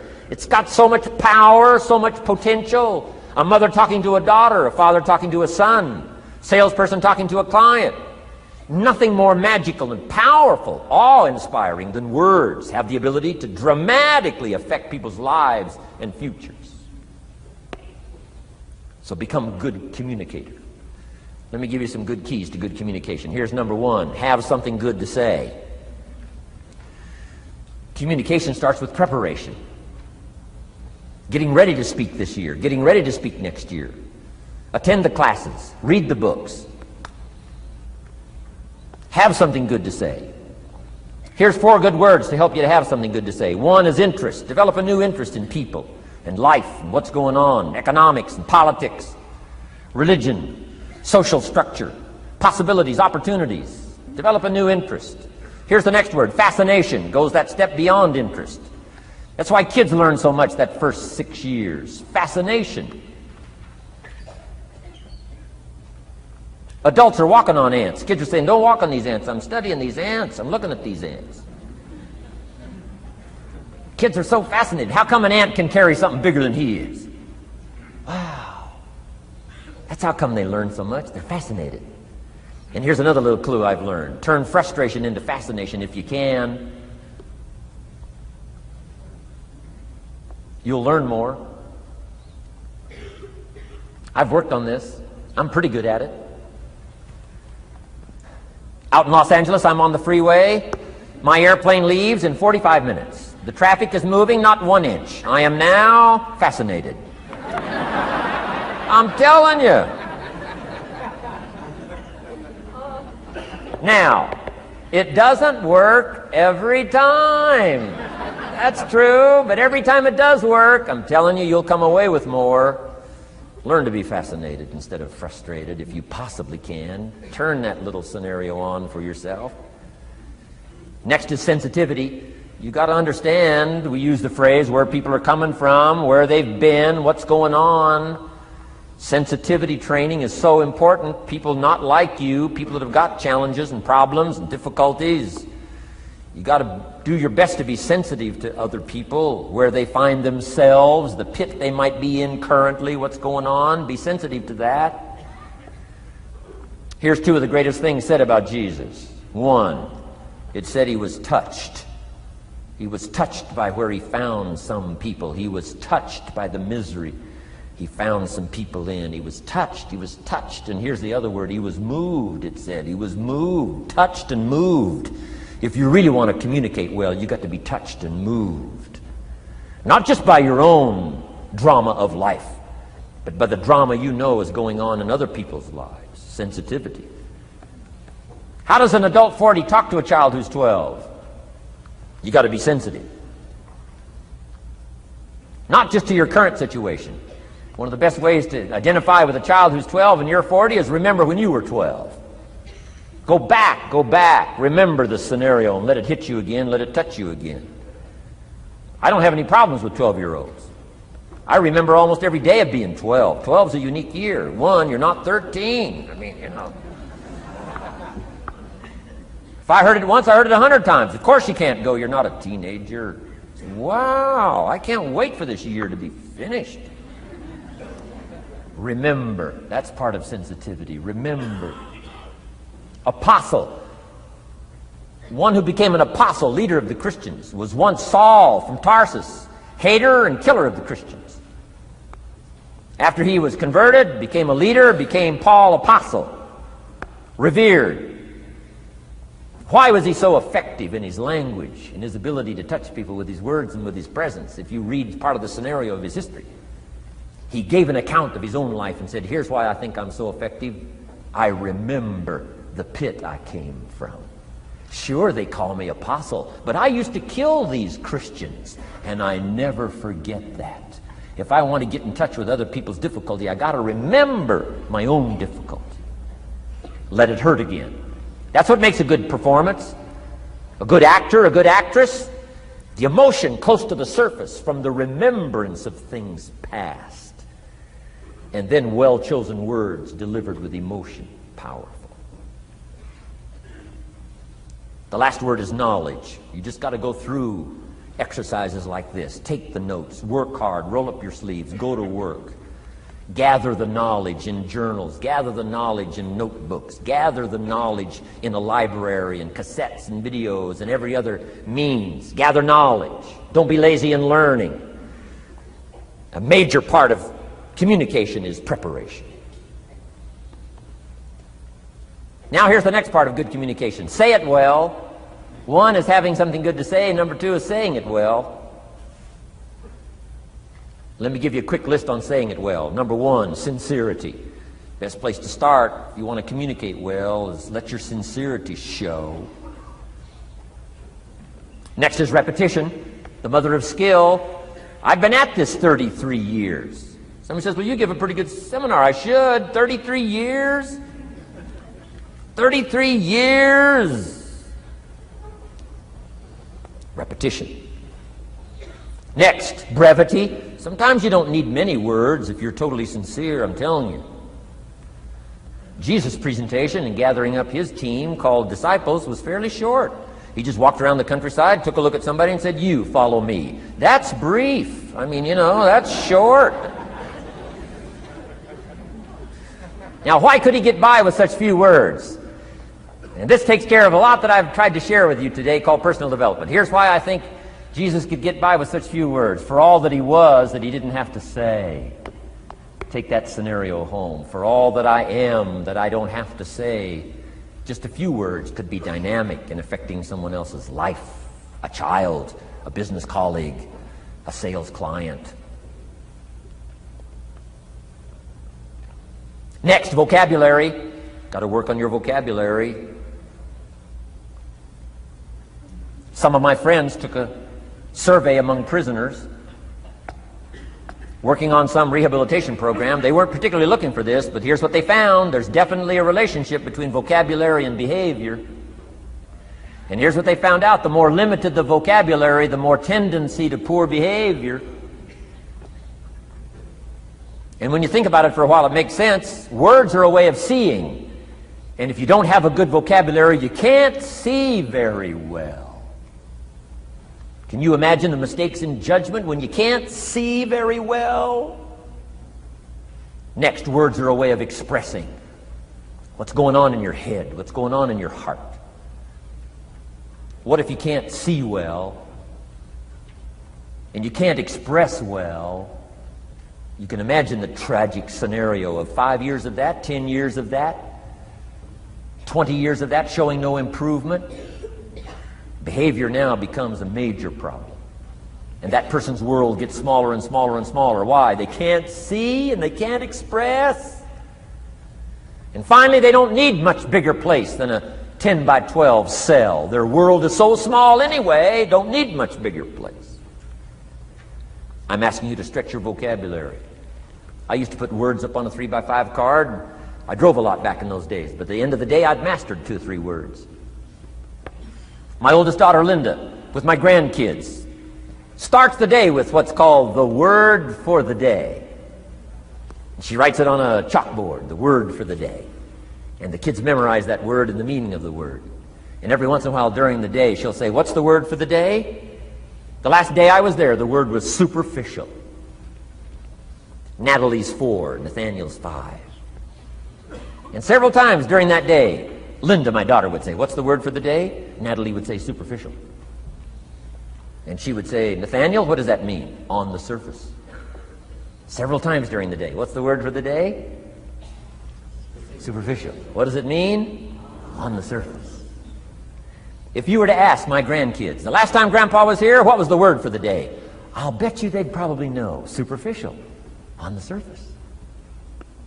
Word for the day. Why not learn a word a day? Why not add to your vocabulary so you can see more, see better, and express better? Put out in words what's in your heart, what's in your soul, what's in your mind. It's important. So say it well.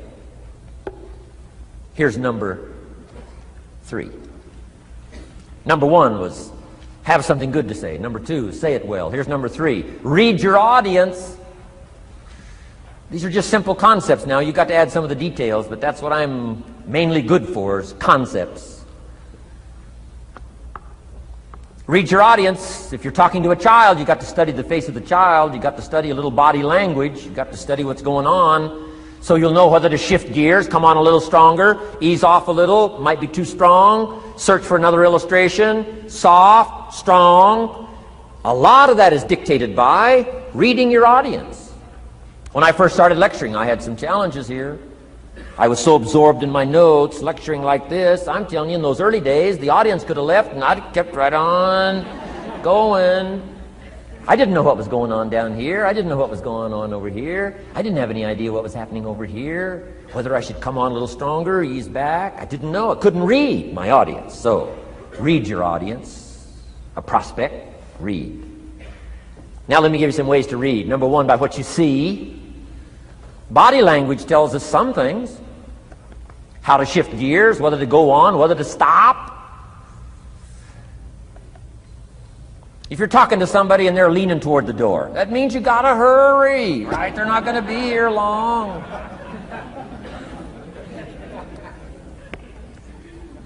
Body language. Guy's got his arms folded, chin tucked down. You got your work cut out for you. You're gonna have to reach deep in your bag. Find some extraordinary stories. This one's not going to be easy. What tells you that? Reading what you see. Here's the next one. Read what you hear. You've got to read a child's impatience. Kids don't mind telling you whether they're bored or impatient. Kids' attention span is short. Doesn't last long. You've got to get it said. You start talking to a child, 30 seconds they say, "How long is this going to take?" Whoa. Read. Listen. Listen for the response. Now you'll know whether to shift gears, change your language, find a new illustration, soften, stronger. Read your audience. Read what you see, read what you hear. And here's one of the most important. Read what you feel.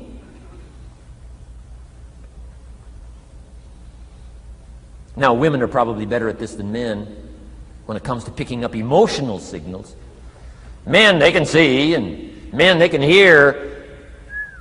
But it takes a little training for a man to pick up those emotional signals that are so important so you don't say the wrong stuff. Because it's so easy to make a mistake in language. What if you meant to say to someone you care about? What if you meant to say, "What's troubling you?" And instead you said, "What's wrong with you?"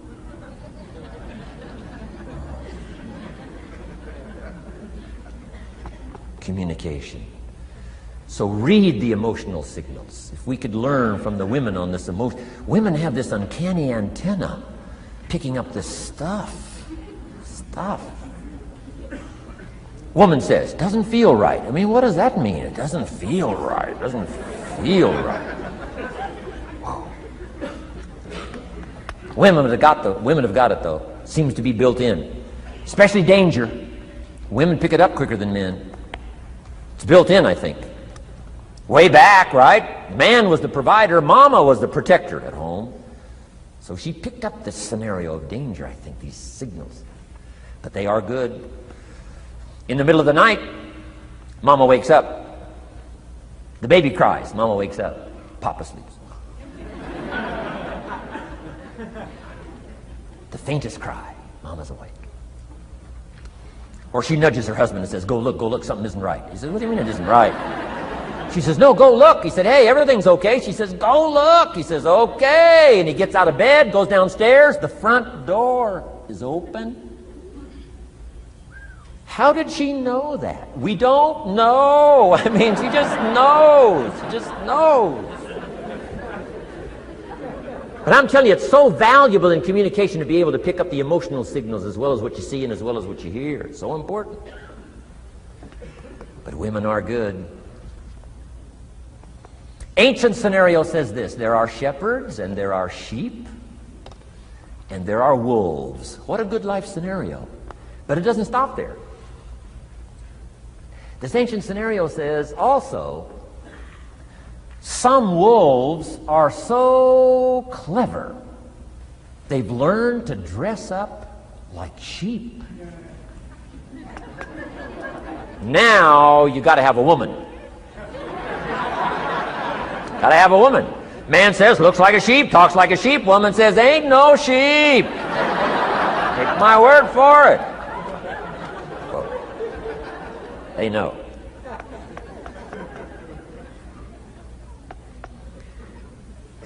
Read. Pick up the signals. Don't ignore the signals. Develop this personal development scenario, communication, financial independence, and all the rest. Now here's the last part. Intensity. Words mixed with emotion. Words mixed with hate. Words mixed with love. Words mixed with faith. Words mixed with courage. That's what's powerful. Words have a certain effect, but words loaded with emotion have an incredible effect. If I had a little straight pin, if a guy buys a shirt, it's got all these little pins in it. I take out all these pins. If I took one of those little straight pins and I threw it at you, and let's say it reached you and hit you in the face or hit you in the hand, you'd feel it. This little straight pin, you'd feel it. That means I got you with my words. But what if I took that little straight pin and wired it to the end of an iron bar, about that long? See, I could drive that pin through your heart. The pin is the words, the iron bar is the emotions. The emotions. Here's the best I could share with you. Put more of you into what you say. Don't be casual in language. Don't be casual in words. Casualness leads to casualties on the freeway and in communication. Don't be lazy in learning good communication. And put more of you. Now here's the last thought.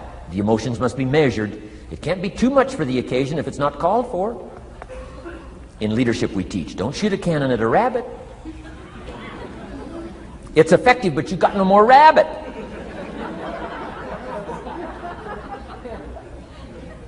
So here's some of the most powerful scenario in communication. Here it is. Well-chosen words mixed with measured emotion. The basis of affecting people with good communication. Well-chosen words mixed with measured emotion. And one last point on communication. The more you care, the stronger you can be. The more you care as a mother, the stronger you can be with your children. The more you care as a father, the stronger you can be. The more you care as a leader, the stronger you can be. In helping to solve problems, getting on somebody's case, the more you care. But you gotta care. I don't mind a minister consigning my soul to hell fire for my sinful ways, I don't mind that. If he believes it, I don't mind him consigning my soul to hellfire for my sinful ways, as long as he does it with tears and not with joy. If you're going to preach a message on hellfire and consign people to hell's fire, you got to cry and sob your way through a sermon on hellfire. We would all dismiss as a performance a dry-eyed sermon on hellfire. You can't legitimately preach hellfire unless your heart breaks. Otherwise, it's a performance. Otherwise, we could all dismiss it. Why? The heart's not there. There are some conversations that don't make sense unless they're accompanied by tears. It doesn't mean anything unless it's accompanied by a broken heart. Learn measured emotions. Remember, draw from well-chosen words, expanded vocabulary. Be interested and fascinated. Pull all this together. I'm telling you, your ability to touch other people will grow day by day, week by week, month by month, year by year. Here's my last subject. It comes in two parts. First is the negative part. And I got just a couple of tips for you on negative. There wouldn't be positive without negative. It's part of the life scenario. Ancient script says it best. There's a time to laugh. And once you've learned to laugh, just keep on laughing. No. Just get another positive book. No. There's a time to laugh, what? And a time to cry. And you've got to become so sophisticated and so well educated that you don't laugh when it's time to cry.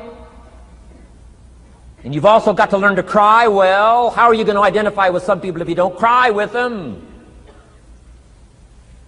It's very important. The negative side is very important. Negative thinking.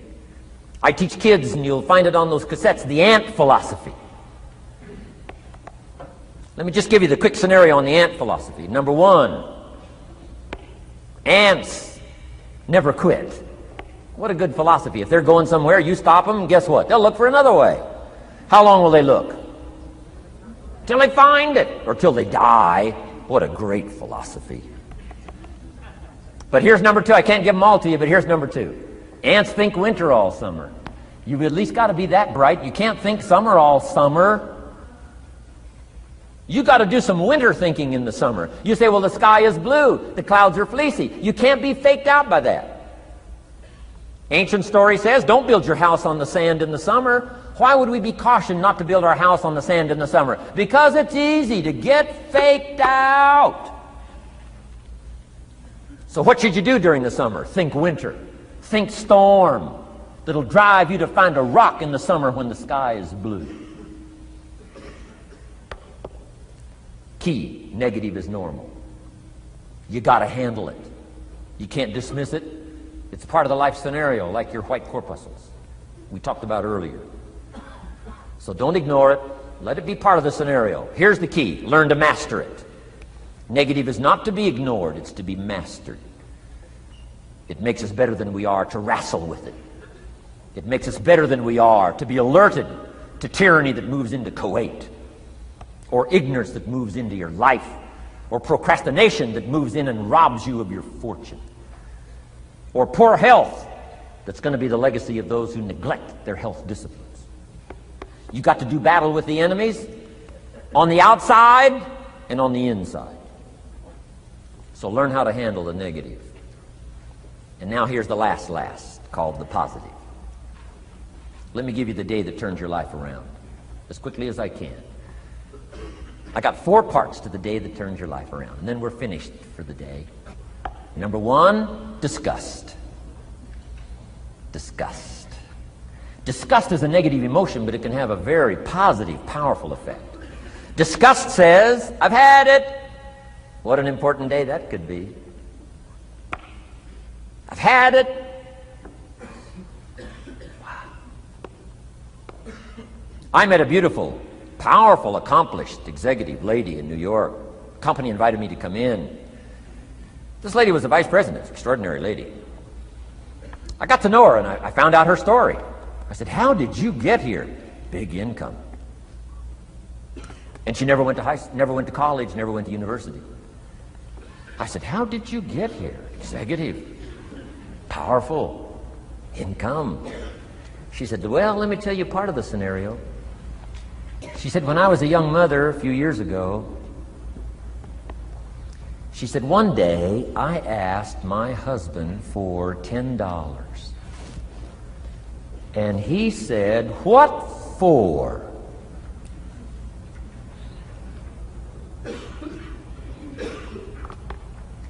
She said, before that day was over, I decided I would never, ever ask again.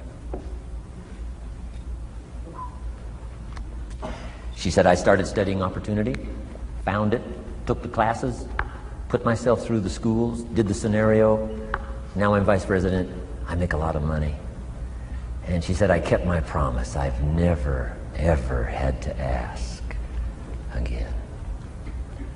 It's called a life-changing day. The day you say, enough is enough. Now, if you can add an act to your disgust, it helps. A man takes a shotgun to his car, blows out every window, destroys every tire, puts 100 rounds in it, and says, I've driven this embarrassing thing for the last time. And then he saves it. He saves it. And later when somebody says, how did you become rich and powerful? He says, let me show you this car. One day I'd had it up to here, I blew it to smithereens. Enough is enough. Powerful. Here's the last three. Next is decision. Decision making is a life-changing day. If you went home today and in the next few days cleaned up a list of decisions, it could furnish enough inspiration for the next 5 years, 10 years. What an inspiring day, the day you can bring yourself to decide. And here's the third one, desire, wanting to bad enough. Who knows the mystery of that? We don't know. But here's something I do know. Sometimes desire waits for a trigger, waits for something to happen. Who knows what the happening may be? A song, the lyrics, a movie, the dialogue, a seminar, a sermon, a book, an experience, confrontation with an enemy, a conversation with a friend who finally levels with you. Whatever the experience it is, it's so valuable. And here's my best advice. Welcome all experiences.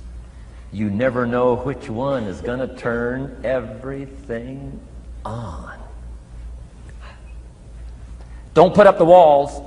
The same wall that keeps out disappointment keeps out happiness.